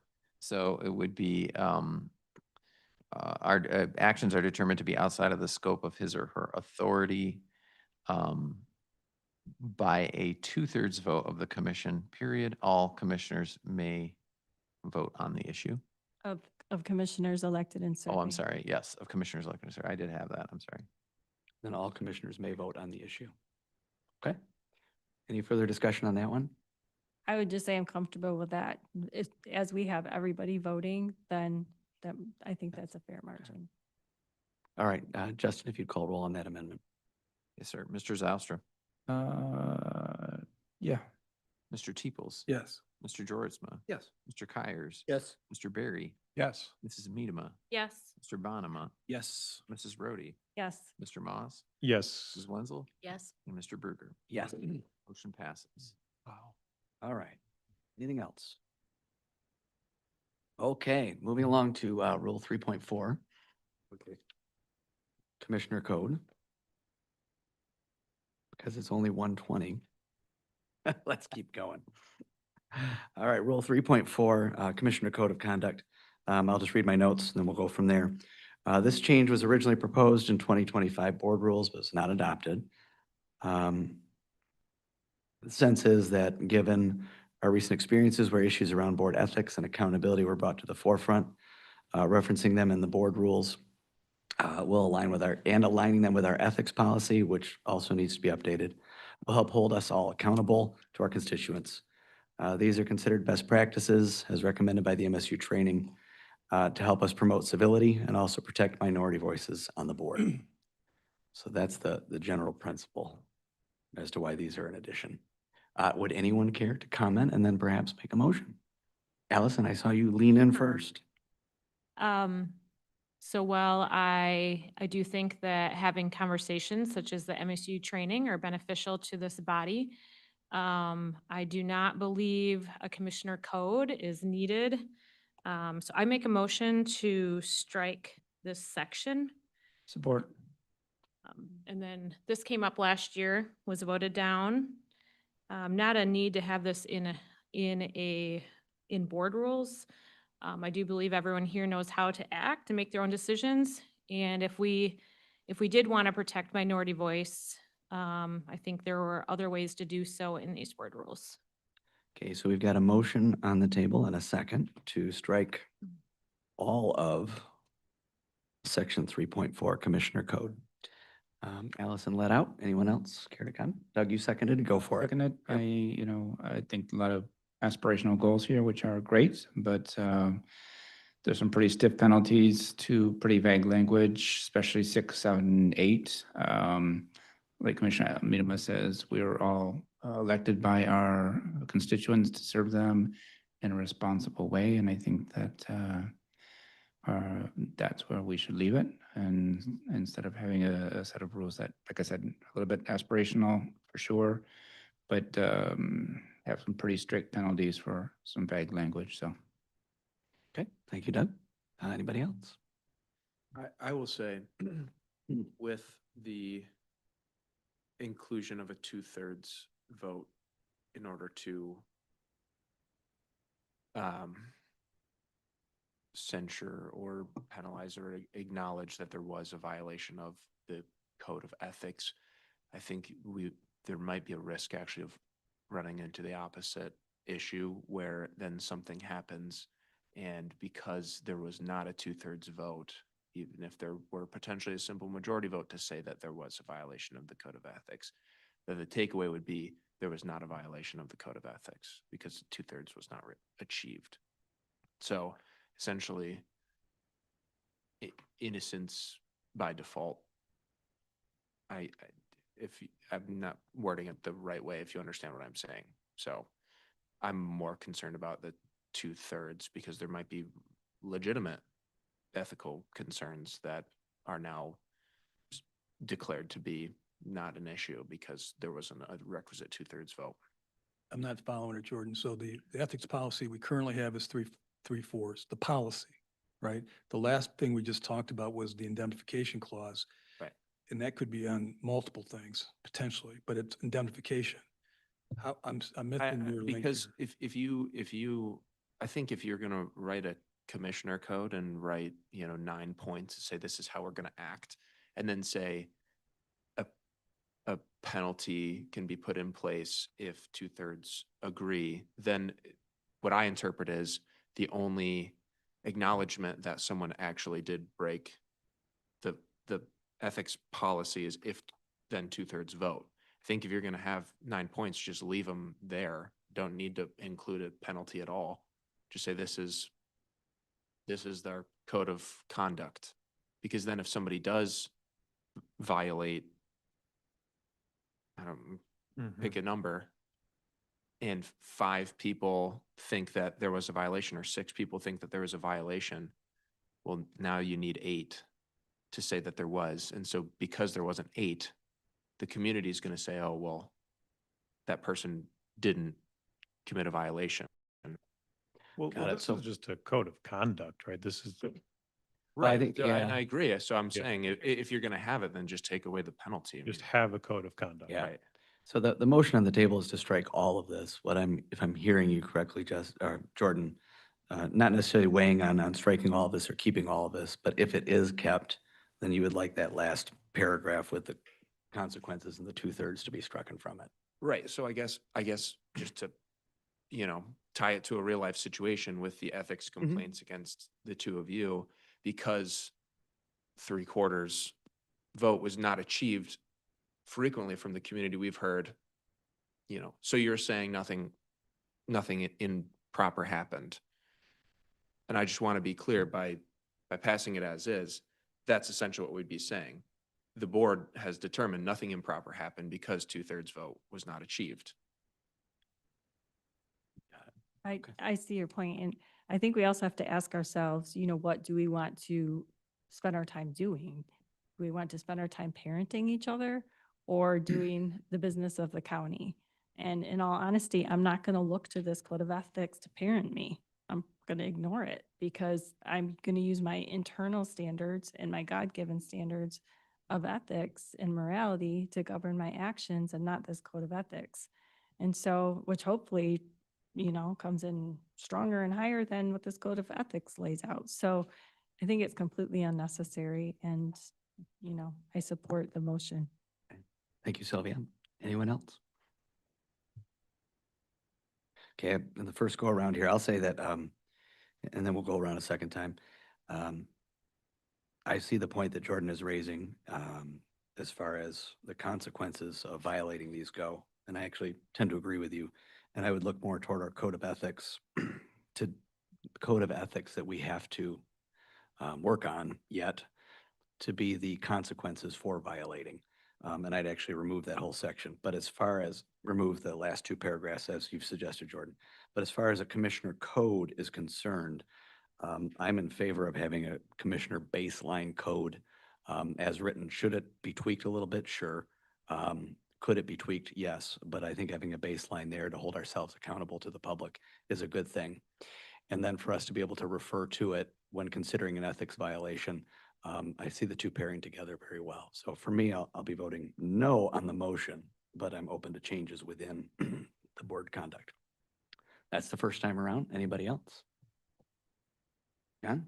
So I'm not sure what the motion is right now, but I can support what you said, Jordan. Take out the violation clause.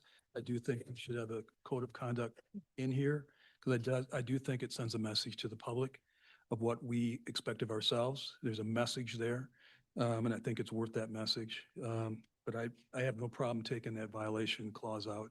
Just get rid of it. I know I've already spoken, but one question I would. Second time around, you go ahead. Okay. One question I would have though is if we have this commissioner code in place, do we then have a policy in place too that community is going to marry to this code of ethics, and there will continue to be complaints, which, very time consuming for the board to be taking up. So, I just think it's another thing that could prove to be problematic. Thank you. Allison? I concur with that. I think there's ways to be civil and enter into a working relationship with one another without drawing in more scrutiny and having to spend more of our time policing one another. Because when you put this out, it's also inviting the public in to go, oh, I don't think so-and-so did this. Like it's inviting, I do think it's inviting more scrutiny, and I do think all of us should hold ourselves to a high level. And again, I believe that each of us took an oath of office when we were sworn in. We also were elected by our constituents who have the power to come and make public comment. They have the power to send us emails, to meet with us in person. They have the power to vote us out or to keep us in. So that's how I would like to continue operating. Jim? Jump in. I've just received feedback, though, over the past year that I think there's a segment in the public that would like to know that there's at least some guardrails or guideposts of what acceptable behavior is in situations. Now, we all have our own internal moral compass on this stuff, but I think a aspirational statement like this serves a purpose to set expectations that the public's looking for. So, Jim? Anybody else? Joe? You took a breath. I'll save comments Looked at that as raising a hand. for the future. No, I'm good. Okay, all right. So let's take a vote on this. Sir? Well, clarify what we're voting on. Just Strike the- strike. This is to the strike the entirety entire of section. 3.4. Mr. Jorisma? No. Mr. Berry? no. Mrs. Medema? Yes. Mr. Moss? Yes. Mrs. Rhodey? Yes. Mr. Zylstra? Yes. Mrs. Wenzel? Yes. Mr. Kyers? No. Mr. Bonema? No. Mr. Teeples? No. And Mr. Bruger? No. Motion fails. All right. To pick up on where we left off with Jordan's, would you like to make a motion Yeah, I'll to? make a motion to strike the whole final paragraph, beginning with the word violation. Support. I'll support that. All right. Motion by Commissioner Jordan, second by Moss to strike the entire last paragraph. Any discussion on that? Jordan, you made the motion. I think you already made comments, but if you want to. Yeah, I think,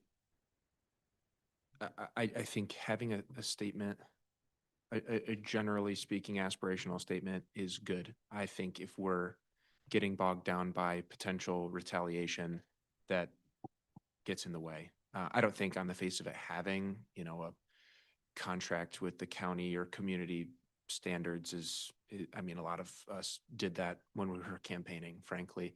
It's an aspirational statement, but I think getting rid of the penalties makes it less of a, stick-based argument, more of a carrot-based argument. And that's how I think this type of thing should be done anyways, so.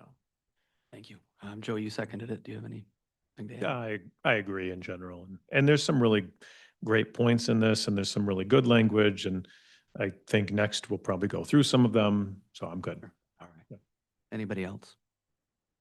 All right. Justin, if you would reread the motion and then call it. The motion is to strike the last paragraph of Rule 3.4, which starts with violations of this code of conduct.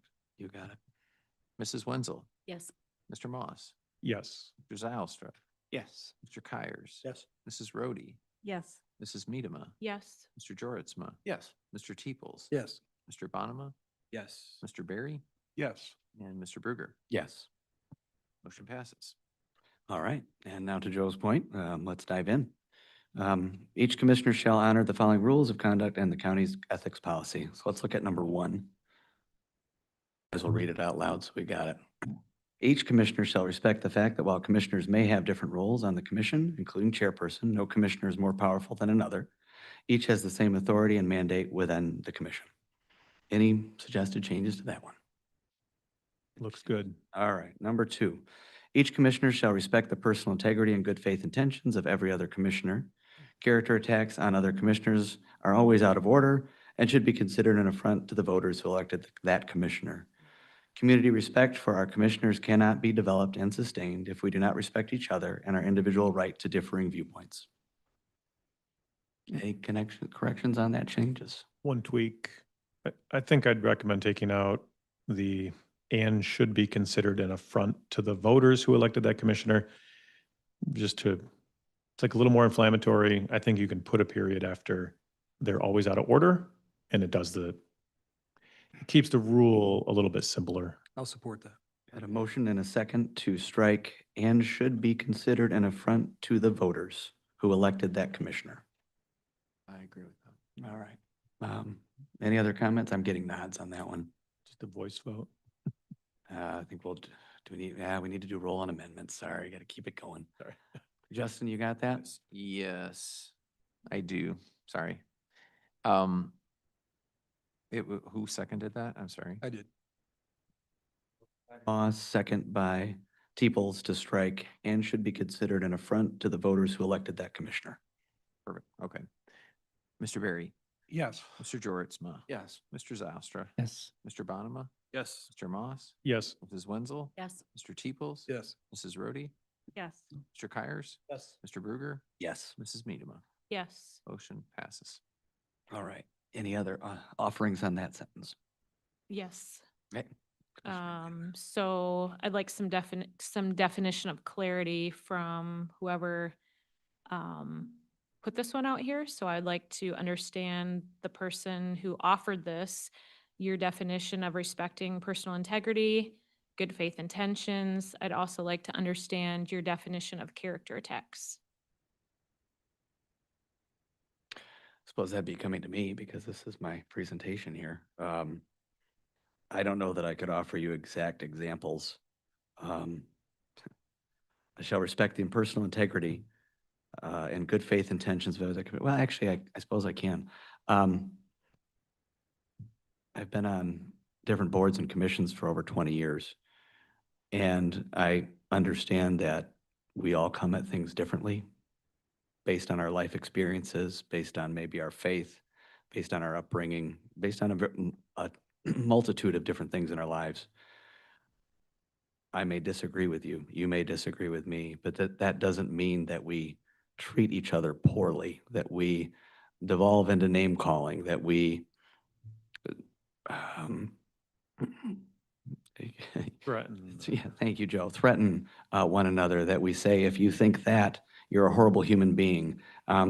Things like that we're trying to avoid, is to basically treat you, Commissioner Miedema, and every commissioner up here with the respect and the dignity that you are owed. I think that'd be a thing. Joe, do you have anything to add to that? It sounds to me like the golden rule, a little bit. I like that. It also sounds like how we've operated fairly well this last year. We have people who disagree on the board and, Yeah, sounds good. Anybody else?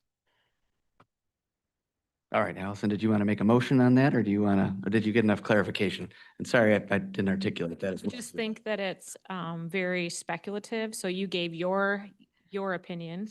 And sure, I've already given you, I guess my main concern about the entire commissioner code is that it's going to be all up to subjection. It's not objective.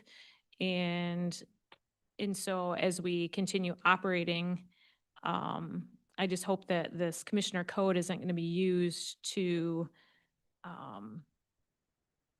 alienate people or to cause issues. Again, it's subject for interpretation, I think, from each one of our perspectives.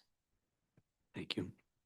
All right, number 3, we are part of a Republican form of government, meaning we are elected to use our experience and judgment to make administrative policy decisions as a body for county government. However, we must be open and receptive to changing our preconceived opinions based on what we hear, observe, and learn. I think the gist of this one is be open to an alternate perspective. Don't come in with preconceived notions. Be open to an argument that may be made by one of your fellow commissioners.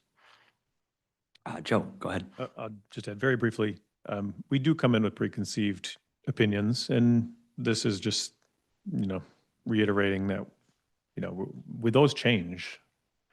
I came into today's meeting with one on CMH, where I had a preconceived opinion where I was, I thought absolutely I wanted to go the authority route.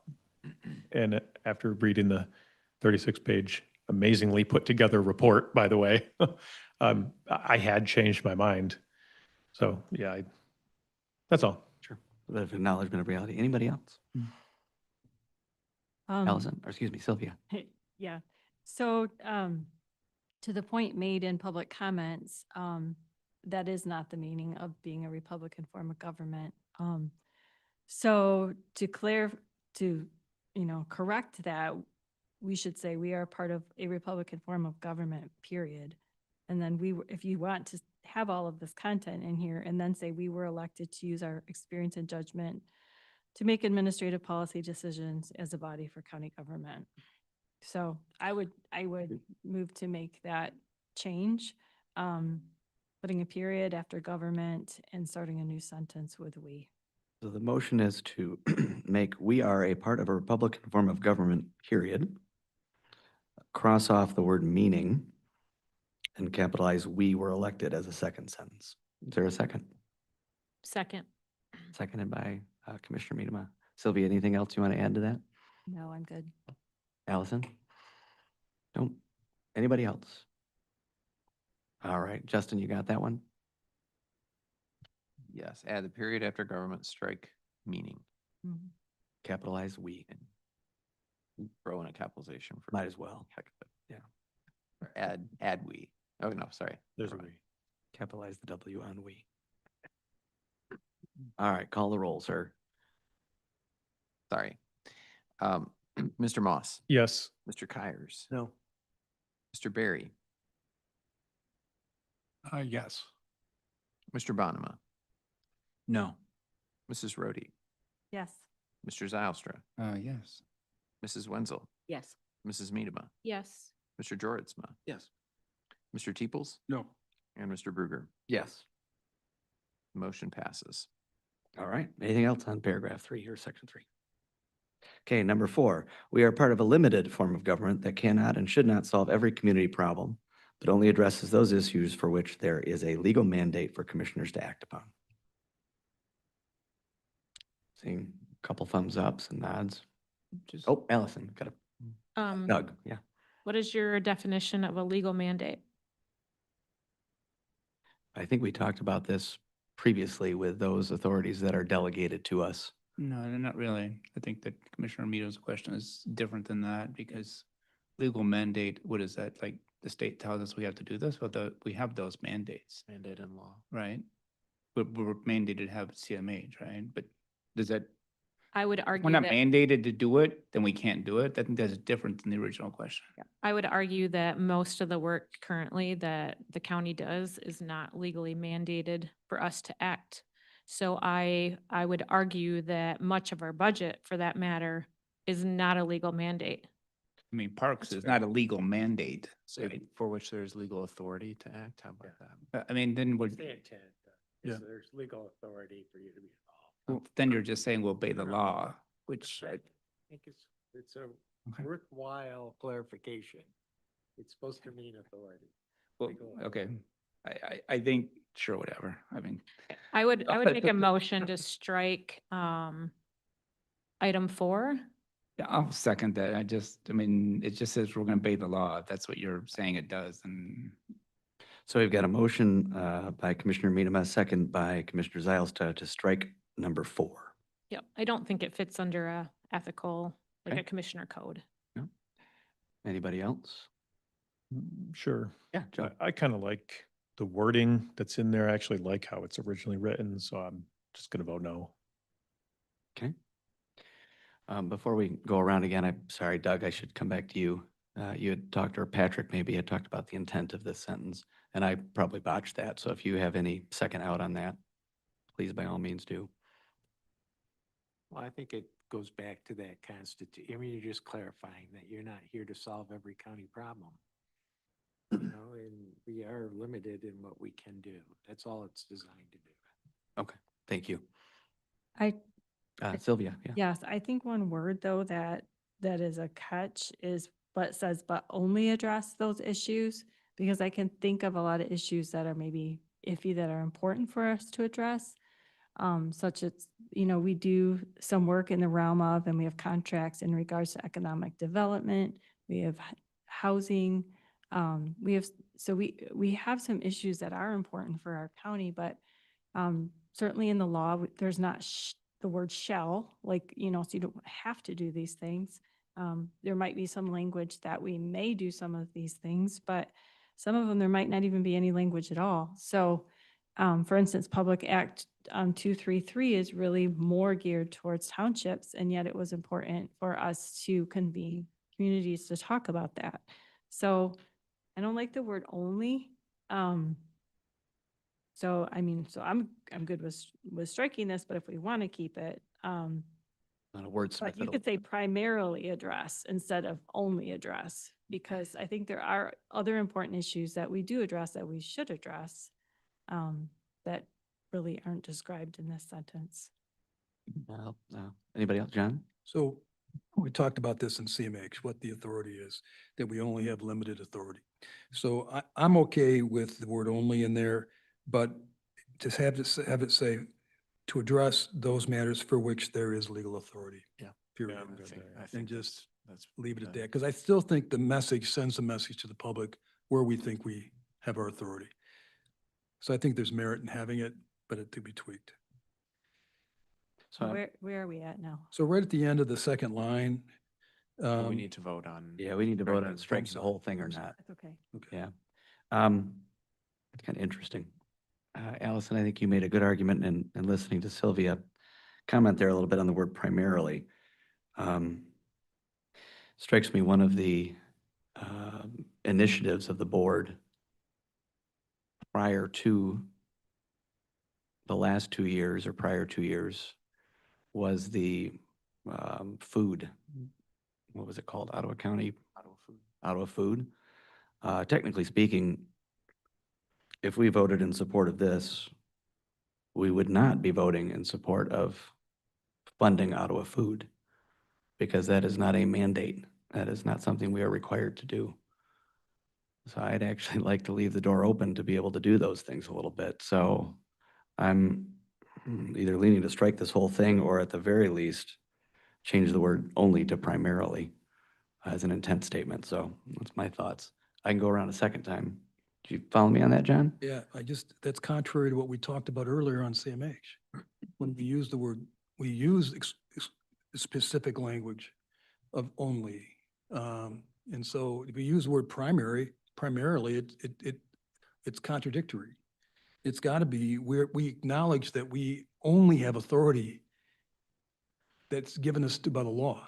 That's the word right there, is authority. I really think it needs to say legal authority. Yeah.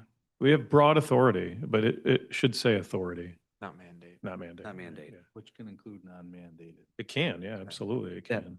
That helps. I think. Okay. Anybody else on this one, or do we want to vote to strike? I the just whole stay thing? on the same because I Yep. think we've covered this in other sections and I don't think it belongs in this particular section of the board Okay. rules. All right. So on the motion to strike number 4, would you call the roll, Justin? Yes, sir. Mrs. Rhodey, Yes. Mr. Teeples, No. Mr. Zylstra, Yes. Mr. Bonema, No. Mrs. Wenzel, Yes. Mrs. Medema, Yes. Mr. Moss, No. Mr. Jortsma, No. Mr. Kyers, No. Mr. Barry, No. Mr. Berger. No. Motion fails. I would like to wordsmith this. So if Sylvia, do you want to offer your, or John? I don't know which one of So you. I would say that at the end of the second sentence where it says, but only address those issues for which there is, and add the words legal authority, and put a period right there. Support. All right. So the motion is to, I'm just going to read, address those issues for which there is a legal authority. There is Period. legal authority or a legal Yeah, There's take authority? legal the word authority. Yep. Yeah. Strike the word For A. which there is legal authority. Okay. All right. So we got a motion and a second. Any discussion on that? I do wonder though, like, where does that leave us with Ottawa Foods, with housing, with Lakeshore Regional, or, the development of the county, stuff like that. Was it? I think we have the legal authority to do those Yeah. things. Okay. That You think- pivoted you for think me. It falls under Yeah, that. mandate versus authority, that cleared it up for me. I think if we don't have the legal authority to do that, then we should be seeking a not be strong doing it. opinion from the Corporation Council about what we've been doing. We're all gonna get here. calls from Patrick. We're in a lot of trouble. All right. But we'll provide a defense, though. Yeah. Touche. Agreed. That was good. Well played, Jim. All right, Justin, would you care to do the roll call on that one? Have you got it cleared up for your notes? Change mandate to authority and strike for the commissioners to act. Yep. In number 4. And also strike the word a. Is a legal mandate. Oh, yeah. Is. Good, There good is. grammatical point there. That's There you go. Legal authority. All right. When you're ready, go ahead and call the roll. Mr. Bonema, Yes. Mr. Georgezma, Yes. Mr. Teeples. Yes. Mrs. Medema, Yes. Mrs. Wenzel, Yes. Mr. Barry, Yes. Mrs. Brody, Yes. Mr. Moss, Yes. Mr. Zylstra, Yes. Mr. Kyers. Yes. And Mr. Bruger. Yes. Motion passes. All right, number 5, our decision-making is made stronger by respectful debate and even by disagreement. Yeah. Should that be a given? I think it should, I'm kind of, it's a value statement, but go. All right, Doug had circled number 6, 7, and 8, and he just left. We'll go on here though. Number 6, no commissioner shall reveal confidential or proprietary county information obtained during his or her service to third parties unless expressly authorized to do so by the full commission. Any problems with that?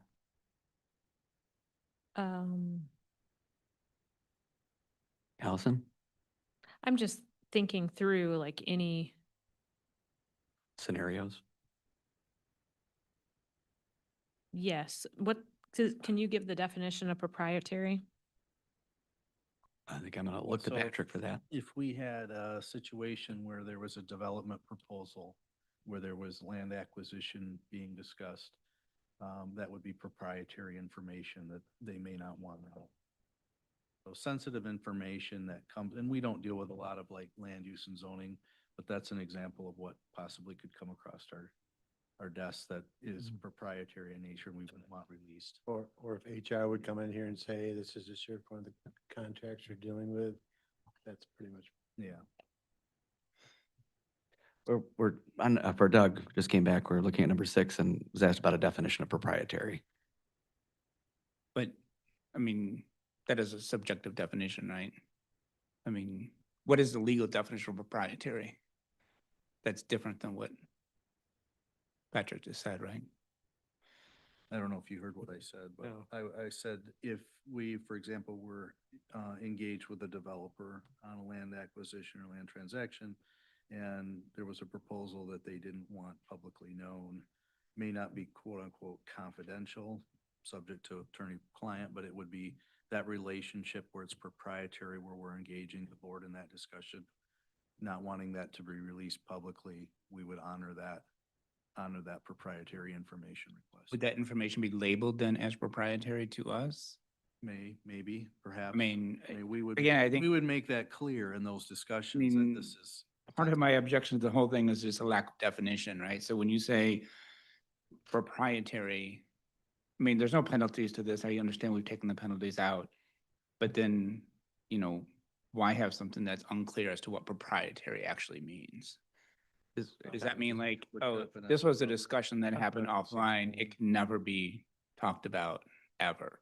Well, that could theoretically get inside proprietary right? Proprietary, confidential in the public sector may largely cover it.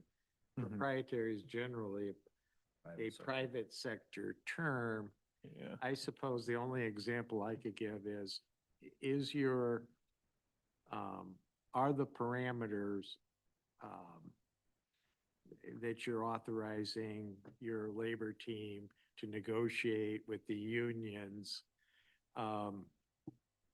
confidential probably covers that, but that would be considered in the private sector. That's proprietary information. We don't want commissioners revealing to the union what we're what our parameters are at the bargaining And table. we just strike them proprietary because if you're saying that what you're concerned about as confidential information, then just leave it as confidential. I think you can strike that in the Thank you. public sector without creating a problem. Anything that would be proprietary here would probably. be Confidential covers it. Doug, would you like to turn that into a motion? The motion to strike the word or proprietary. Is there a second? Second by Georgezman. All right. Any other discussion on that one? Justin, that's an easy one. That I feels probably so good. jinxed it, but let's try Yeah.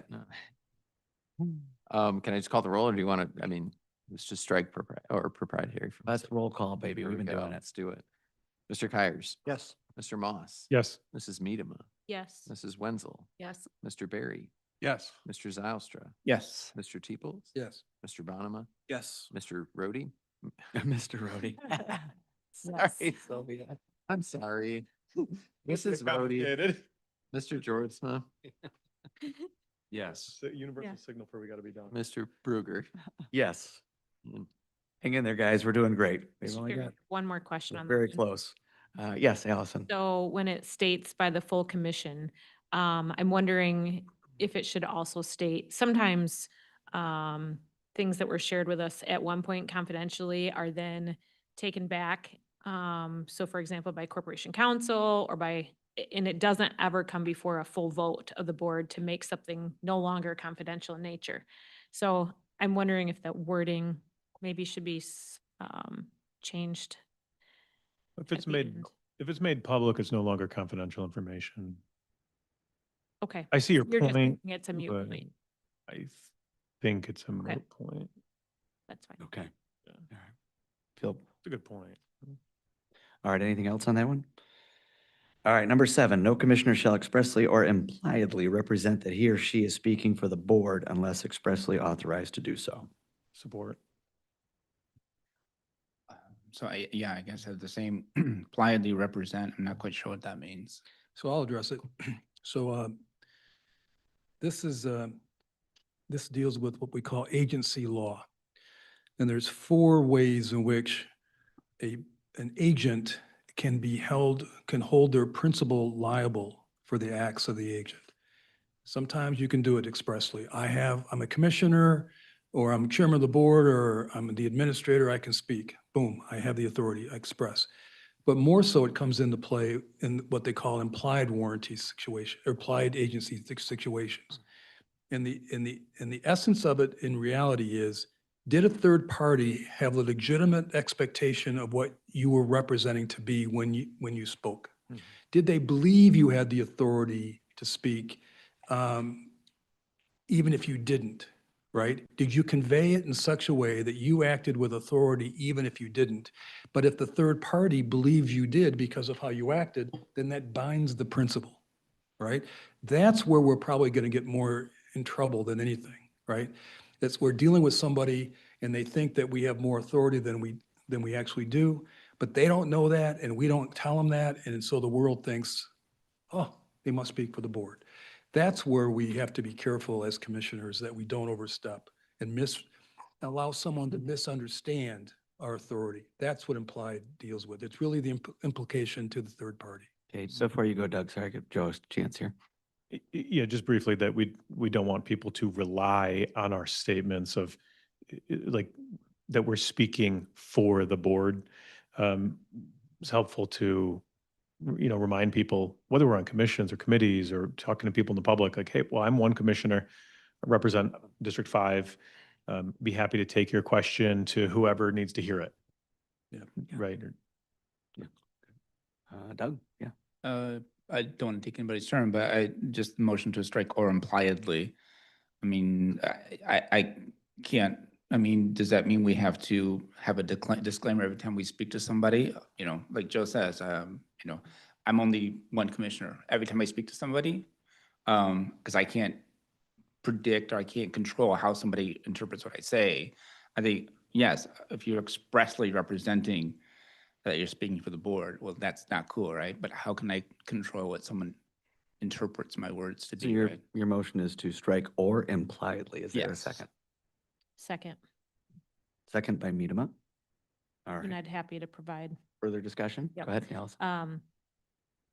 I do think that I understand why the word impliedly was in there because you would want to sometimes you could go up to somebody and, state, right, like I am so-and-so, and you're trying to give that intonation of expressly. But there could be, I understand why the impliedly is put in there. However, you could take another case such as sometimes people take offense at something. I'll just take a different example, like body language or something, someone offended somebody and you're not responsible for their assumptions about you. You should be having a dialogue back and forth. And it's the whole, that's how we should, impliedly is a very, very vague word. All right, thank you.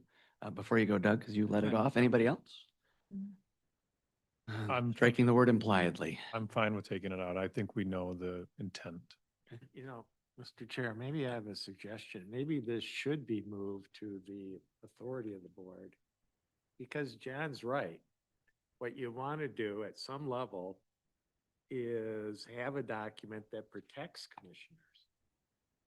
People saying, I thought in talking to this commissioner, they may not have expressly said they were speaking for the board, but I thought he had implicit authority to speak for the county. So you're creating language that protects you against the argument that indeed you did speak for the county. And so maybe it doesn't belong in the code, it belongs in the restriction of power, because John's right, where this could arise is more likely someone claiming that the board chair said something and implicitly the county was behind that commitment, and that's not what you want to do. So it's probably better served in a different spot than in the conduct code. It is in 3.1. Yeah, I'm just gonna check out, is it 3.1 that we're looking toward? Yeah, it's in there already. The Is it? authority of the board is a collective one. I also don't think though, that- I mean, I agree, right? It should be in conduct or in there too, but this is a check on us as well. Say, look, guys, don't overreach. Be careful of your conduct, right? Don't do everything you can to not not allow someone to misunderstand your authority. That's all this is saying. So there's no teeth behind it. It's just a and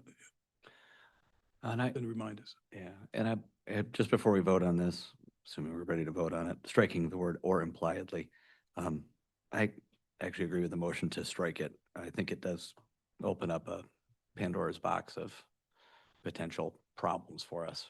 So expressly does tighten that up a bit. I don't think we should strike it because I think it's so easy to get around expressly stating that you're speaking on behalf of the board. I mean, unless you're saying, I'm speaking on behalf of the board, you are automatically widely speaking on behalf. I don't think Good that's argument there. a huge risk, though. I don't think anyone does that. So I think trying to set a standard and as a reminder, I think is fine. One more thing is I think you actually might have more clarity if you take out expressly or impliedly and just say no commissioner shall represent that he or she is speaking for the board. That's a good point. I'd be okay with that. favor too. that, too. yeah. I think I was the one that was I the one that made the motion? Yeah. I would accept that, Sorry, if you're okay with switching that one. So Allison made the, wait a minute, Doug made the motion. Doug made a seconded Did you it. make- Allison supported. I thought I did. Doug did. Okay, Doug, are you open to a sorry. friendly Go amendment ahead. to strike expressly? So we're just gonna say expressly or impliedly and just get rid of it. Both stricken. That's fine. And Allison, you're good with that? So All you right. address it. I'm not. So I'll There tell we you go. why. Go around again. Yep. I'll tell you why. When it says no commissioner shall represent, that's the intent of the giver or the speaker, right? But it doesn't take into consideration how your message is being received. And we need to take into consideration the receiver of that message. How are they going? And that's where this implied representation comes into play. That we have to understand it's not just how we represent ourselves. It's how that person that we're talking to is receiving that information. That's where you can't just say, well, I didn't represent. Yeah, you did. Your actions spoke louder than your words. I don't know if we can control that. That's why, but that's the language of implied. That's the nature of agency theory or legal, the principles of agency theory. That's why you have implied authority. Got it. All right, thank you, John. I think Jordan muttered first. Okay. Jordan, did you want to speak or you? No, that was it. I just don't know that we could control how people interpret it. All right, and then Doug, you did as well. I think I'm just kind of muttering with Jordan. Yeah. Devolving. Well, sometimes I can't even control what I think of my own actions, so. I don't know if we're raising hands, we're leaning in, whatever. I just think sometimes. Jim, you did raise a finger, so go ahead. This is a code of ethics, and it would be unethical for somebody to imply that they are speaking for the board. And I think a bad actor could try to leave that impression with someone as implied. And I think to just say expressly isn't enough. I think the implied part is an important component of this being part of code of ethics. I agree. All right, so we've got a motion on the table to strike expressly or impliedly. Let's take a vote on that and see where it lands. Sir, Mr. Teebles? No. Mr. Zylstra? Yes. Mr. Kyers? No. Mr. Berry? No. Mr. Moss? Yes. Mr. Joritsma? Yes. Mrs. Rhodey? Yes. Mrs. Medema? Yes. Mr. Bonema? No. Mrs. Wenzel? Yes. And Mr. Bruger? No. I don't even know where the vote is. Motion passes. Okay, so right now we have no commissioner shall represent that he or she is speaking for the board unless expressly authorized to do so. Moving on, number 8, no commissioner shall accept, receive, or obtain a benefit associated with county business unless disclosed and authorized by the commission. Support. Any, Doug? I don't want to keep. No. No, nobody else is moving. Okay, so you cool. raised So your no, hand. just a definition of the word benefit. I mean, there are many benefits of being a commissioner, and one of them is hanging out with you guys all day. But I want to know specifically what benefit means. But If Corporation Counsel or Patrick could add any context to the word benefit, we'd be grateful. I think it goes along the conflict of interest discussion that we had, so that's how it's intended. I mean, all of these are subjective, right? They're hard. to Yeah, and I put think an that's the exact problem. definition on, but it's the intent of what they mean that's important. Yeah, and I think that for me, that's the problem, I that get they are it. subjective. I I mean, get like, if you want to change it to like a gift, like I know what a gift is, but I don't know what a benefit is. Do you want to say that? And this For is how many already dollars? This is already covered by law, so I'm not sure again why we're. I'll just make a motion to strike the whole thing because it is subjective. There are many benefits of being a county commissioner. And yeah, I made a joke earlier about being together, but going in to a time parade or, talking to my constituents, that's a benefit of being a commissioner, right? Yep. There's plenty of benefits. Got a motion by Commissioner Zylstra, second by Commissioner Wenzel to strike section 8. Doug's already spoken. Kendra, you seconded. Go for it. Do you have any comments? I just think that everything we've just discussed, it's a given. I mean, we don't need that there, I don't think. I will give one example. These are pretty common in like at the employee level policies where employees are not allowed to, for example, receive gifts to a game by a potential vendor that's trying to run a business. So that would be along the lines of what this is intended to protect. So Thank you for that, Joe. Yeah, fully support that. I have a question. Would it be illegal for elected officials to receive a gift from a vendor because they're seeking a contract or amendment or something? Isn't that illegal already? Well, Bribe. that would be illegal. Okay, just But let's say there's no connection. It's just, here's an airplane for you. You took the airplane. I mean, so Yeah. there may not be anything directly in front of the commission at that point. And yet it seems like it's a gift given to that person only because Yeah. they're a county official. Would that be illegal? I'm assuming that's illegal. I just am curious now if that's, Well, no, but careful about asking these questions actually, but no, I'm just curious. can I what comes to mind is, we get, to know our state reps, our legislators, our senators, all people like that as friends that say, hey, you want to go to the MSU game with me tonight? Is that, I don't see nothing wrong Right. with that. So would that be a benefit then? Right. Because then you have to disclose to us that you're going to the game. Yeah, I know. That's what I'm asking them. Yeah. I don't need to know you're going to a game with your men. I know. If That's I go to good. Michigan game, it's fine, but NMSU is no. Probably, Got it, Doug. Okay. probably. Kendra has her hand just- up over there. Kendra? Wide open for interpretation of what a benefit is. Yeah. Okay, so I appreciate the language. I just agree, we could probably strike this one. Yeah. Because it's in the conflict of interest policy already. All right, so the motion on the table is to strike number 8. Why don't we do a roll call on that, Justin? Yes, sir. Mr. Zylstra. Yes. Mr. Teeples. Yes. Mr. Georgezma. Yes. Mr. Kyers. Yes. Mr. Barry. Yes. Mrs. Medema. Yes. Mr. Bonema. Yes. Mrs. Rhodey. Yes. Mr. Moss. Yes. Mrs. Wenzel. Yes. And Mr. Bruger. Yes. Motion passes. All right, number 9, each commissioner owes a duty of candor and honesty in his or her relations with the public, the media, or other commissioners, the county administrator, and county staff. Any objections to that one? I make a motion to strike. Got a motion to strike. Is there a I'll second? support. And seconded. Discussion. John, you led that one out. Go for it. I think that's a given. I mean, we wouldn't be sitting here if we didn't already have that view. So I just don't think we need it. All right. Anybody? Joe, you seconded that one. I support the language in general. I do think we can remove it from here. Trying to police that would be impossible. And I think that we can strongly agree we have a duty of honesty and candor. Got it. I would say of all of them that we've reviewed here, that one is perhaps the most obvious. So I'd vote to strike it too. Any other comments? I mean, I don't know how to look at this one because I guess I look at things like, I'll just use a specific example.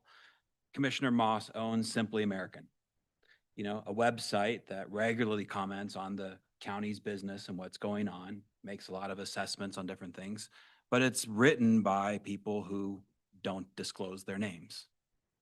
Okay, so is that being honest? Is that candor? It's a sitting commissioner that owns this media asset. It's dealing with the public, is that abiding by this? I don't know. Anybody else have a comment? Yeah, fair question, Jacob. All right, let's vote on this. Right to strike, rule Vote is- 3.4, Okay. number 9. Mr. Georgezma. No. Mr. Barry. No. Mrs. Medema. Yes. Mr. Moss. Yes. Mrs. Rhodey. Yes. Mr. Zylstra. Yes. Mrs. Wenzel. Yes. Mr. Kyers. No. Mr. Bonema. No. Mr. Teeples. Yes. And Mr. Bruger. Yes. All right. Fails. Sorry. Yep, sorry, I knew that. I'm sorry, what? It passed. The motion passed. No, As we struck it. Did you get it? on? Strike. I Passed have, to strike I it. have 6 votes. 7 to 4. No, Right. 24.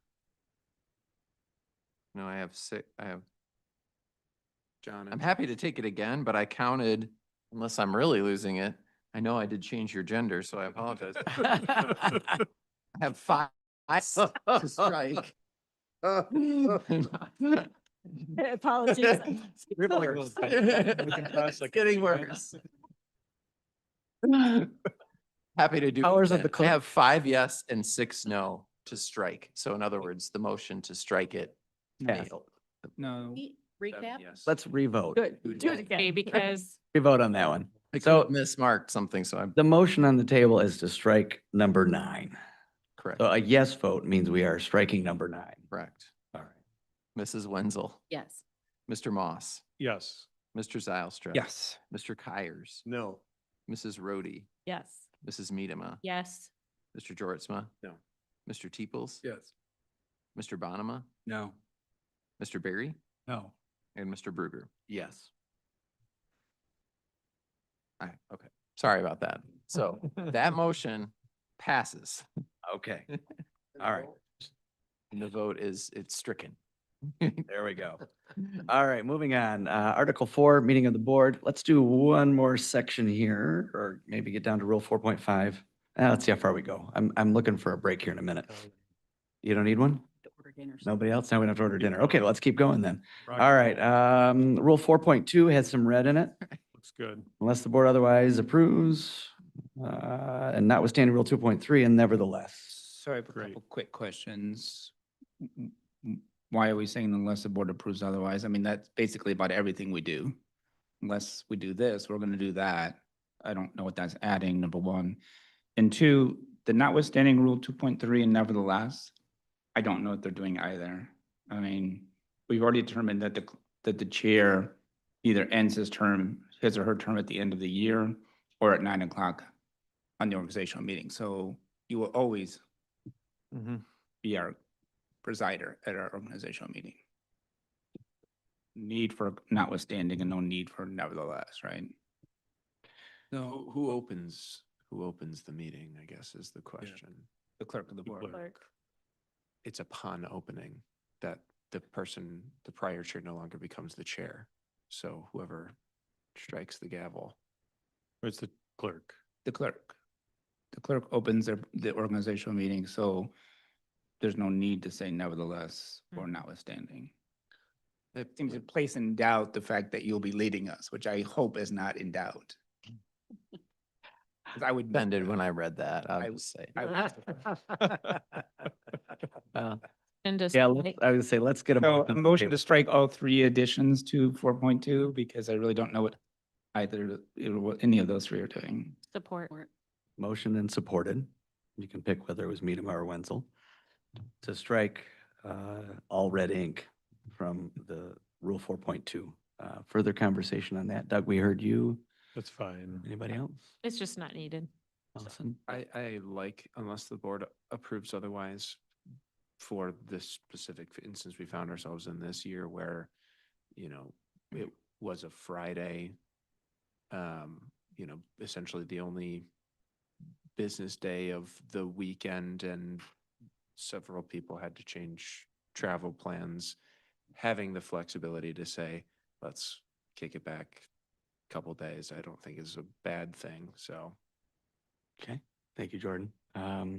Joe, and then Allison. I mean, I agree. I think that we don't have to have the changes and we can, I guess I agree. Okay, Allison, go ahead.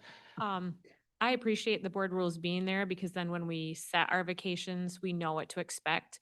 I don't think it's fair to individuals that maybe some are talking outside of the operation of the rules and saying, hey, I think we'll just move this back. I think we got enough of us. I don't think it's fair to anyone else then to have to change their schedules that they've maybe made since the beginning of the year. So I appreciate the board rules being clear cut. And if we want to change that at the beginning of when we redo the rules each year, then so be it. Anybody else? John? So the introductory clause I see adds nothing, doesn't affect anything to leave it or not, doesn't make a difference. 2.3 notwithstanding, that is intended to convey that the county is going to have a chair until the new chair is elected. Even if the clerk administers and is conducting that first meeting, it's intended to reflect that there is a chair for this county until the new one's elected. And so that's what that's intended to convey, that whole mentality. And that is really important. It's really important. But that's not what we agreed upon last week. Yeah, it is. It's exactly what we agreed on. That up until the organization meeting. That's what we agreed on. Yeah. That's why the clerk will always be our presider because precisely because of that. But it's making it, I agree it's a practical matter, but what this is saying is you have a commissioner, you have a chairman of the board until that happens. This is more specific is what you're saying. Yeah, that's what it is. Oh, yeah. It's Got it. exactly what it is. It doesn't change that fact that the clerk's going to run that first meeting. So be it. You still have a chair. That's what it's intended to cover. Anybody else? Jim? I personally like that opening line, unless the board approves otherwise. It makes it clear that there is a way of doing this, but that the board does have the ability to approve something otherwise. Okay. Anyone else? So at the moment, the motion is to strike all of the red ink. Might as well call the roll on that one, Justin. Yes, sir. Mr. Berry, No. Mr. Jortsma, No. Mr. Zylstra, Yes. Mr. Bonema, No. Mr. Moss, No. Mrs. Wenzel, Yes. Mr. Teeples. No. Mrs. Rhodey, Yes. Mr. Kyers, No. Mr. Bruger, No. and Mrs. Medema. Yes. The motion fails. All right. Does anyone care to make another motion? Sure, I just, more of a question to start out with. Probably shouldn't have bundled them too. If they were separate, then let's make the motion and then we'll go from there. To strike notwithstanding Rule 2.3 and nevertheless, that to me was more relevant than the first part. The first part is, I think, extraneous but harmless. But notwithstanding Rule 2.3 and nevertheless places the clerk of the board presiding in some sort of doubt, which I don't agree with. All right, so the motion is to strike notwithstanding Rule 2.3 and nevertheless. Is there a second? Second. Second by Medema. Doug, I think you already gave it out. Allison? No, I'm good. All right, anybody else? I think John commented on this previously. All right, guess we're doing roll call. Yes, sir. Mr. Moss, No. Mr. Kyers, No. Mr. Berry, No. Mr. Bonema, No. Mrs. Rhodey, Yes. Mr. Zylstra, Yes. Mrs. Wenzel, Yes. Mrs. Medema, Yes. Mr. Jortsma, No. Mr. Teeples, No. and Mr. Bruger. No. And the motion fails. All right, anything else on that one? All right, moving on to Rule 4.5, agendas and minutes. We've got crossed out a number of things and supplanting it with the administrator and commissioners are encouraged to offer agenda subjects to the chairs, who will make determinations to place items on the agenda. Support. All right, anybody else? All right, we'll leave that one as is then. Page 10 on the top, couple of red lines there. Any comments on that? Support. And you're going to move to page 12. I think I'd summarize page 12. Maybe we can do standing committees, finance and administration, planning and policy as one. And then there's the third to add appointment and alignment committee as a standing committee. Regarding the first two, finance and administration committee, any objections to some of those clarifications? I don't know if I necessarily have an objection, but we've got a lot of striking out going on here, and why are we being so prescriptive as to what shouldn't happen at that meeting, right? I mean, there's two committees, finance and planning, and basically in my mind, they're dividing up the business of the county in two. But it seems like with these striking out, we're saying these matters are off the table as far as consideration go. Like, we can't discuss substance abuse. We can't discuss veterans. We can't discuss senior citizens. We can't discuss public health and mental health. We can't discuss broadband, at least the way I read the strikeouts. So let's go through them, Doug, and make a motion to add them back in if you want. Yeah, I guess, but you see my point is like, and there's only two committees that do the whole work. Why not just say, this is the more financy, this is the more planning-y, and without 25 different things. I mean, that's not a real word. I understand that, Joe, but you get my meaning, right? I mean, Yeah, like, we I don't do. need I do. 25 enumerated areas. Well, I would say that, for example, under finance and administration, right now it states policy matters. Well, policy should be under planning and policy. That's why we're striking policy matters. Right. Is that one okay? But then it's not coming back into. We should put it back. That I in. see. I mean, it looks like it's being stricken and it's not being added. So it's like, Oh. policy matters are not going to be addressed by anything. I think that was just an oversight. Possibly. That's why I'm not making a motion, but I'm just like, why are Okay. we being so overly prescriptive about what happens inside these standing committees when? Yeah, so we've crossed it off in both places, to your point. Yeah, it's supposed to be. It should be under planning and policy X. I guess my larger concern is, are we getting to the point where like, oh, it is not in here spelled out, therefore, oh, we can't discuss it. That's my concern. Anybody else have further comments on that? I appreciate the comment. I'll just make a motion to add policy matters back under planning and policy. Get this ball rolling. Is there a second? Second. All right, got a motion and a second to add policy. Could we change the word to county policy? It said policy matters for Yeah. years, I believe. I think it just got accidentally X'd out. All right. All right, we're just going to keep going with roll call on this, Justin. Yes, sir. Mrs. Rhodey, Yes. Mr. Teeples, Yes. Mr. Zylstra, Yes. Mr. Bonema, Yes. Mrs. Wenzel, Yes. Mrs. Medema, Yes. Mr. Moss, Yes. Mr. Jortsma, Yes. Mr. Kyers, Yes. Mr. Barry, Yes. and Mr. Bruger. Yes. Motion passes. So, yes, I have one more thing under planning and policy. So we have things under here like interacting with state legislature, which is appropriate.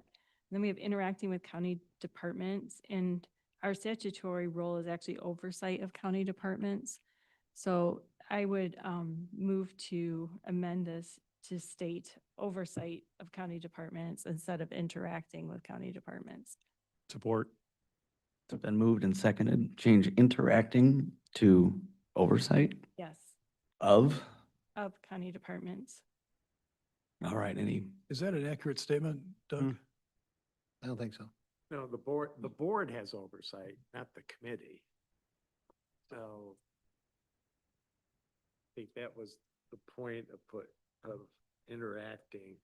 Clearly, the board, when it's acting as a board of commissioners, has the oversight. Everything starts with a standing committee. So the matters that go to the full board for a vote in regards to our county departments start here. So the oversight does start at this level and then either is rejected or gets pushed up. I would argue interacting actually would include oversight, but oversight doesn't necessarily include interacting. Not all oversight, not all the things that we do with county departments is oversight per se.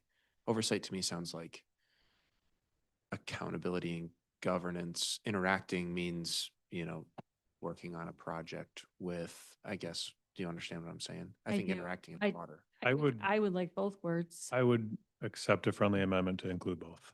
Mhm. Interacting with and oversight of county departments. can't Oh, I remember didn't who make the made motion, sorry. I think Sylvia made the motion. I accept the friendly amendment. I would support it. Okay. Any further conversation on that? Jordan, Leland? I mean, if we determine that that is a delegable authority from the full board to the committees, then I'm good with it. But if we can't, then I'm fine leaving it as is. It depends on what oversight ends up Yeah. being. That's a broad term. I think it's sufficient to leave ambiguity in. I think you all know that if it's like a formal matter, it would have to be referred up to the Board of Commissioners. Action. True. Yeah. So, That's just the normal process. yeah, I don't want to fly spec everything. I think you understand that it's still preliminary to final action. So is that a case for supporting the amendment or is that Yeah, I just leaving this thing? I, I think at the late hour, you can leave interacting and oversight. And I think we understand what that means. Mhm. Okay, let's call the roll on that one, Justin. Yes, sir. Mr. Bonema, Yes. Mr. Jortsma, Yes. Mr. Teeples, Yes. Mrs. Medema, Yes. Mrs. Wenzel, Yes. Mr. Barry, Yes. Mrs. Rhodey, Yes. Mr. Moss. Yes. Mr. Zylstra, Yes. Mr. Kyers, Yes. and Mr. Bruger. Yes. Motion passes. All right. Any others in this section? Allison, go for it. I make a motion to add back in broadband. A motion to add broadband back in under Planning and Policy Committee. Is there a second? Support. And seconded by Wenzel. Allison, go for it. I don't see any reason not to have it listed. The reason we recommended, because we thought it fell under land use and infrastructure needs. so you're covered there. We were trying not to list specific projects in here, but rather have it broadly included under that category. I support that. Yeah, that land use and infrastructure definitely covers That, it. with that clarification, it makes sense to me as well. Makes sense, Alice? Yeah. You want to withdraw your motion or do you want us Yep, to I'll vote? withdraw it. Okay. All right. Any other suggestions in that section? I have, Oh, boy, you I have guys, one. Go ahead. paper, rock, scissors, that one if you want. I guess I would make the motion to just go back to agriculture and conservation instead of preserving agriculture and environmental conservation. I don't think we need the additional wording. That's item It's 2E. E. So your motion is to strike preserving and environmental. Yeah, keep it more broad. Okay, is there a second? Second. Second that. We got a second. Any further discussion on that one? It's good change. Okay, call the roll on that one, Justin. Yes, sir. Mr. Teeples. Yes. Mr. Zostra. Yes. Mr. Kyers. Yes. Mr. Barry. Yes. Mr. Moss. Yes. Mr. Joritsma. Yes. Mrs. Rhodey. Yes. Mrs. Medema. Yes. Mr. Bonema. Yes. Mrs. Wenzel. Yes. And Mr. Bruder. Yes. Motion passes. All right, any others in that section? Oh. We're moving. I do want to know that we added bylaws. We think that that's an important component of the Planning and Policy Committee, so Yes. bringing those to that body for review and approval makes sense. Sounds like a good idea going forward. Allison, what you got? I'm just wondering if there's a reason that we're continuing to leave roads and bridges on here. And I'm wondering if that was something that had been historically done prior to the road commission becoming their own entity. What number is that? Sorry, or That'd be- letter? That'd be N under planning and policy. Roads and bridges up there. Patrick, I think I'll defer to you on that one. Yeah, I mean, you could consider that part of infrastructure too. I think it is intended if we were to invite the road commission in for an update or anything that would be appropriate to recognize them under that section. The road commission would have to come to the board if it wanted certain bonding. Yeah. So in that sense, what you're saying is you would come to policy and planning. Yes. Right. Okay. That seems okay. Good question, though. That makes sense. Take them? Okay. I have All right, one anything else? more. Joe? Can we have information on what community transportation is? What number? Can you give me a letter on That's that one? 2M. 2M, planning for community transportation needs. And it used to just say transportation needs, And planning. I kind of thought we that could, transportation and planning. I think that, I'm just seeing that part of the metro, isn't it not or not?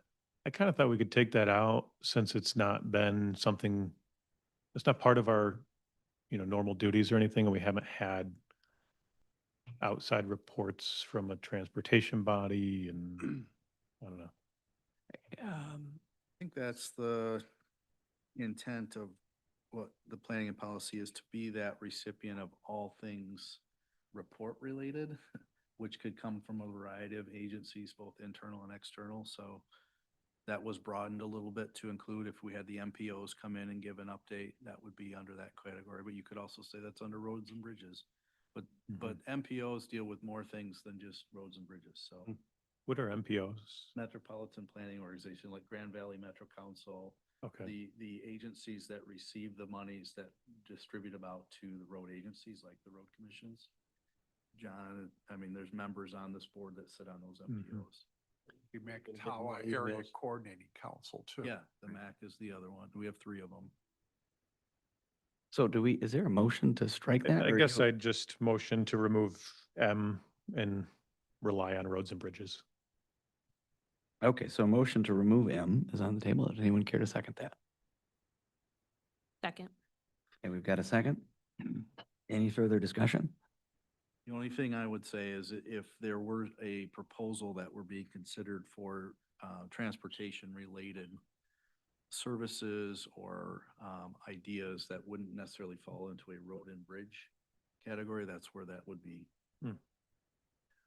Okay, go ahead, Phil. I would like to keep it because we did work on that for a while until there wasn't enough funds in it. So I can see that coming back because I've been getting a bunch of coordination through a bunch of people in the county that they would like to see that reoccur, Joe, so. Yeah, I don't think that it's the county's obligation, mandate, or anything else to What's our provide mandate? community transportation.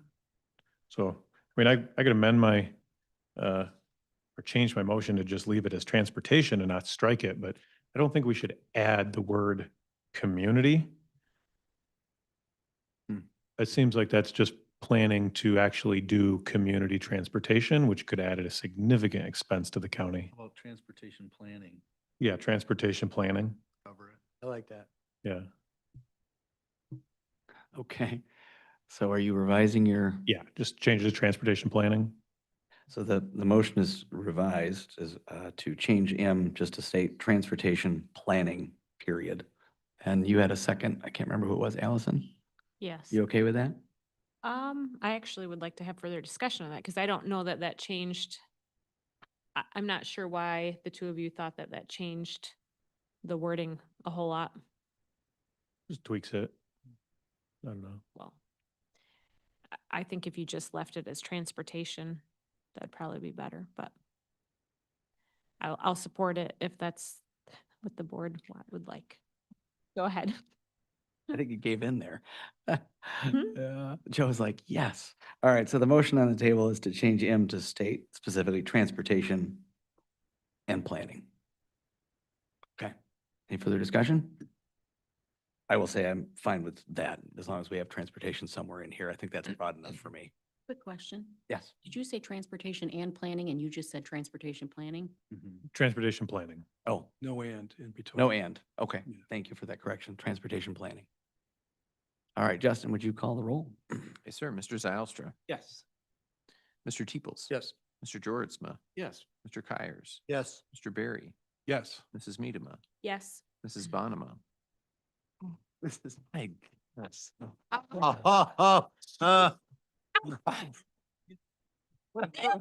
Watching, Neighbor, but she too. doesn't This is vote. not gonna be good.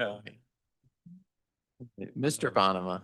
Sylvia and I will have matching. Shout out packets. to Kelly, who is watching. We're starting a new club. Don't say. What am we voting on? Yes. This is Rhodey. I was just getting ready. Yes. Rhodey. Mr. Moss, Comedic relief. Mr. Moss, I'm sorry, Yes. Mrs. Wenzel, Yes. and Mr. Ruger. Yes. The motion passes. And All right. Jordan identifies as napping. Oh, you, Jordan. We're all tired. All right, hang in there. All right, let's try and get number 3 done and then take a 5-minute stretching recess. All right, number 3, Appointment and Alignment Committee. So the addition here is to make Appointment and Alignment a standing committee. Support. Any other Let's keep comments going. on that? No. Okay, all right. Yay, we got that. And then the last section here is to strike the board chairperson as ex officio member of each standing committee. Support. Any other discussion on that one? Nope. All right. Oh, boy, you guys moved through that so fast. Let's see if we can keep going. 6.2, quorum. Support. Joe, I love how you chime in there on supporting these. That's great. Thanks. Yeah. Yeah, quorum. 6.2, quorum. Yeah, 75% attendance. I'll just read out. Meeting absences must be communicated to the chairperson administrator as soon as they are identified to ensure a quorum will be present. Commissioners are expected to maintain at least 75% attendance record at meetings and to not miss more than 3 consecutive meetings with acceptable reasons. I mean, I don't think we have to have it in there, but I mean, it's I do fine. because it rolls over into the road commission. And that's why we put it in there because we had, for a while, they were pretty much all in Florida and then we couldn't, yeah, so that's why it was in there. So I think we should keep it back in there. I don't mind it in there. I don't mind it either. Just So what is that prescriptive implications? Does that mean I have to reach out to you and to Patrick every time I miss a meeting or no? I think it's Patrick and I were talking about this before the meeting, and it's just simply, hey, guys, I won't be there on Wednesday. Yeah. Could you let one of us know? That's sufficient. We Could- can let the other know. And maybe you could say and or if you wanted, but. that's- could we just say should?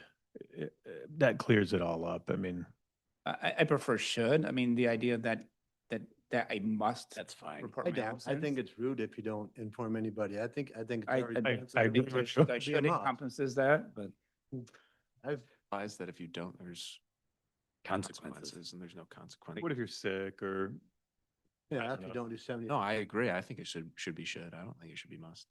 Would anybody care to make a motion to amend it, striking the word must and replacing it with should? I'll make that motion. Support. Motion by Zylstra, second by Moss. Let's just vote on that one. Justin? Mr. Joritsma, Yes. Mr. Barry, Yes. Mrs. Medema, Yes. Mr. Moss, Yes. Mrs. Rhodey, Yes. Mr. Zylstra, Yes. Mrs. Wenzel, Mr. Kyers, Mr. Bonema, Yes. Mr. Keep it Teeples, going. Mr. Ruger. Yes. Motion passes. All right. I think So just real quick, I apologize. That was to strike third word is must in must that. and replace with should. Good. You Okay. got it. All right, turning the page, 15. Well, were you going to go through Oh, that second sentence? Sorry, did you want me to keep going? Morris too. Oh, I was hoping we were done. All right, commissioners are expected to maintain at least a 75% attendance record at meetings and not to miss more than 3 consecutive meetings with should say without acceptable reasons. Questioned. Yeah. It should say without. Without, It should say without, not with, right. without acceptable reasons. I'll make the motion without.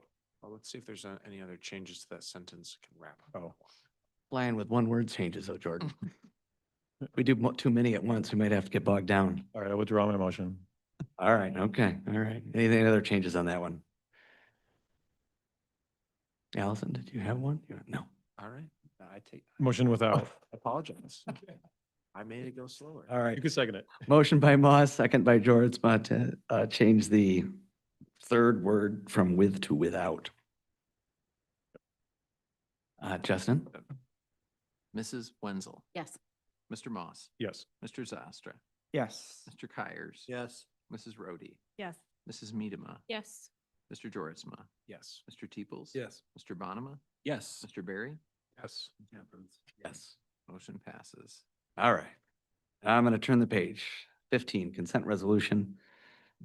Can we jump in here real quick? I know this is not an edit, this is an add.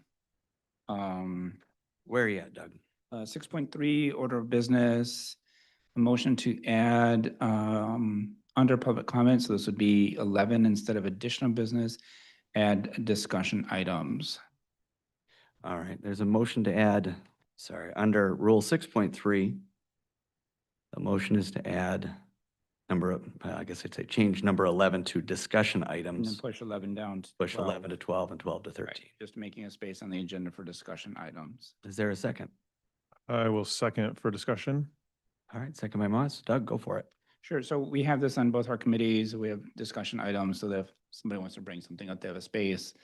I know we've had a couple times this year where a commissioner, something has, come up maybe the night before, they'd like to talk about it, but there's no space on the agenda necessarily for them to be able to do that, right? So just kind of adding a default spot on the agenda where if you want to bring something up, you don't need to get, an amendment to the agenda to do that. Kind of commissioner comments, but, I want to discuss this item, obviously commissioner comments, there's no discussion per se, but, just adding that default ability to do that. Okay, as we've been going process-wise, I know Joe seconded it. I don't know for discussion or in support, but Joe, I'll flip to you. I didn't know he was going to make the motion for discussion, so I don't have discussion. I could work on something unless someone else has discussion. Save your thoughts. Does anybody else have any comments? Jordan, go ahead. I think the way that it's set up right now encompasses the acknowledgement that, if something does come up the night before, it's hard to be prepared to have an intelligent discussion on it. And that'd be my concern, is that we would open the body to discussions on things we're maybe not necessarily prepared to discuss. But it can certainly be added. It would just have to be by an affirmative vote of the board to say, yes, we're ready to discuss that, which is why I'm in favor of leaving it the way it is now. Not that I don't think we should be discussing things without taking action on them. I think that's totally fine, but I think the way we have it right now is a little bit more of a safeguard to prevent discussions from going off course and making sure people are actually ready to discuss them. All right, thank you, Jordan. Seeing nobody else. Doug, do you want to second out on that? Or are you good? I'm sorry, what? Do you want a second comment on that? Or are you good? No, I think. Okay. I can. Joe, have you had time? Sure, just, no, I really don't have any prepared thoughts or anything. Just, we do have report of the county administrator. There's often, if there's something that has come up for discussion and is really relevant to an update, it could be done in that time. I know I see, Doug, where you're going, where you'd like to have kind of just an opportunity to present something so that if there's discussion, it could occur. Right. I mean, I support that in general. I don't know what it would look like in Right, I mean, it's practice. not gonna be a proposal to save the world, and that's not the discussion items, right? It could just I be, mean, so it's, more like, I would like some I would like, some give and take on this idea. could you like flesh it out a little more, or How would it how have does any an item, structure? how does an item land on a discussion item?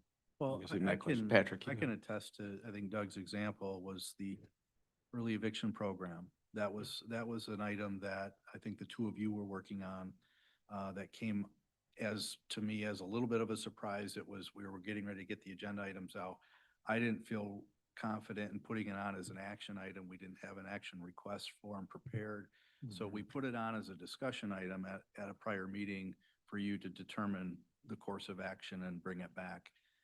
And that was actually at the standing committee, that was on the finance committee, but that's a good example of how that can happen, where an item that staff hasn't fully fleshed out yet, but it's a board member priority that gives us a space to do it. So that was my intent, was if we have those situations, I would insert that as a discussion item, even though it's not a standing item on your agenda.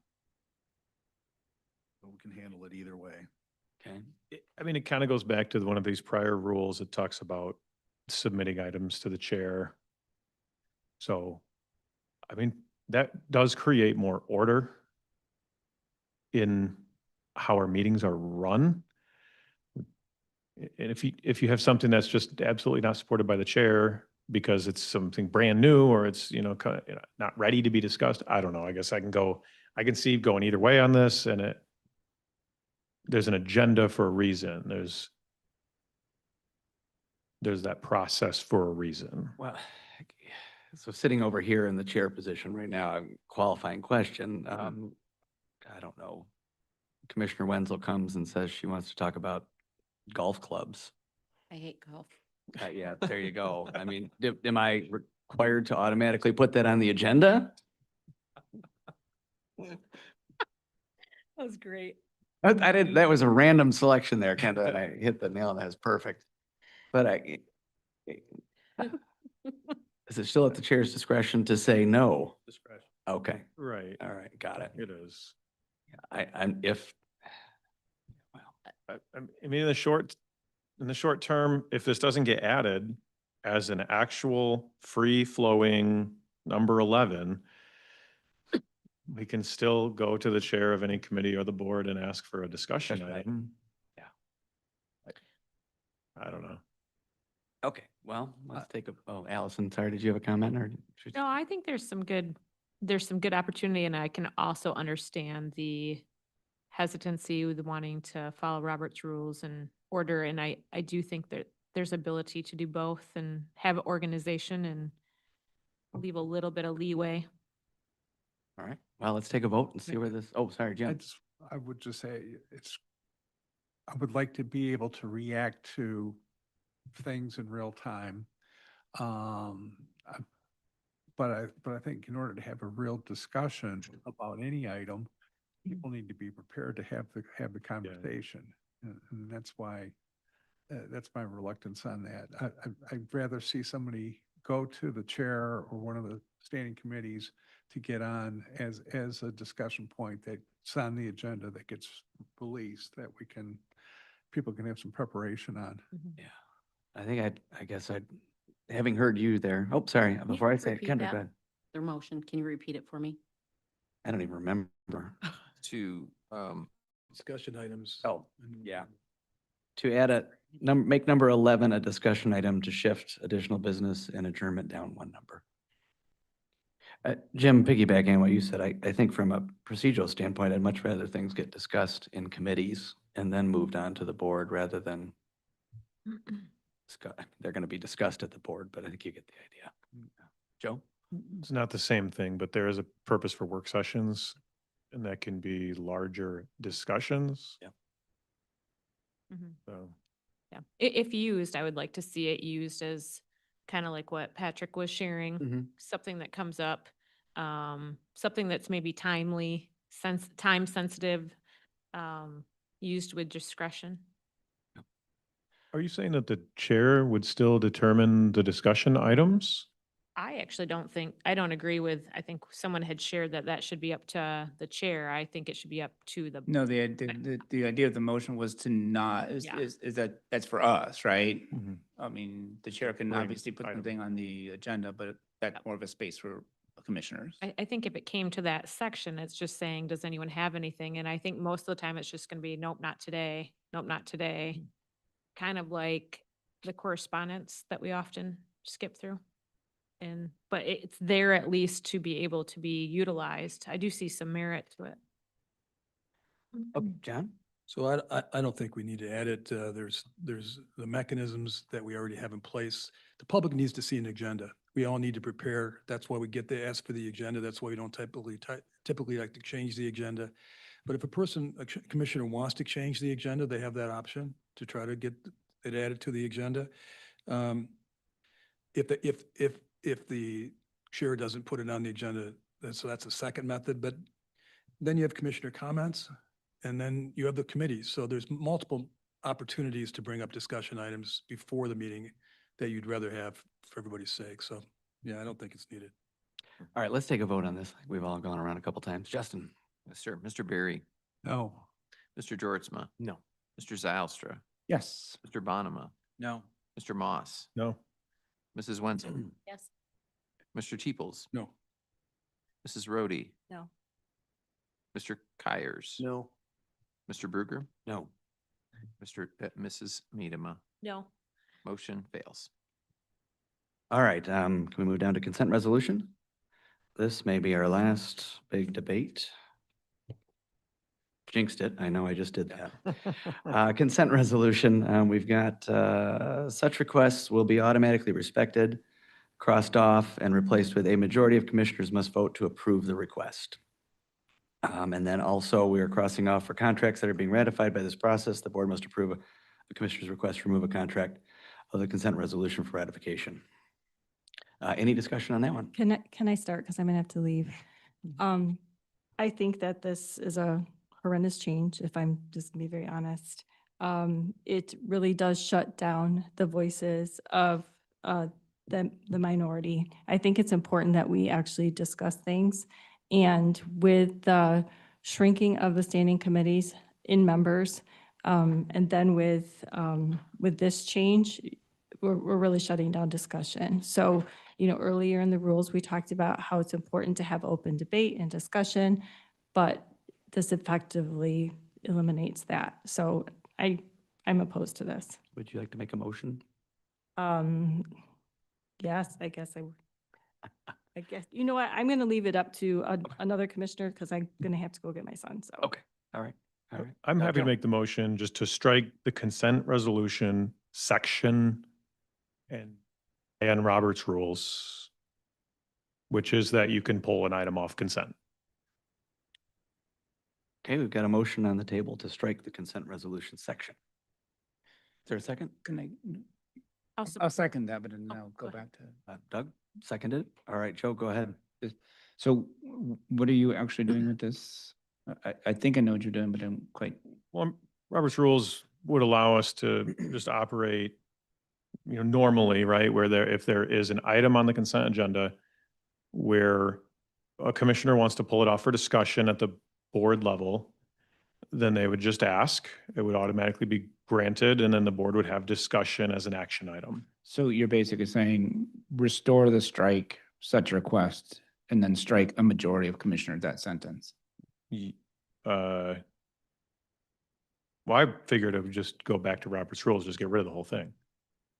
This isn't Robert's rules that you just, if someone wants to pull an item off. I think actually, not that I'm going to assume your intent, but I think it may actually go against what you're trying to do because I don't know if Robert's rules mentions pulling specific contracts off of our ratified contracts. So I guess maybe it would be better if I just said, let's go back to what it was last year. To, so to reject the changes. Right, okay. To So I'll encourage second. debate. That's what I thought you were trying to do, but. You're amending your motion to basically say that I would like to reject the changes. Yes, yeah. And Doug Zylstra, Commissioner Zylstra seconded that. All right. Joe, I think you made the motion, so you get to Sure. lead off. Go for it. Yeah, as a commissioner who's not on either standing committee, I think in line with the rules, like Commissioner Rhodey said, we want to encourage debate. We want to encourage discussion. There are a lot of items that come through to the board that are under consent. So there may be times where a commissioner who's not on one of those committees may want to pull one off. I think that should be the default position. Okay, anyone else? All right, I'll go. As a commissioner who's not on any committee, I'm fine with this change. Anyone else? Allison? Yeah, I would agree with Commissioner Moss. I think if you were to go and research other counties with consent resolution, I think you would be hard pressed to find any agreement with the action that you're proposing today. I challenge your last statement as keeping yourself as chair off of committees, because I do think that you are in a different position. And I think that at all times, we should be respecting a minority vote of anyone that wants to pull an item off of consent should be allowed to do so. And I think it has merited some great discussions on this board. I think that the public has been allowed to listen in to hear our thought process.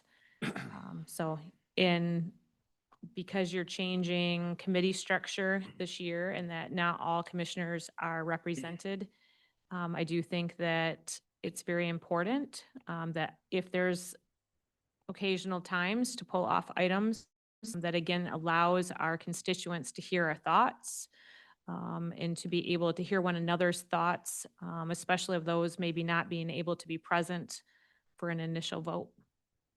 Okay, thank you. Anyone else? Doug? Yeah, no, when I read the words consent resolution, I assume that means consent. And if we don't consent to it as a universal body, then it's really not a consent resolution, right?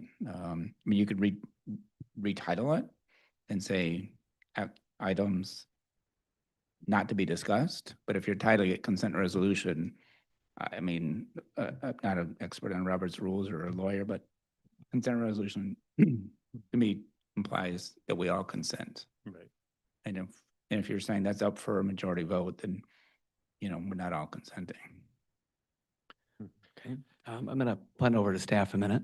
So I think this came up as far as contracts go.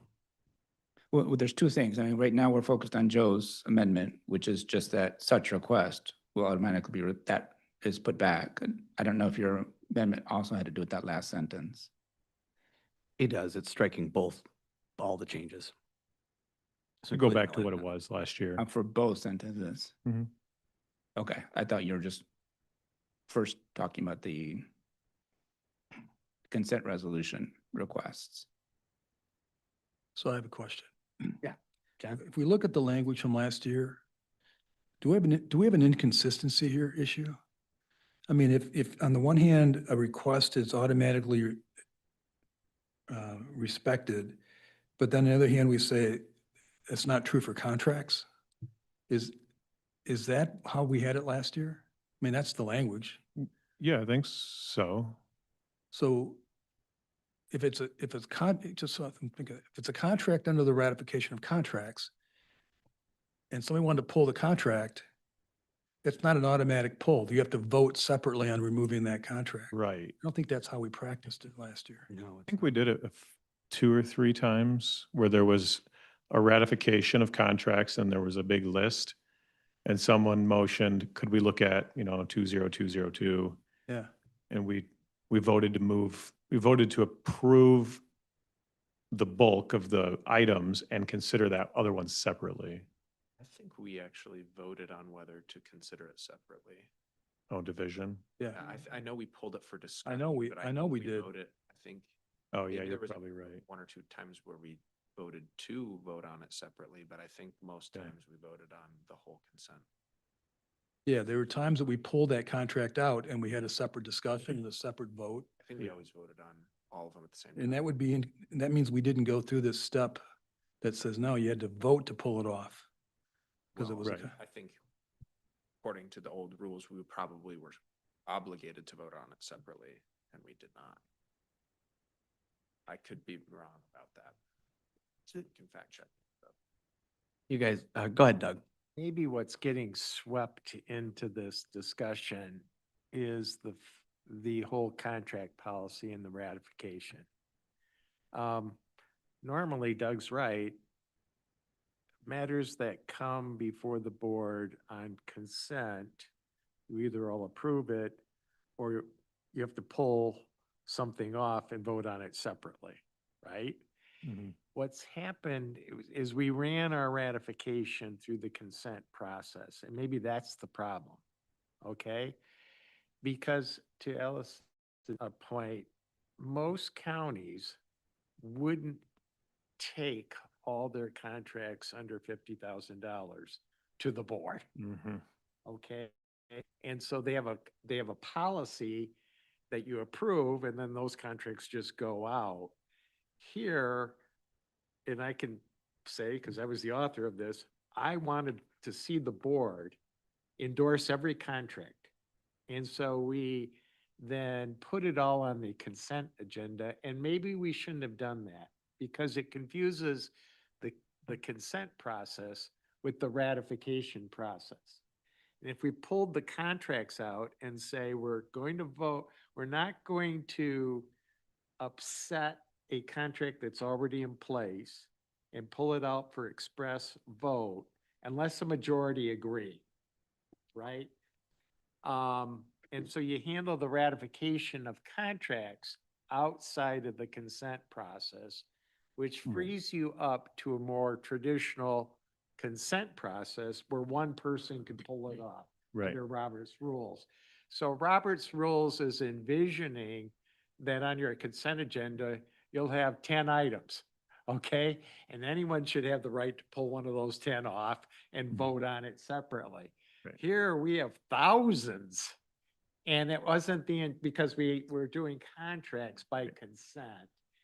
And so if we could redo our contract process and the ratification, and we only pull off the ratification list by vote, then I think you can go back to the traditional Robert's rules on consent items with, and the comments that you have only two or three committees become very relevant then, because sometimes those consent items, independent of contract, maybe should be fully discussed by the board. And one commissioner should be able to pull that off and say, I want to vote on this one separately because of your limited committee structure. Could What we just happened is- move, Yeah. could we just move ratification to an action item on finance? Is that what we're talking about? Or no, sorry, at the board level? We just move ratification to an action item. And then And- require a Okay. majority to pull a specific contract would off do of ratification. Well, because then the vote is just for division and it would require a majority vote. Then I didn't really understand why we were doing this until you explained that. This makes great sense to me. Yeah, it does. I Well, would if- personally and- like to leave the consent resolution as is, where someone can pull it off, because I do think that makes sense with our. That's what I changing thought the committee original structure. motion was. I didn't understand that contracts were also part of yours. I'd like to withdraw my motion so we could get a better one. So, Thank you for that. And Doug, I'll let you make the motion. Just piggyback on that. For me, it was my understanding was the contract ratification was the rub. And so Yeah, now we this is- fleshed that out a bit. So thank you for that. Doug, go for it. so make a motion to replace the striking of such request will automatically be respected and leave that, and then strike a majority of commissioners must vote to approve the request. Because that's step one, right? We're That's gonna step have one, and a we can talk about motion. contracts in a bit, but that's just the consent resolution part of the agenda. I will support that motion. So the motion is to, sorry, repeat it, Doug. Lost it. So where it says such request. Yep. Reestablish that. Yep. All the way through respected, and then to strike a majority of commissioners must vote to approve the request. Okay. So we're doing this, got it. And we've got that seconded by Moss. Yep. And Patrick, I see you nodding. Did I you was just have- saying basically to reject the proposed changes. Correct, Yep. yeah. But would we need to add in a line after this motion to mandate that the post-execution ratification of contracts is an action item, or can we just start putting it? When we get through this one, step one, we'll get to step two, which is the last Step two. line of that clause. Okay. Yep. That I we think crossed out. Doug alluded to that and Joe did as part one is this. Okay. So, all right. Any other discussion on that? Justin, are you clear with the motion? So the motion is to reestablish the red line or remove the red line on such requests will be automatically respected. Mhm. And strike. Strike the red line and a majority of commissioners must Right. vote to approve. Yes. Correct. Okay. All right. Who And was the when you're second ready, on that? call the roll. Oh, I Doug and did. Joe are in the mix. there. Thank you. Mrs. Rhodey. No. Oh, now you call it the right name. I can call it whatever. That's right. Mr. Arbet. Behavior. Sure, I'm not gonna. Go back to our code of ethics. Exactly. Mr. Teeples. Mr. Zylstra. Yes. Mr. Bonema. Yes. Mrs. Wenzel. Yes. Mrs. Medema. Yes. Mr. Moss. Yes. Mr. Jortsma. Yes. Mr. Kyers. Yes. Mr. Barry. Yes. And Mr. Bruger. Yes. Motion passes. All right, part two. Anybody got the motions teed up for that? I think I do. I'm not gonna make it. I'm just gonna ask. Wouldn't it be to use that last sentence and say something like, for contracts that are being ratified, the board must approve a request to consider items separately or individually? To remove a contract off of the ratification So vote. I actually don't think we need anything, because if post-execution of Yeah. contracts, we're on the consent resolution, we now anyone can pull it off. And then at that point, it becomes an action item. Yep. And in order to pull off a specific contract would require a majority vote. That's what we've been doing. That's right. Yep. So I think it's actually good. Yeah, I think So so. I think we can leave that X. Withdrawn. So we go back to the original language. I think that actually, gets to our intent.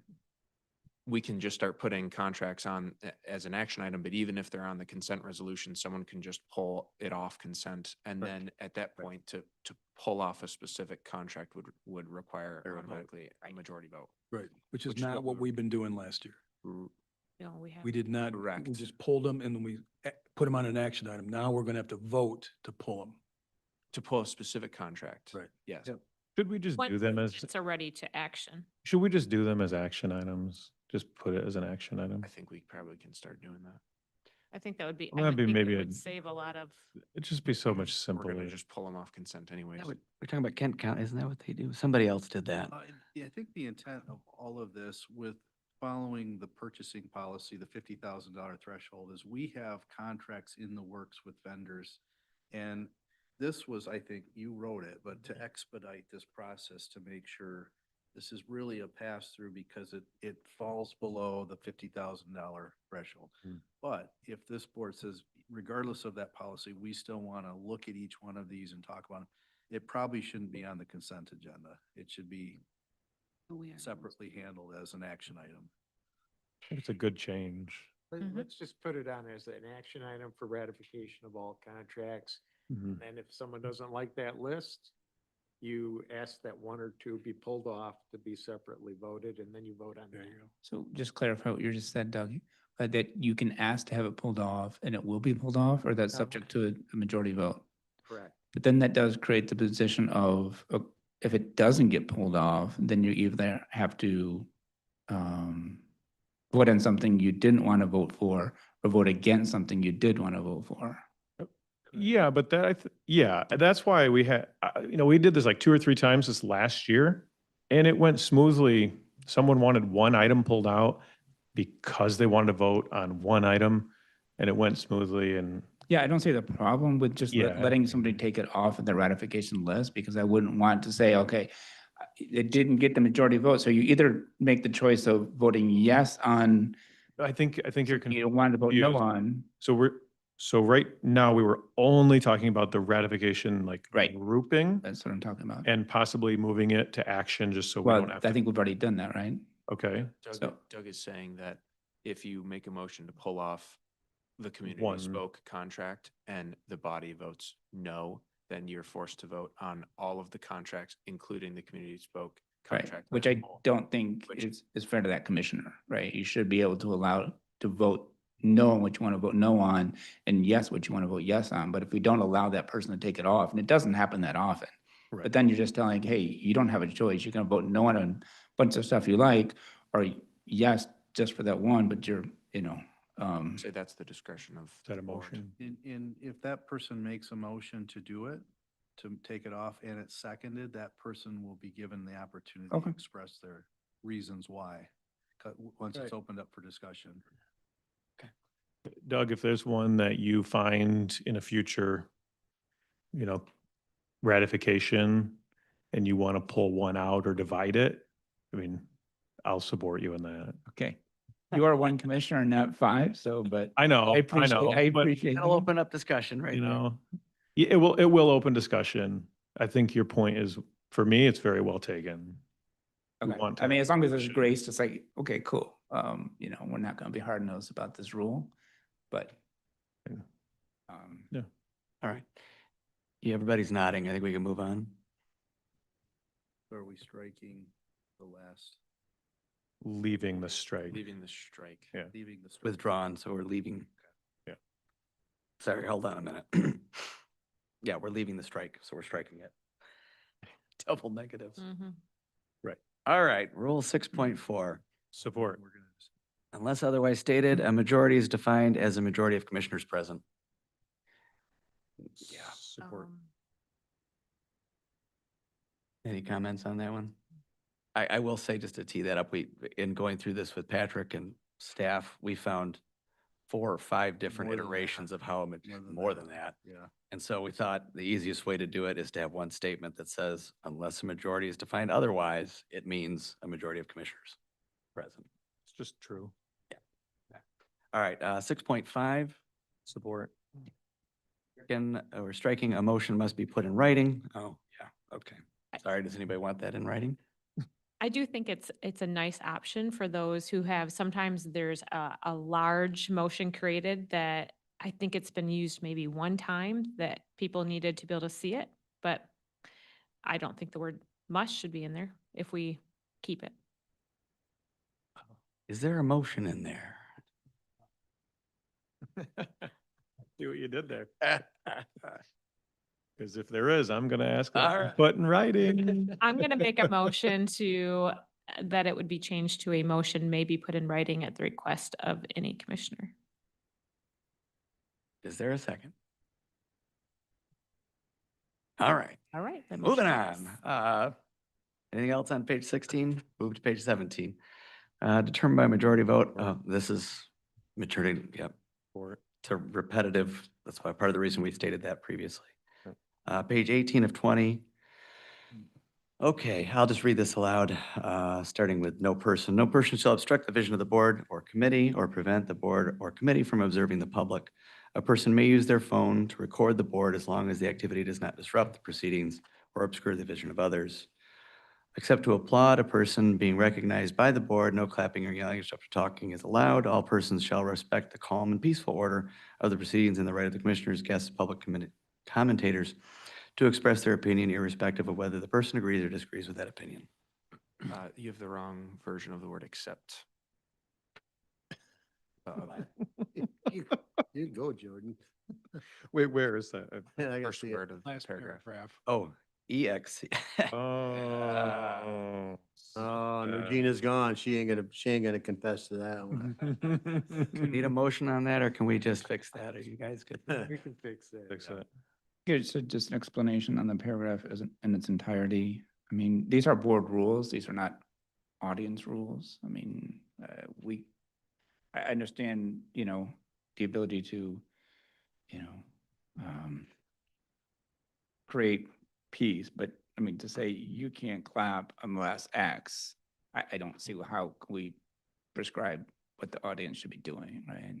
Oh, I do, Doug. Remember, it got totally out of hand when people were screaming and yelling. I think you can call that out. I think that's a breach of peace. I don't think like, if someone likes what we did or dislikes, how can we control that? Well, that's fine. It's totally discretion there, and I hope we got better discretion than just when they're doing it for, praise compared to criticism. Okay. Yeah. Joe? Agreed. Just a question on no person shall obstruct the vision of the board or committee. Just a question of should that say a public meeting? Because what if we have a hearing or we have a work session or we have other?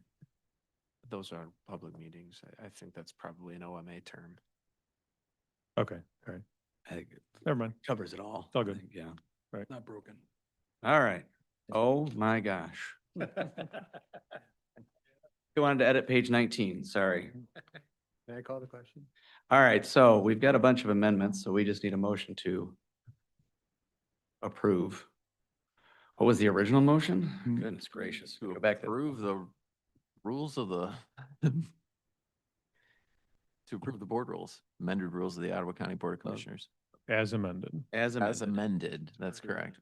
As amended 34 times. Really? More, wow. 34 amendments. Then Not I all of them passed. text you last time, it was 72 times, but all right, if you would call the roll on item B, Justin, that would be great. Absolutely. Mr. Teeples. Yes. Mr. Zylstra. Yes. Mr. Kyers. Yes. Mr. Berry. Yes. Mr. Moss. Yes. Mr. Joritsma. Yes. Mrs. Medema. This is approving the board rules, correct? Correct. No.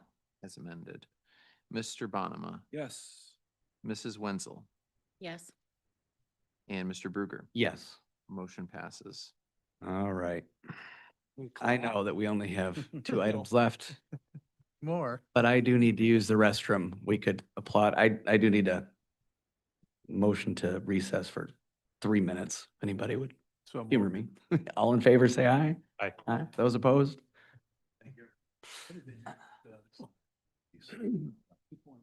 We're very close. We're close. Very close. 4.5 hours. Just horrific with that. Every time. Hold on, this.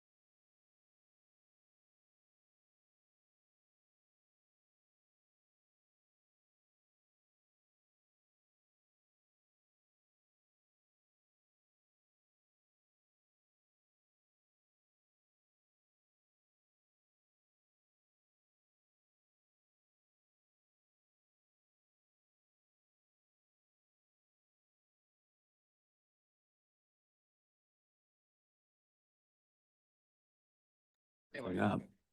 Very great. All right, I'll call the meeting back to order. Item C, standing committee assignments.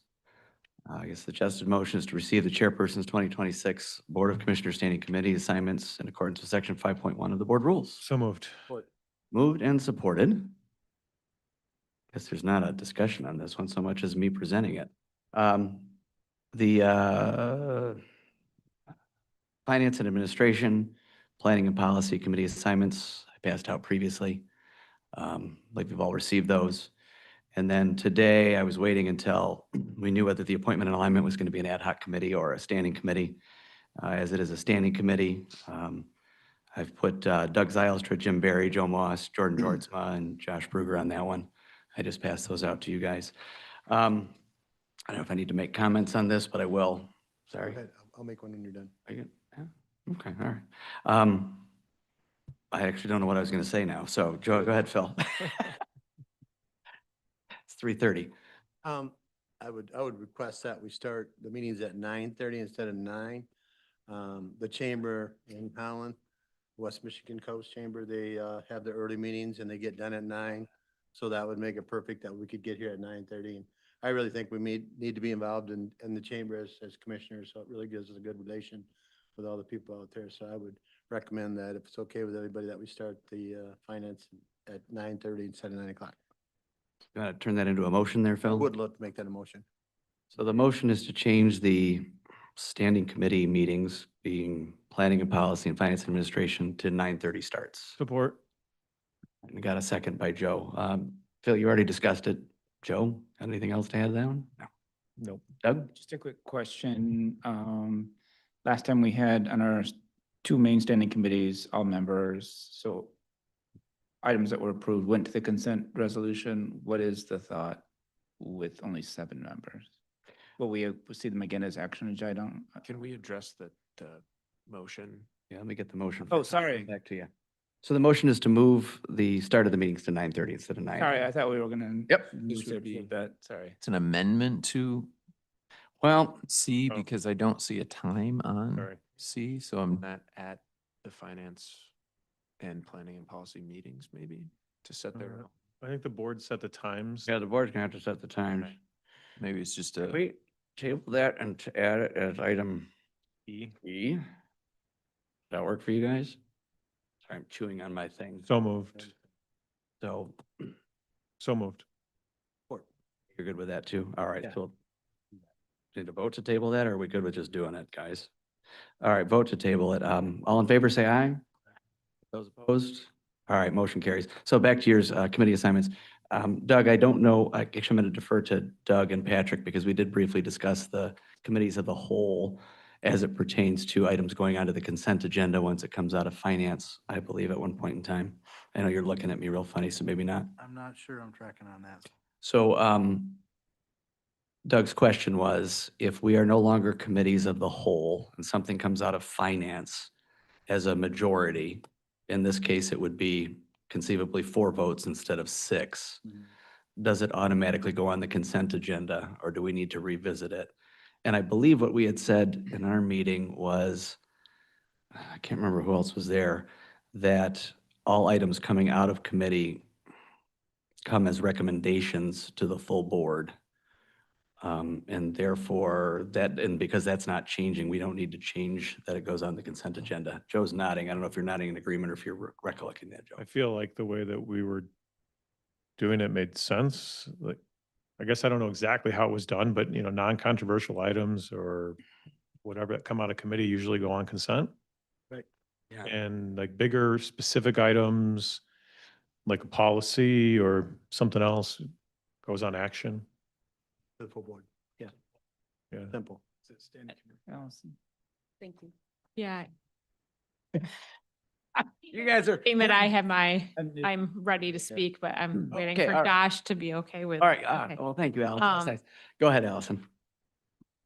I guess with moving, I've been here for the last few years. Doug's been here longer. Phil's experienced different boards, in how the setup is. And because it's more than the majority, it's of the board serving as presented.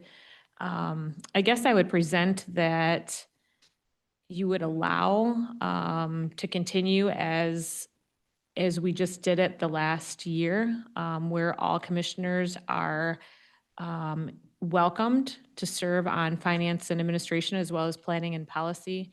I think that's what, if someone's not able to make it, I understand, but I do think that would help some of those items not to be pulled from consent as well. Anyway, it's just, that's my suggestion, is that I would make a motion to go back to standing committees of the whole. I'll support that. I'm not, Motion is second, but I don't know if you guys can do that. yeah, I support what you're saying because I do think committees of the whole are the most effective, and we've had this discussion for a number of years. I think 11 commissioners on a standing committee makes more sense than 7. You know, the board rules, I don't, you know. Yeah. I mean, I Would say like I say, I don't. to our board rules, correct me if I'm wrong, but that the chair sets our standing committee assignments, but it's subject to board approval. No, we didn't make that motion.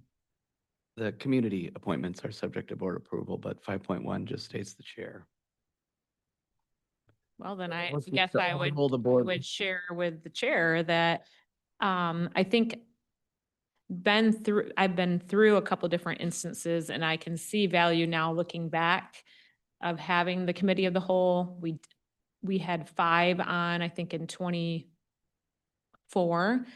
And I would say due to going through some of those different processes, I have appreciated hearing all the voices of my fellow commissioners. I think that each one of us brings merit and discussion points to be taken into consideration that we are going to miss if we don't hear all one another. And I think in essence, it actually helps save time by doing it all at one time versus the potential, again, of having more things pulled. And so I would just argue that due to those experiences that I've had, and I think the others have had, I think there would be appreciation of that.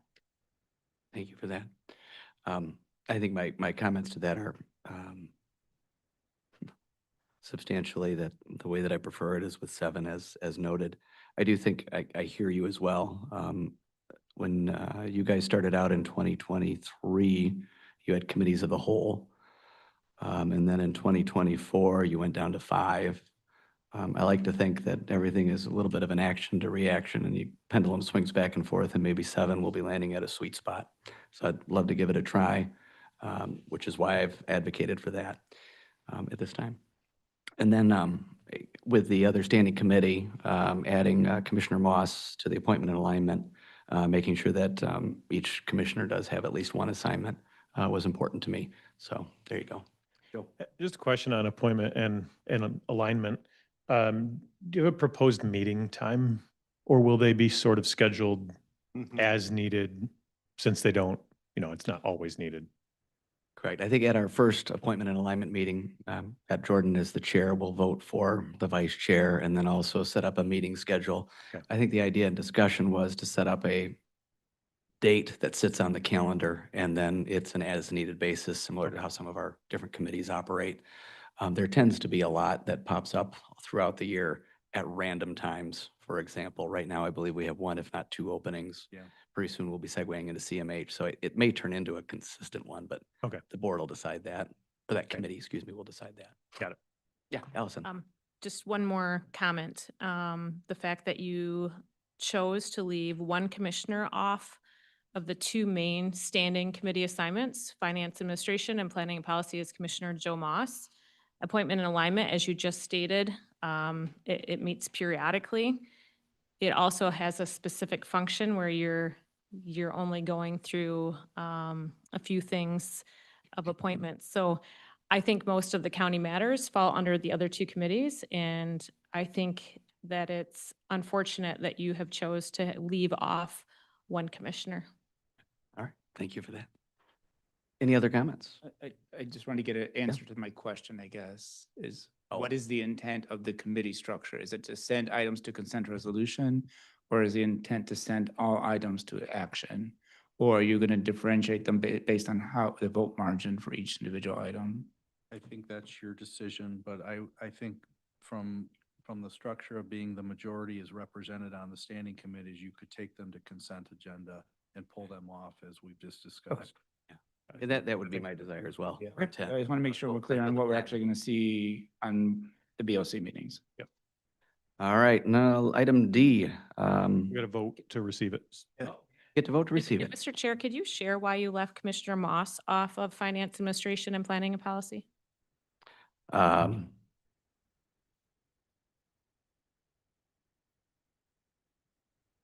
Because I thought he'd be better suited for appointment and alignment. No, I'd like you to allude to that. Why did you leave him off of everyone else on this entire commission? I would On argue, those two, are on those two assignments? No, I would like to hear from the chair because it was his decision. I would argue Why did you leave Commissioner Moss? it's already off answered, of- asked and answered. No, why did you leave him off of those? I think I've answered it well enough for today. Yeah, you're welcome to vote no if you'd like to, Allison. Would you call the roll, Justin? Certainly. Mr. Georgezma, yes. Mr. Barry, Yes. Mrs. Medema, No. Mr. Moss, Yes. Mrs. Rhodey, No. Mr. Zylstra. So we're voting to Thank receive. you for information. Oh, okay. I mean, Standing we are committee, receiving so- for information, so I'll vote yes. Mrs. Wenzel, Mr. Kyers, Yes.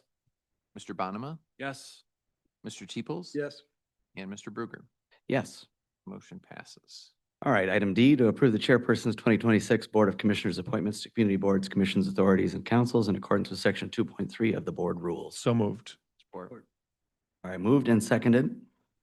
Got all of those in there. I will just say, as we go off here, Joe and I had a conversation over the weekend about materials management. I did let him know that it was my desire to have Jim Barry on that committee. Joe did say that he really enjoys being on that committee, and per statute, he is allowed to stay on that committee. So that's why the change from waste management, putting back Commissioner Moss, and then as far as Commissioner Barry goes, assigning him We Met in its stead. Those are my comments. Anybody else? Allison? Yep. I would make a motion to add Commissioner Sylvia Rhodey and Commissioner Kendra Wenzel on Community Mental Health Board instead of having TBD in order to provide some stability and clarity for our Community Mental Health Board. Is there a second? Or Support from Wenzel. Any other comments there, Allison? yeah, I would just again state that I think we owe it to our community and our board to fully understand going forward of who we are looking to continue serving. I think that from what I've been hearing from constituents as well as those serving on that board, it's a board that has been operating very well together. And while we are looking at making potential changes to the structure, moving to potentially to an authority, I would like to make sure that we are safeguarding the stability on that board. Okay. Anybody else before I comment? Oh, Doug, go ahead. Yeah, so I support what you're saying. I support the motion in the sense that we made a motion last January to have Commissioner Wenzel and Commissioner Rhodey have a term through 3/31, right? And I think we talked about this in the appointment in December, is that those two spots should have been open to the public and you should have been allowed to apply for them to start a new term. So I guess I don't understand why we're not letting those two commissioners fill the term, because that's what was our motion last January, right? And I would say that there was disagreement on how that took place. So I think we wouldn't want to open those seats up for the general public if this Board of Commissioners wants to continue being commissioners serving on that board. I think that would not be fair to our community to act like we are opening that up to the public if we as a board are wanting to have board representation on there. Okay. I- Go ahead, Phil. I think that's a great appointment and alliance discussion and bring it back to the full board. So I think that's what they're created for, and I think that's what we should let them do. Chime in for a minute.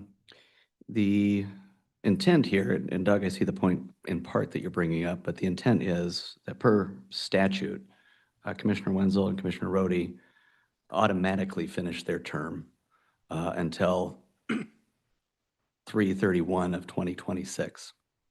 If they are reappointed now, per Commissioner Miedema's motion, it would be for a 3-year term beginning 4/1/2026 through 3/31 of 2029. Is that Yeah, fair? that is correct. Okay, all right. And it, go ahead. I say, and my intention, and the only reason this one was left out, well, it's the only reason, but the primary reason that I was not rushed to do this one, in all deference to Commissioner Miedema's comments about consistency, is that I hadn't yet made up my mind on who I was going to recommend for this committee. And because, unlike all of the other committees, this one does not have a starting term until April. And so for me, I had another 30 to 60 days at the most to sort through this. In addition, we do have a number of applicants from the public at large for a number of positions. So I want to look at that as well. So that's why I didn't make that motion. So I would not support the motion as, or excuse me, that's why I didn't write in names. That's why I wouldn't personally support the motion. Jacob, did you have a comment? Yeah, no, thank you. I don't support this motion. However, I do want to express kudos where I think kudos are earned. As I reached out to get some feedback on the participation and you know, contributions of the different commissioners that have worked on this board. Over and over, I did hear a lot of appreciation for Commissioner Rhodey, and it was bipartisan. And I think that's a real compliment because I think your hard work is being seen. And I think the fact that you were voted to be vice chair on that board is also, our committee is also a nice kudos to the value that you bring to that discussion. So when the time comes, if there's a chance to weigh in on this, I want you to know you'd have my support. Thank you. I appreciate that. Any other comments, Doug? More of a clarification. So Commissioner Wenzel and Commissioner Rhodey are fulfilling their term. That is correct. Yeah. Okay. Yes, 100%. Okay. I guess let me just chime in. I understand the timing of holding because the term is not done yet. But I do want to say, you know, just for the record, this is a committee that I care deeply about. You know, it's my professional background, and it's a very complex, yeah, it is a beast. It's a very, very complex situation that we are dealing with, and it took a good amount of time to wrap my brain around a lot of the things that are happening there. And so I think there's a really steep learning curve. So if I do have the opportunity to serve again, I would take it. Takes a tremendous amount of time and commitment out of board members. So just for the record, I would like Thank to you do for that. that. Yep. Yep. All right, so we've got a motion on the table to add, well, This yes. is an amendment, correct? To Motion to amend the the appointment. original, yeah. Yeah, to include Commissioner Rhodey and Commissioner Wenzel on CMH. For an additional 3 For an additional 3-year term, beginning 4/1/2026 through 3/31/2029. Sorry, Allison, I took a little liberty with that to add it, but that's what you meant. Okay. Yes. All right. Yep, I'm good with that. Justin, if you'd call the roll on that. Yes, sir. Mr. Barry, No. Mr. Jorisma. No. Mr. Zylstra, No. Mr. Bonema, No. Mr. Moss, Yes. Mrs. Wenzel, Yes. Mr. Teeples, No. Mrs. Rhodey, Yes. Mr. Kyers, No. Mr. Bruger, No. Mrs. Miedema. Yes. Motion fails. All right. Any other motions?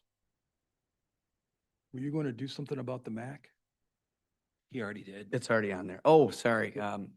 That was a change that was made, though. It's reflected in there now, though. Did I miss it? Sorry. And the initial offering that I put out there, I did have Commissioner Teeples on the Macatawa Area Coordinating Council. and I guess we can go into the philosophy on that one a little bit. Thanks for that, John. There are 3 boards. My understanding was that there are 3 primary boards that are MPOs, if I get the acronym correct, that deal with transportation issues in the county. And thus far, we've had 3 separate commissioners on all 3 of those MPOs. Part of that is due to representation in the area or the district in which that MPO activity takes place. But with an idea that we want to focus on transportation as a countywide solution rather than compartmentalized. The reason I was making these appointments was so that Commissioner Teeples, who's expressed an interest in dealing with transportation issues, could have a seat at the table at all 3 of those. And so I've given up my seat at the Windsor Dick. Sorry, best acronym in the world. And then added, given that to Mr. Teeples, Kendra Wenzel's also on the Grand Valley Metro Council to Mr. Teeples. And then the initial thought was to add the McIntyre Area Coordinating Council where Jacob Bonema is. However, I learned that in the Macatawa Area Coordinating Council structure, the Transportation Board is a subcommittee. And so we're keeping Jacob on that committee. He's already reached out to the Macatawa Area Coordinating Council, and they've said that they will be adding Commissioner Teeples to the subcommittee that deals with transportation. Woo, how'd I do, John? I guess that's it. All right, okay, all right. I guess we'll do a roll call on this one. All right, Mrs. Wenzel. Yes. Mr. Moss. Yes. Mr. Zylstra. Yes. Mr. Kyers. Yes. Mrs. Rhodey. Yes. Mrs. Medema. Yes. Mr. Joritsma. Yes. Mr. Teeples. Yes. Mr. Bonema. Yes. Mr. Barry. Yes. And Mr. Bruger. Yes. Motion passes. All right, moving on to E, which was to change the start time of committee meetings on the 2nd Tuesday of the month from 9 to 9:30. So moved. Yeah, Phil, that was motion by Phil, second by Joe. Any further discussion on that one, or does everybody in the loop on why? I think you came in. Yeah, Oh, you missed that. I Yeah. was catching it, most of it online. So is that finance that starts at 9:30 and then policy and planning at 10:30? I'm looking at Patrick. I don't remember which one is first. It's been the opposite, but it seemed like it might have I flipped. think whichever one you're not on was the one we decided to move. On both of later. them. On So both it was finances first, and we said move finance back, right? Yep. Move Okay. finance back 30 minutes. And the idea was that there are a number of organizations that meet on that morning for breakfast, chamber events and so forth, so that all commissioners would be able to attend those without That makes sense. missing out. All right. So oh, just Kevin? clarification, finance is at 9:30. Right. Or planning is at 9:30, because previously it was flipped. Finance is at 9:30. You got it. Okay. Then planning is at 10:30 or whatever it is, Hour. immediately following, something like that. Make it early, so if we get in an early weekend start, right? Yeah. So the motion would be to set the Earlier. finance committee to 9:30 and the planning committee to after that or 10:30. Add 30 minutes to whatever was posted. All right. Would you care to call roll on that one? Sure. We're just doing roll calls today, everyone. That sounds good. Mr. Zylstra. Yes. Mr. Teeples. Yes. Mr. Joritsma. Yes. Mr. Kyers. Yes. Mr. Barry. Yes. Mrs. Medema. Yes. Mr. Bonema. Yes. Mrs. Rhodey. Yes. Mr. Moss. Yes. Mrs. Wenzel. Yes. Mr. Bruger. Yes. Motion passes. All right, number 9, committee reports. Do we have anything? Nope, because committees haven't officially met. Moving on to number 10, public comment. If you'd like to comment, we still have a few. Wow. I think we should applaud you for hanging in there with us. Yeah, no class. That's true. Well played. You'd state your name and jurisdiction and about 3 minutes for comments. Good afternoon. Chantal Martineau, Park Township, and I hate to extend this by even 3 more minutes, but since Commissioner Rhodey paid me the compliment of alluding to my earlier comment, I was emboldened to make another one. In my first comment at the first meeting of the year, I suggested that you all think about your role as members of the government and how that affects our society. And it seems to me that you have actually done that. It's been very interesting to see the evolution of your thought processes on how this organization should work and how you are forming your new rules. So thank you for all the work that you've put into that. And then I wanted to go back to my earlier comment supporting Joel Studebaker's comment about the board rules, but it seemed like he was primarily talking about the Commissioner Code, which several of you referred to as a code of ethics, but my understanding was that it's a code of conduct, but it is not actually referred to by any adjective in the board rules. It just says code.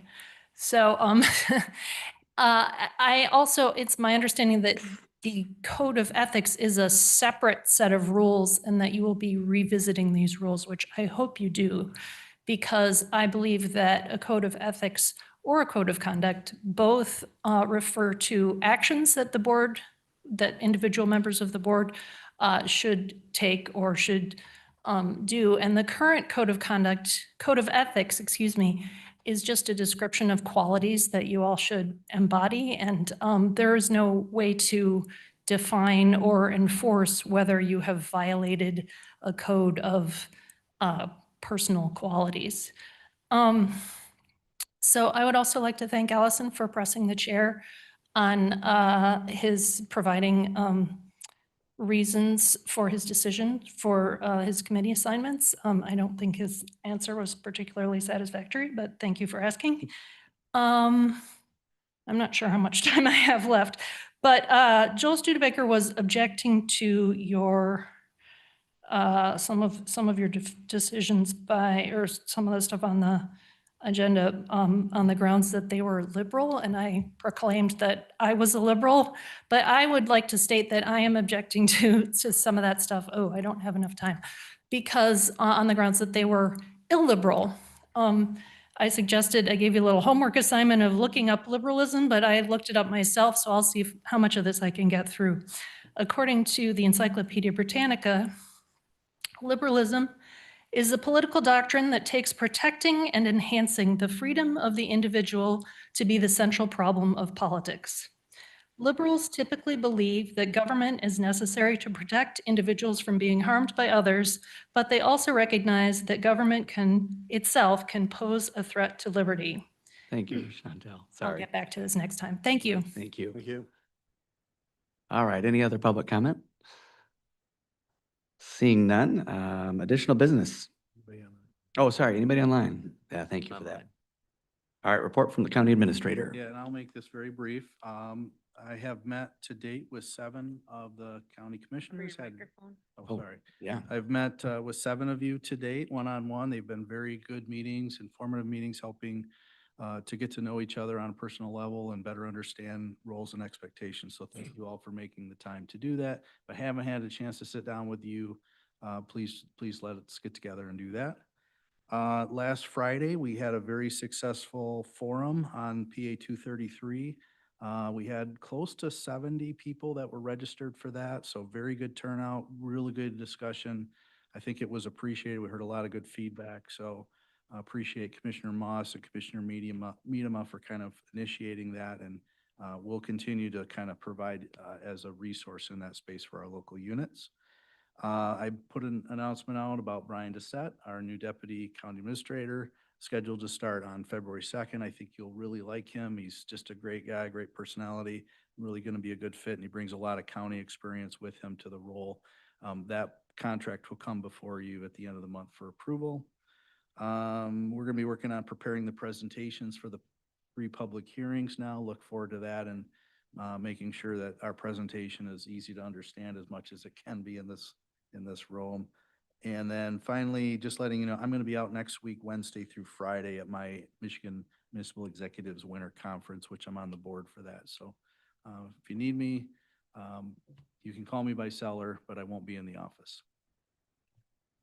okay. Patrick, I had a question for you before I turn it over to commissioners. We've got, Washington DC is February 3rd week. What is our, sorry to put you on the spot. How do we go about registering for that?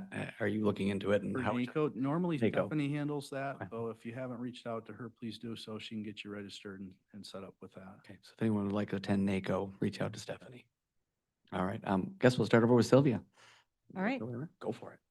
Well, I'm glad to see some of the work we're able to do as we work through the board rules. Listen to some of that stuff get cleaned up as I left, so that was good. So looking forward, to a good year. I hope that we are able to continue to have, good debate and good collaboration on the needs for the people of our county. I know we don't all agree on, proceeding with the CMH thing, but I'm hopeful that we can really listen to our community and make sure that we're doing the right thing there. So. Thank you. Kendra? Just I was pleasantly surprised by a majority of this meeting.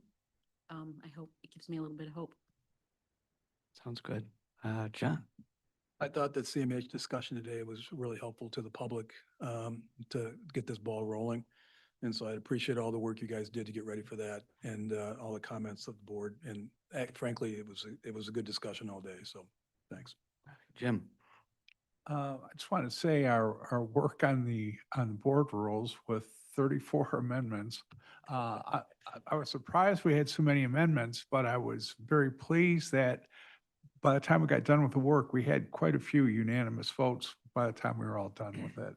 And I think that's a very positive sign for a board working together going forward. So thank you. Doug? Yes, I echo what Jim said. I think that was a good example of us working together, even though we disagree about some things, but finding the best solution for all of us. So. Joe, how about we're going to come back around? Yep, just that report that I attended that PA 233 meeting and went really well. And the county staff really did a great job of facilitating, but also then bringing people in. So it wasn't videoed, was it? It was? Yes. So it'd be worth watching. There's some really good content in there. And then met with Patrick and that went really well. And those are the only meetings that I have to report. Nothing, just wanted to thank Patrick and Dr. Bashir's left, but him for voicing, what their thoughts were on the CMH change. I think it is super important. I think it's necessary to do. I'm glad we scheduled those public hearings. So I just encourage everyone, if you have any questions at all, just attend and we'll try and get them answered and go from there. But thanks to the staff and Patrick for working diligently on that. All right, thank you. Allison? Maybe just a little different take on, I am also thankful for the work done on CMH. I don't necessarily agree that both people that you mentioned are in agreement with moving forward to the authority. I think you guys are trying to bring us the information for us to make a decision, and I do appreciate that. And I also really appreciated the Public Act 233 meeting that we had, very well attended. I've heard good comments from people that have attended and that they were appreciative and that they valued hoping that maybe the county would have more type of forums like that in the future. So I'm very appreciative of that. Thankful for the board's work today. And while I didn't support the overall rules, I did support a lot of the discussion. So I wanted to make that statement. I appreciated the dialogue and continue to look forward to more work together. Thank you, Allison. Yeah. Well, I'm excited that we have the executive office up to full power again with your hire and that you're excited about you're getting so close. Yeah. So that's a wonderful thing. Want to put an invite out to the board. Lakeshore Advantage is hosting an event on the 21st at 10 a.m.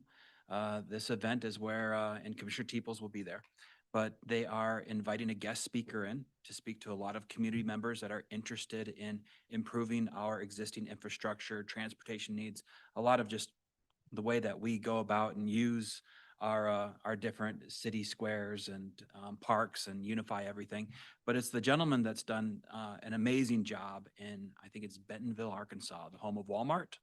And so they've done some really exciting things to increase pedestrian safety and slow down traffic so people can enjoy the little cities a little bit more without, the bike riders can make it through town and not be dodging autos. But, these are good things that we should be considering as we look to improve the life experience of our citizens. So that's on the 21st at 10 a.m. at Lakeshore Advantage. And then I'm personally excited about serving as finance chair for another year. And I've got some projects that are in the works that the administrator and I are working on, talking about, that I'm looking forward to getting in front of you and making it better. So there's a lot there. And so we will have some good, fruitful discussions in finance and administration. Bill? Yeah, thank you, Pat, Doug, Karen, and Michael for all you did for this. Was very informative, and I look forward to public hearings. I think they'll be great. I mean, more information comes out, the better it is. Great dialogue today. Appreciate working all together, and so as vice chair, I'm excited to move forward and working with the chair and the administration. So thank you. All right, and I'll close out with, I understand that there were some frustrations with the appointments to standing committees. Just to elaborate on that a little bit more. I looked at our prior year with a full representation of the board and compared that to prior years, 2024, and hopefully landed at what I like to think of as a happy medium. I recognize that not everybody agrees with that. In 2024, the standing committees were arranged differently, but there were 35 available seats. Of those 35 available seats, the quote unquote minority had 3 seats, representing 8% of the available seats. As I've structured it, we have 19 seats available. 6 of those seats are occupied by the quote minority, which is 32% of those seats are occupied. So I appreciate that there's some frustration with it, but I do believe that it was at least more judicious than it had been in the past, I will say. I am also very much looking forward to, as far as who's on each of those committees. In my business, in my company, you put the right people in the right seats on the bus and you trust them to do the job. And I very much believe strongly that on finance and administration, on planning and policy, and appointment and alignment, that we've got all the right people there. And look forward to you guys bringing motions to the full board for consideration, but very pleased with the representation there. I think the one other add-on that I'd like to add is so that nobody has the embarrassing situation that I had last week with a pin flipped upside down. I have purchased, and a contribution was made to the Wounded Warriors Project with each American flag pin, one for each commissioner. These, unlike the pin that I was wearing, which was a single pole that spun around for a photo, these are magnetic, but they are dual magnet. So that will reduce the chances of an unfortunate circumstance like I found myself in. So I've got one of these for each of the commissioners. And Justin, I have a bonus one for you as well. Nice. Oh, what? And with that, Organizational meeting chair. yes, yes, for the organizational meeting chair, for your one moment, Right. 7 minutes in the sun. With that.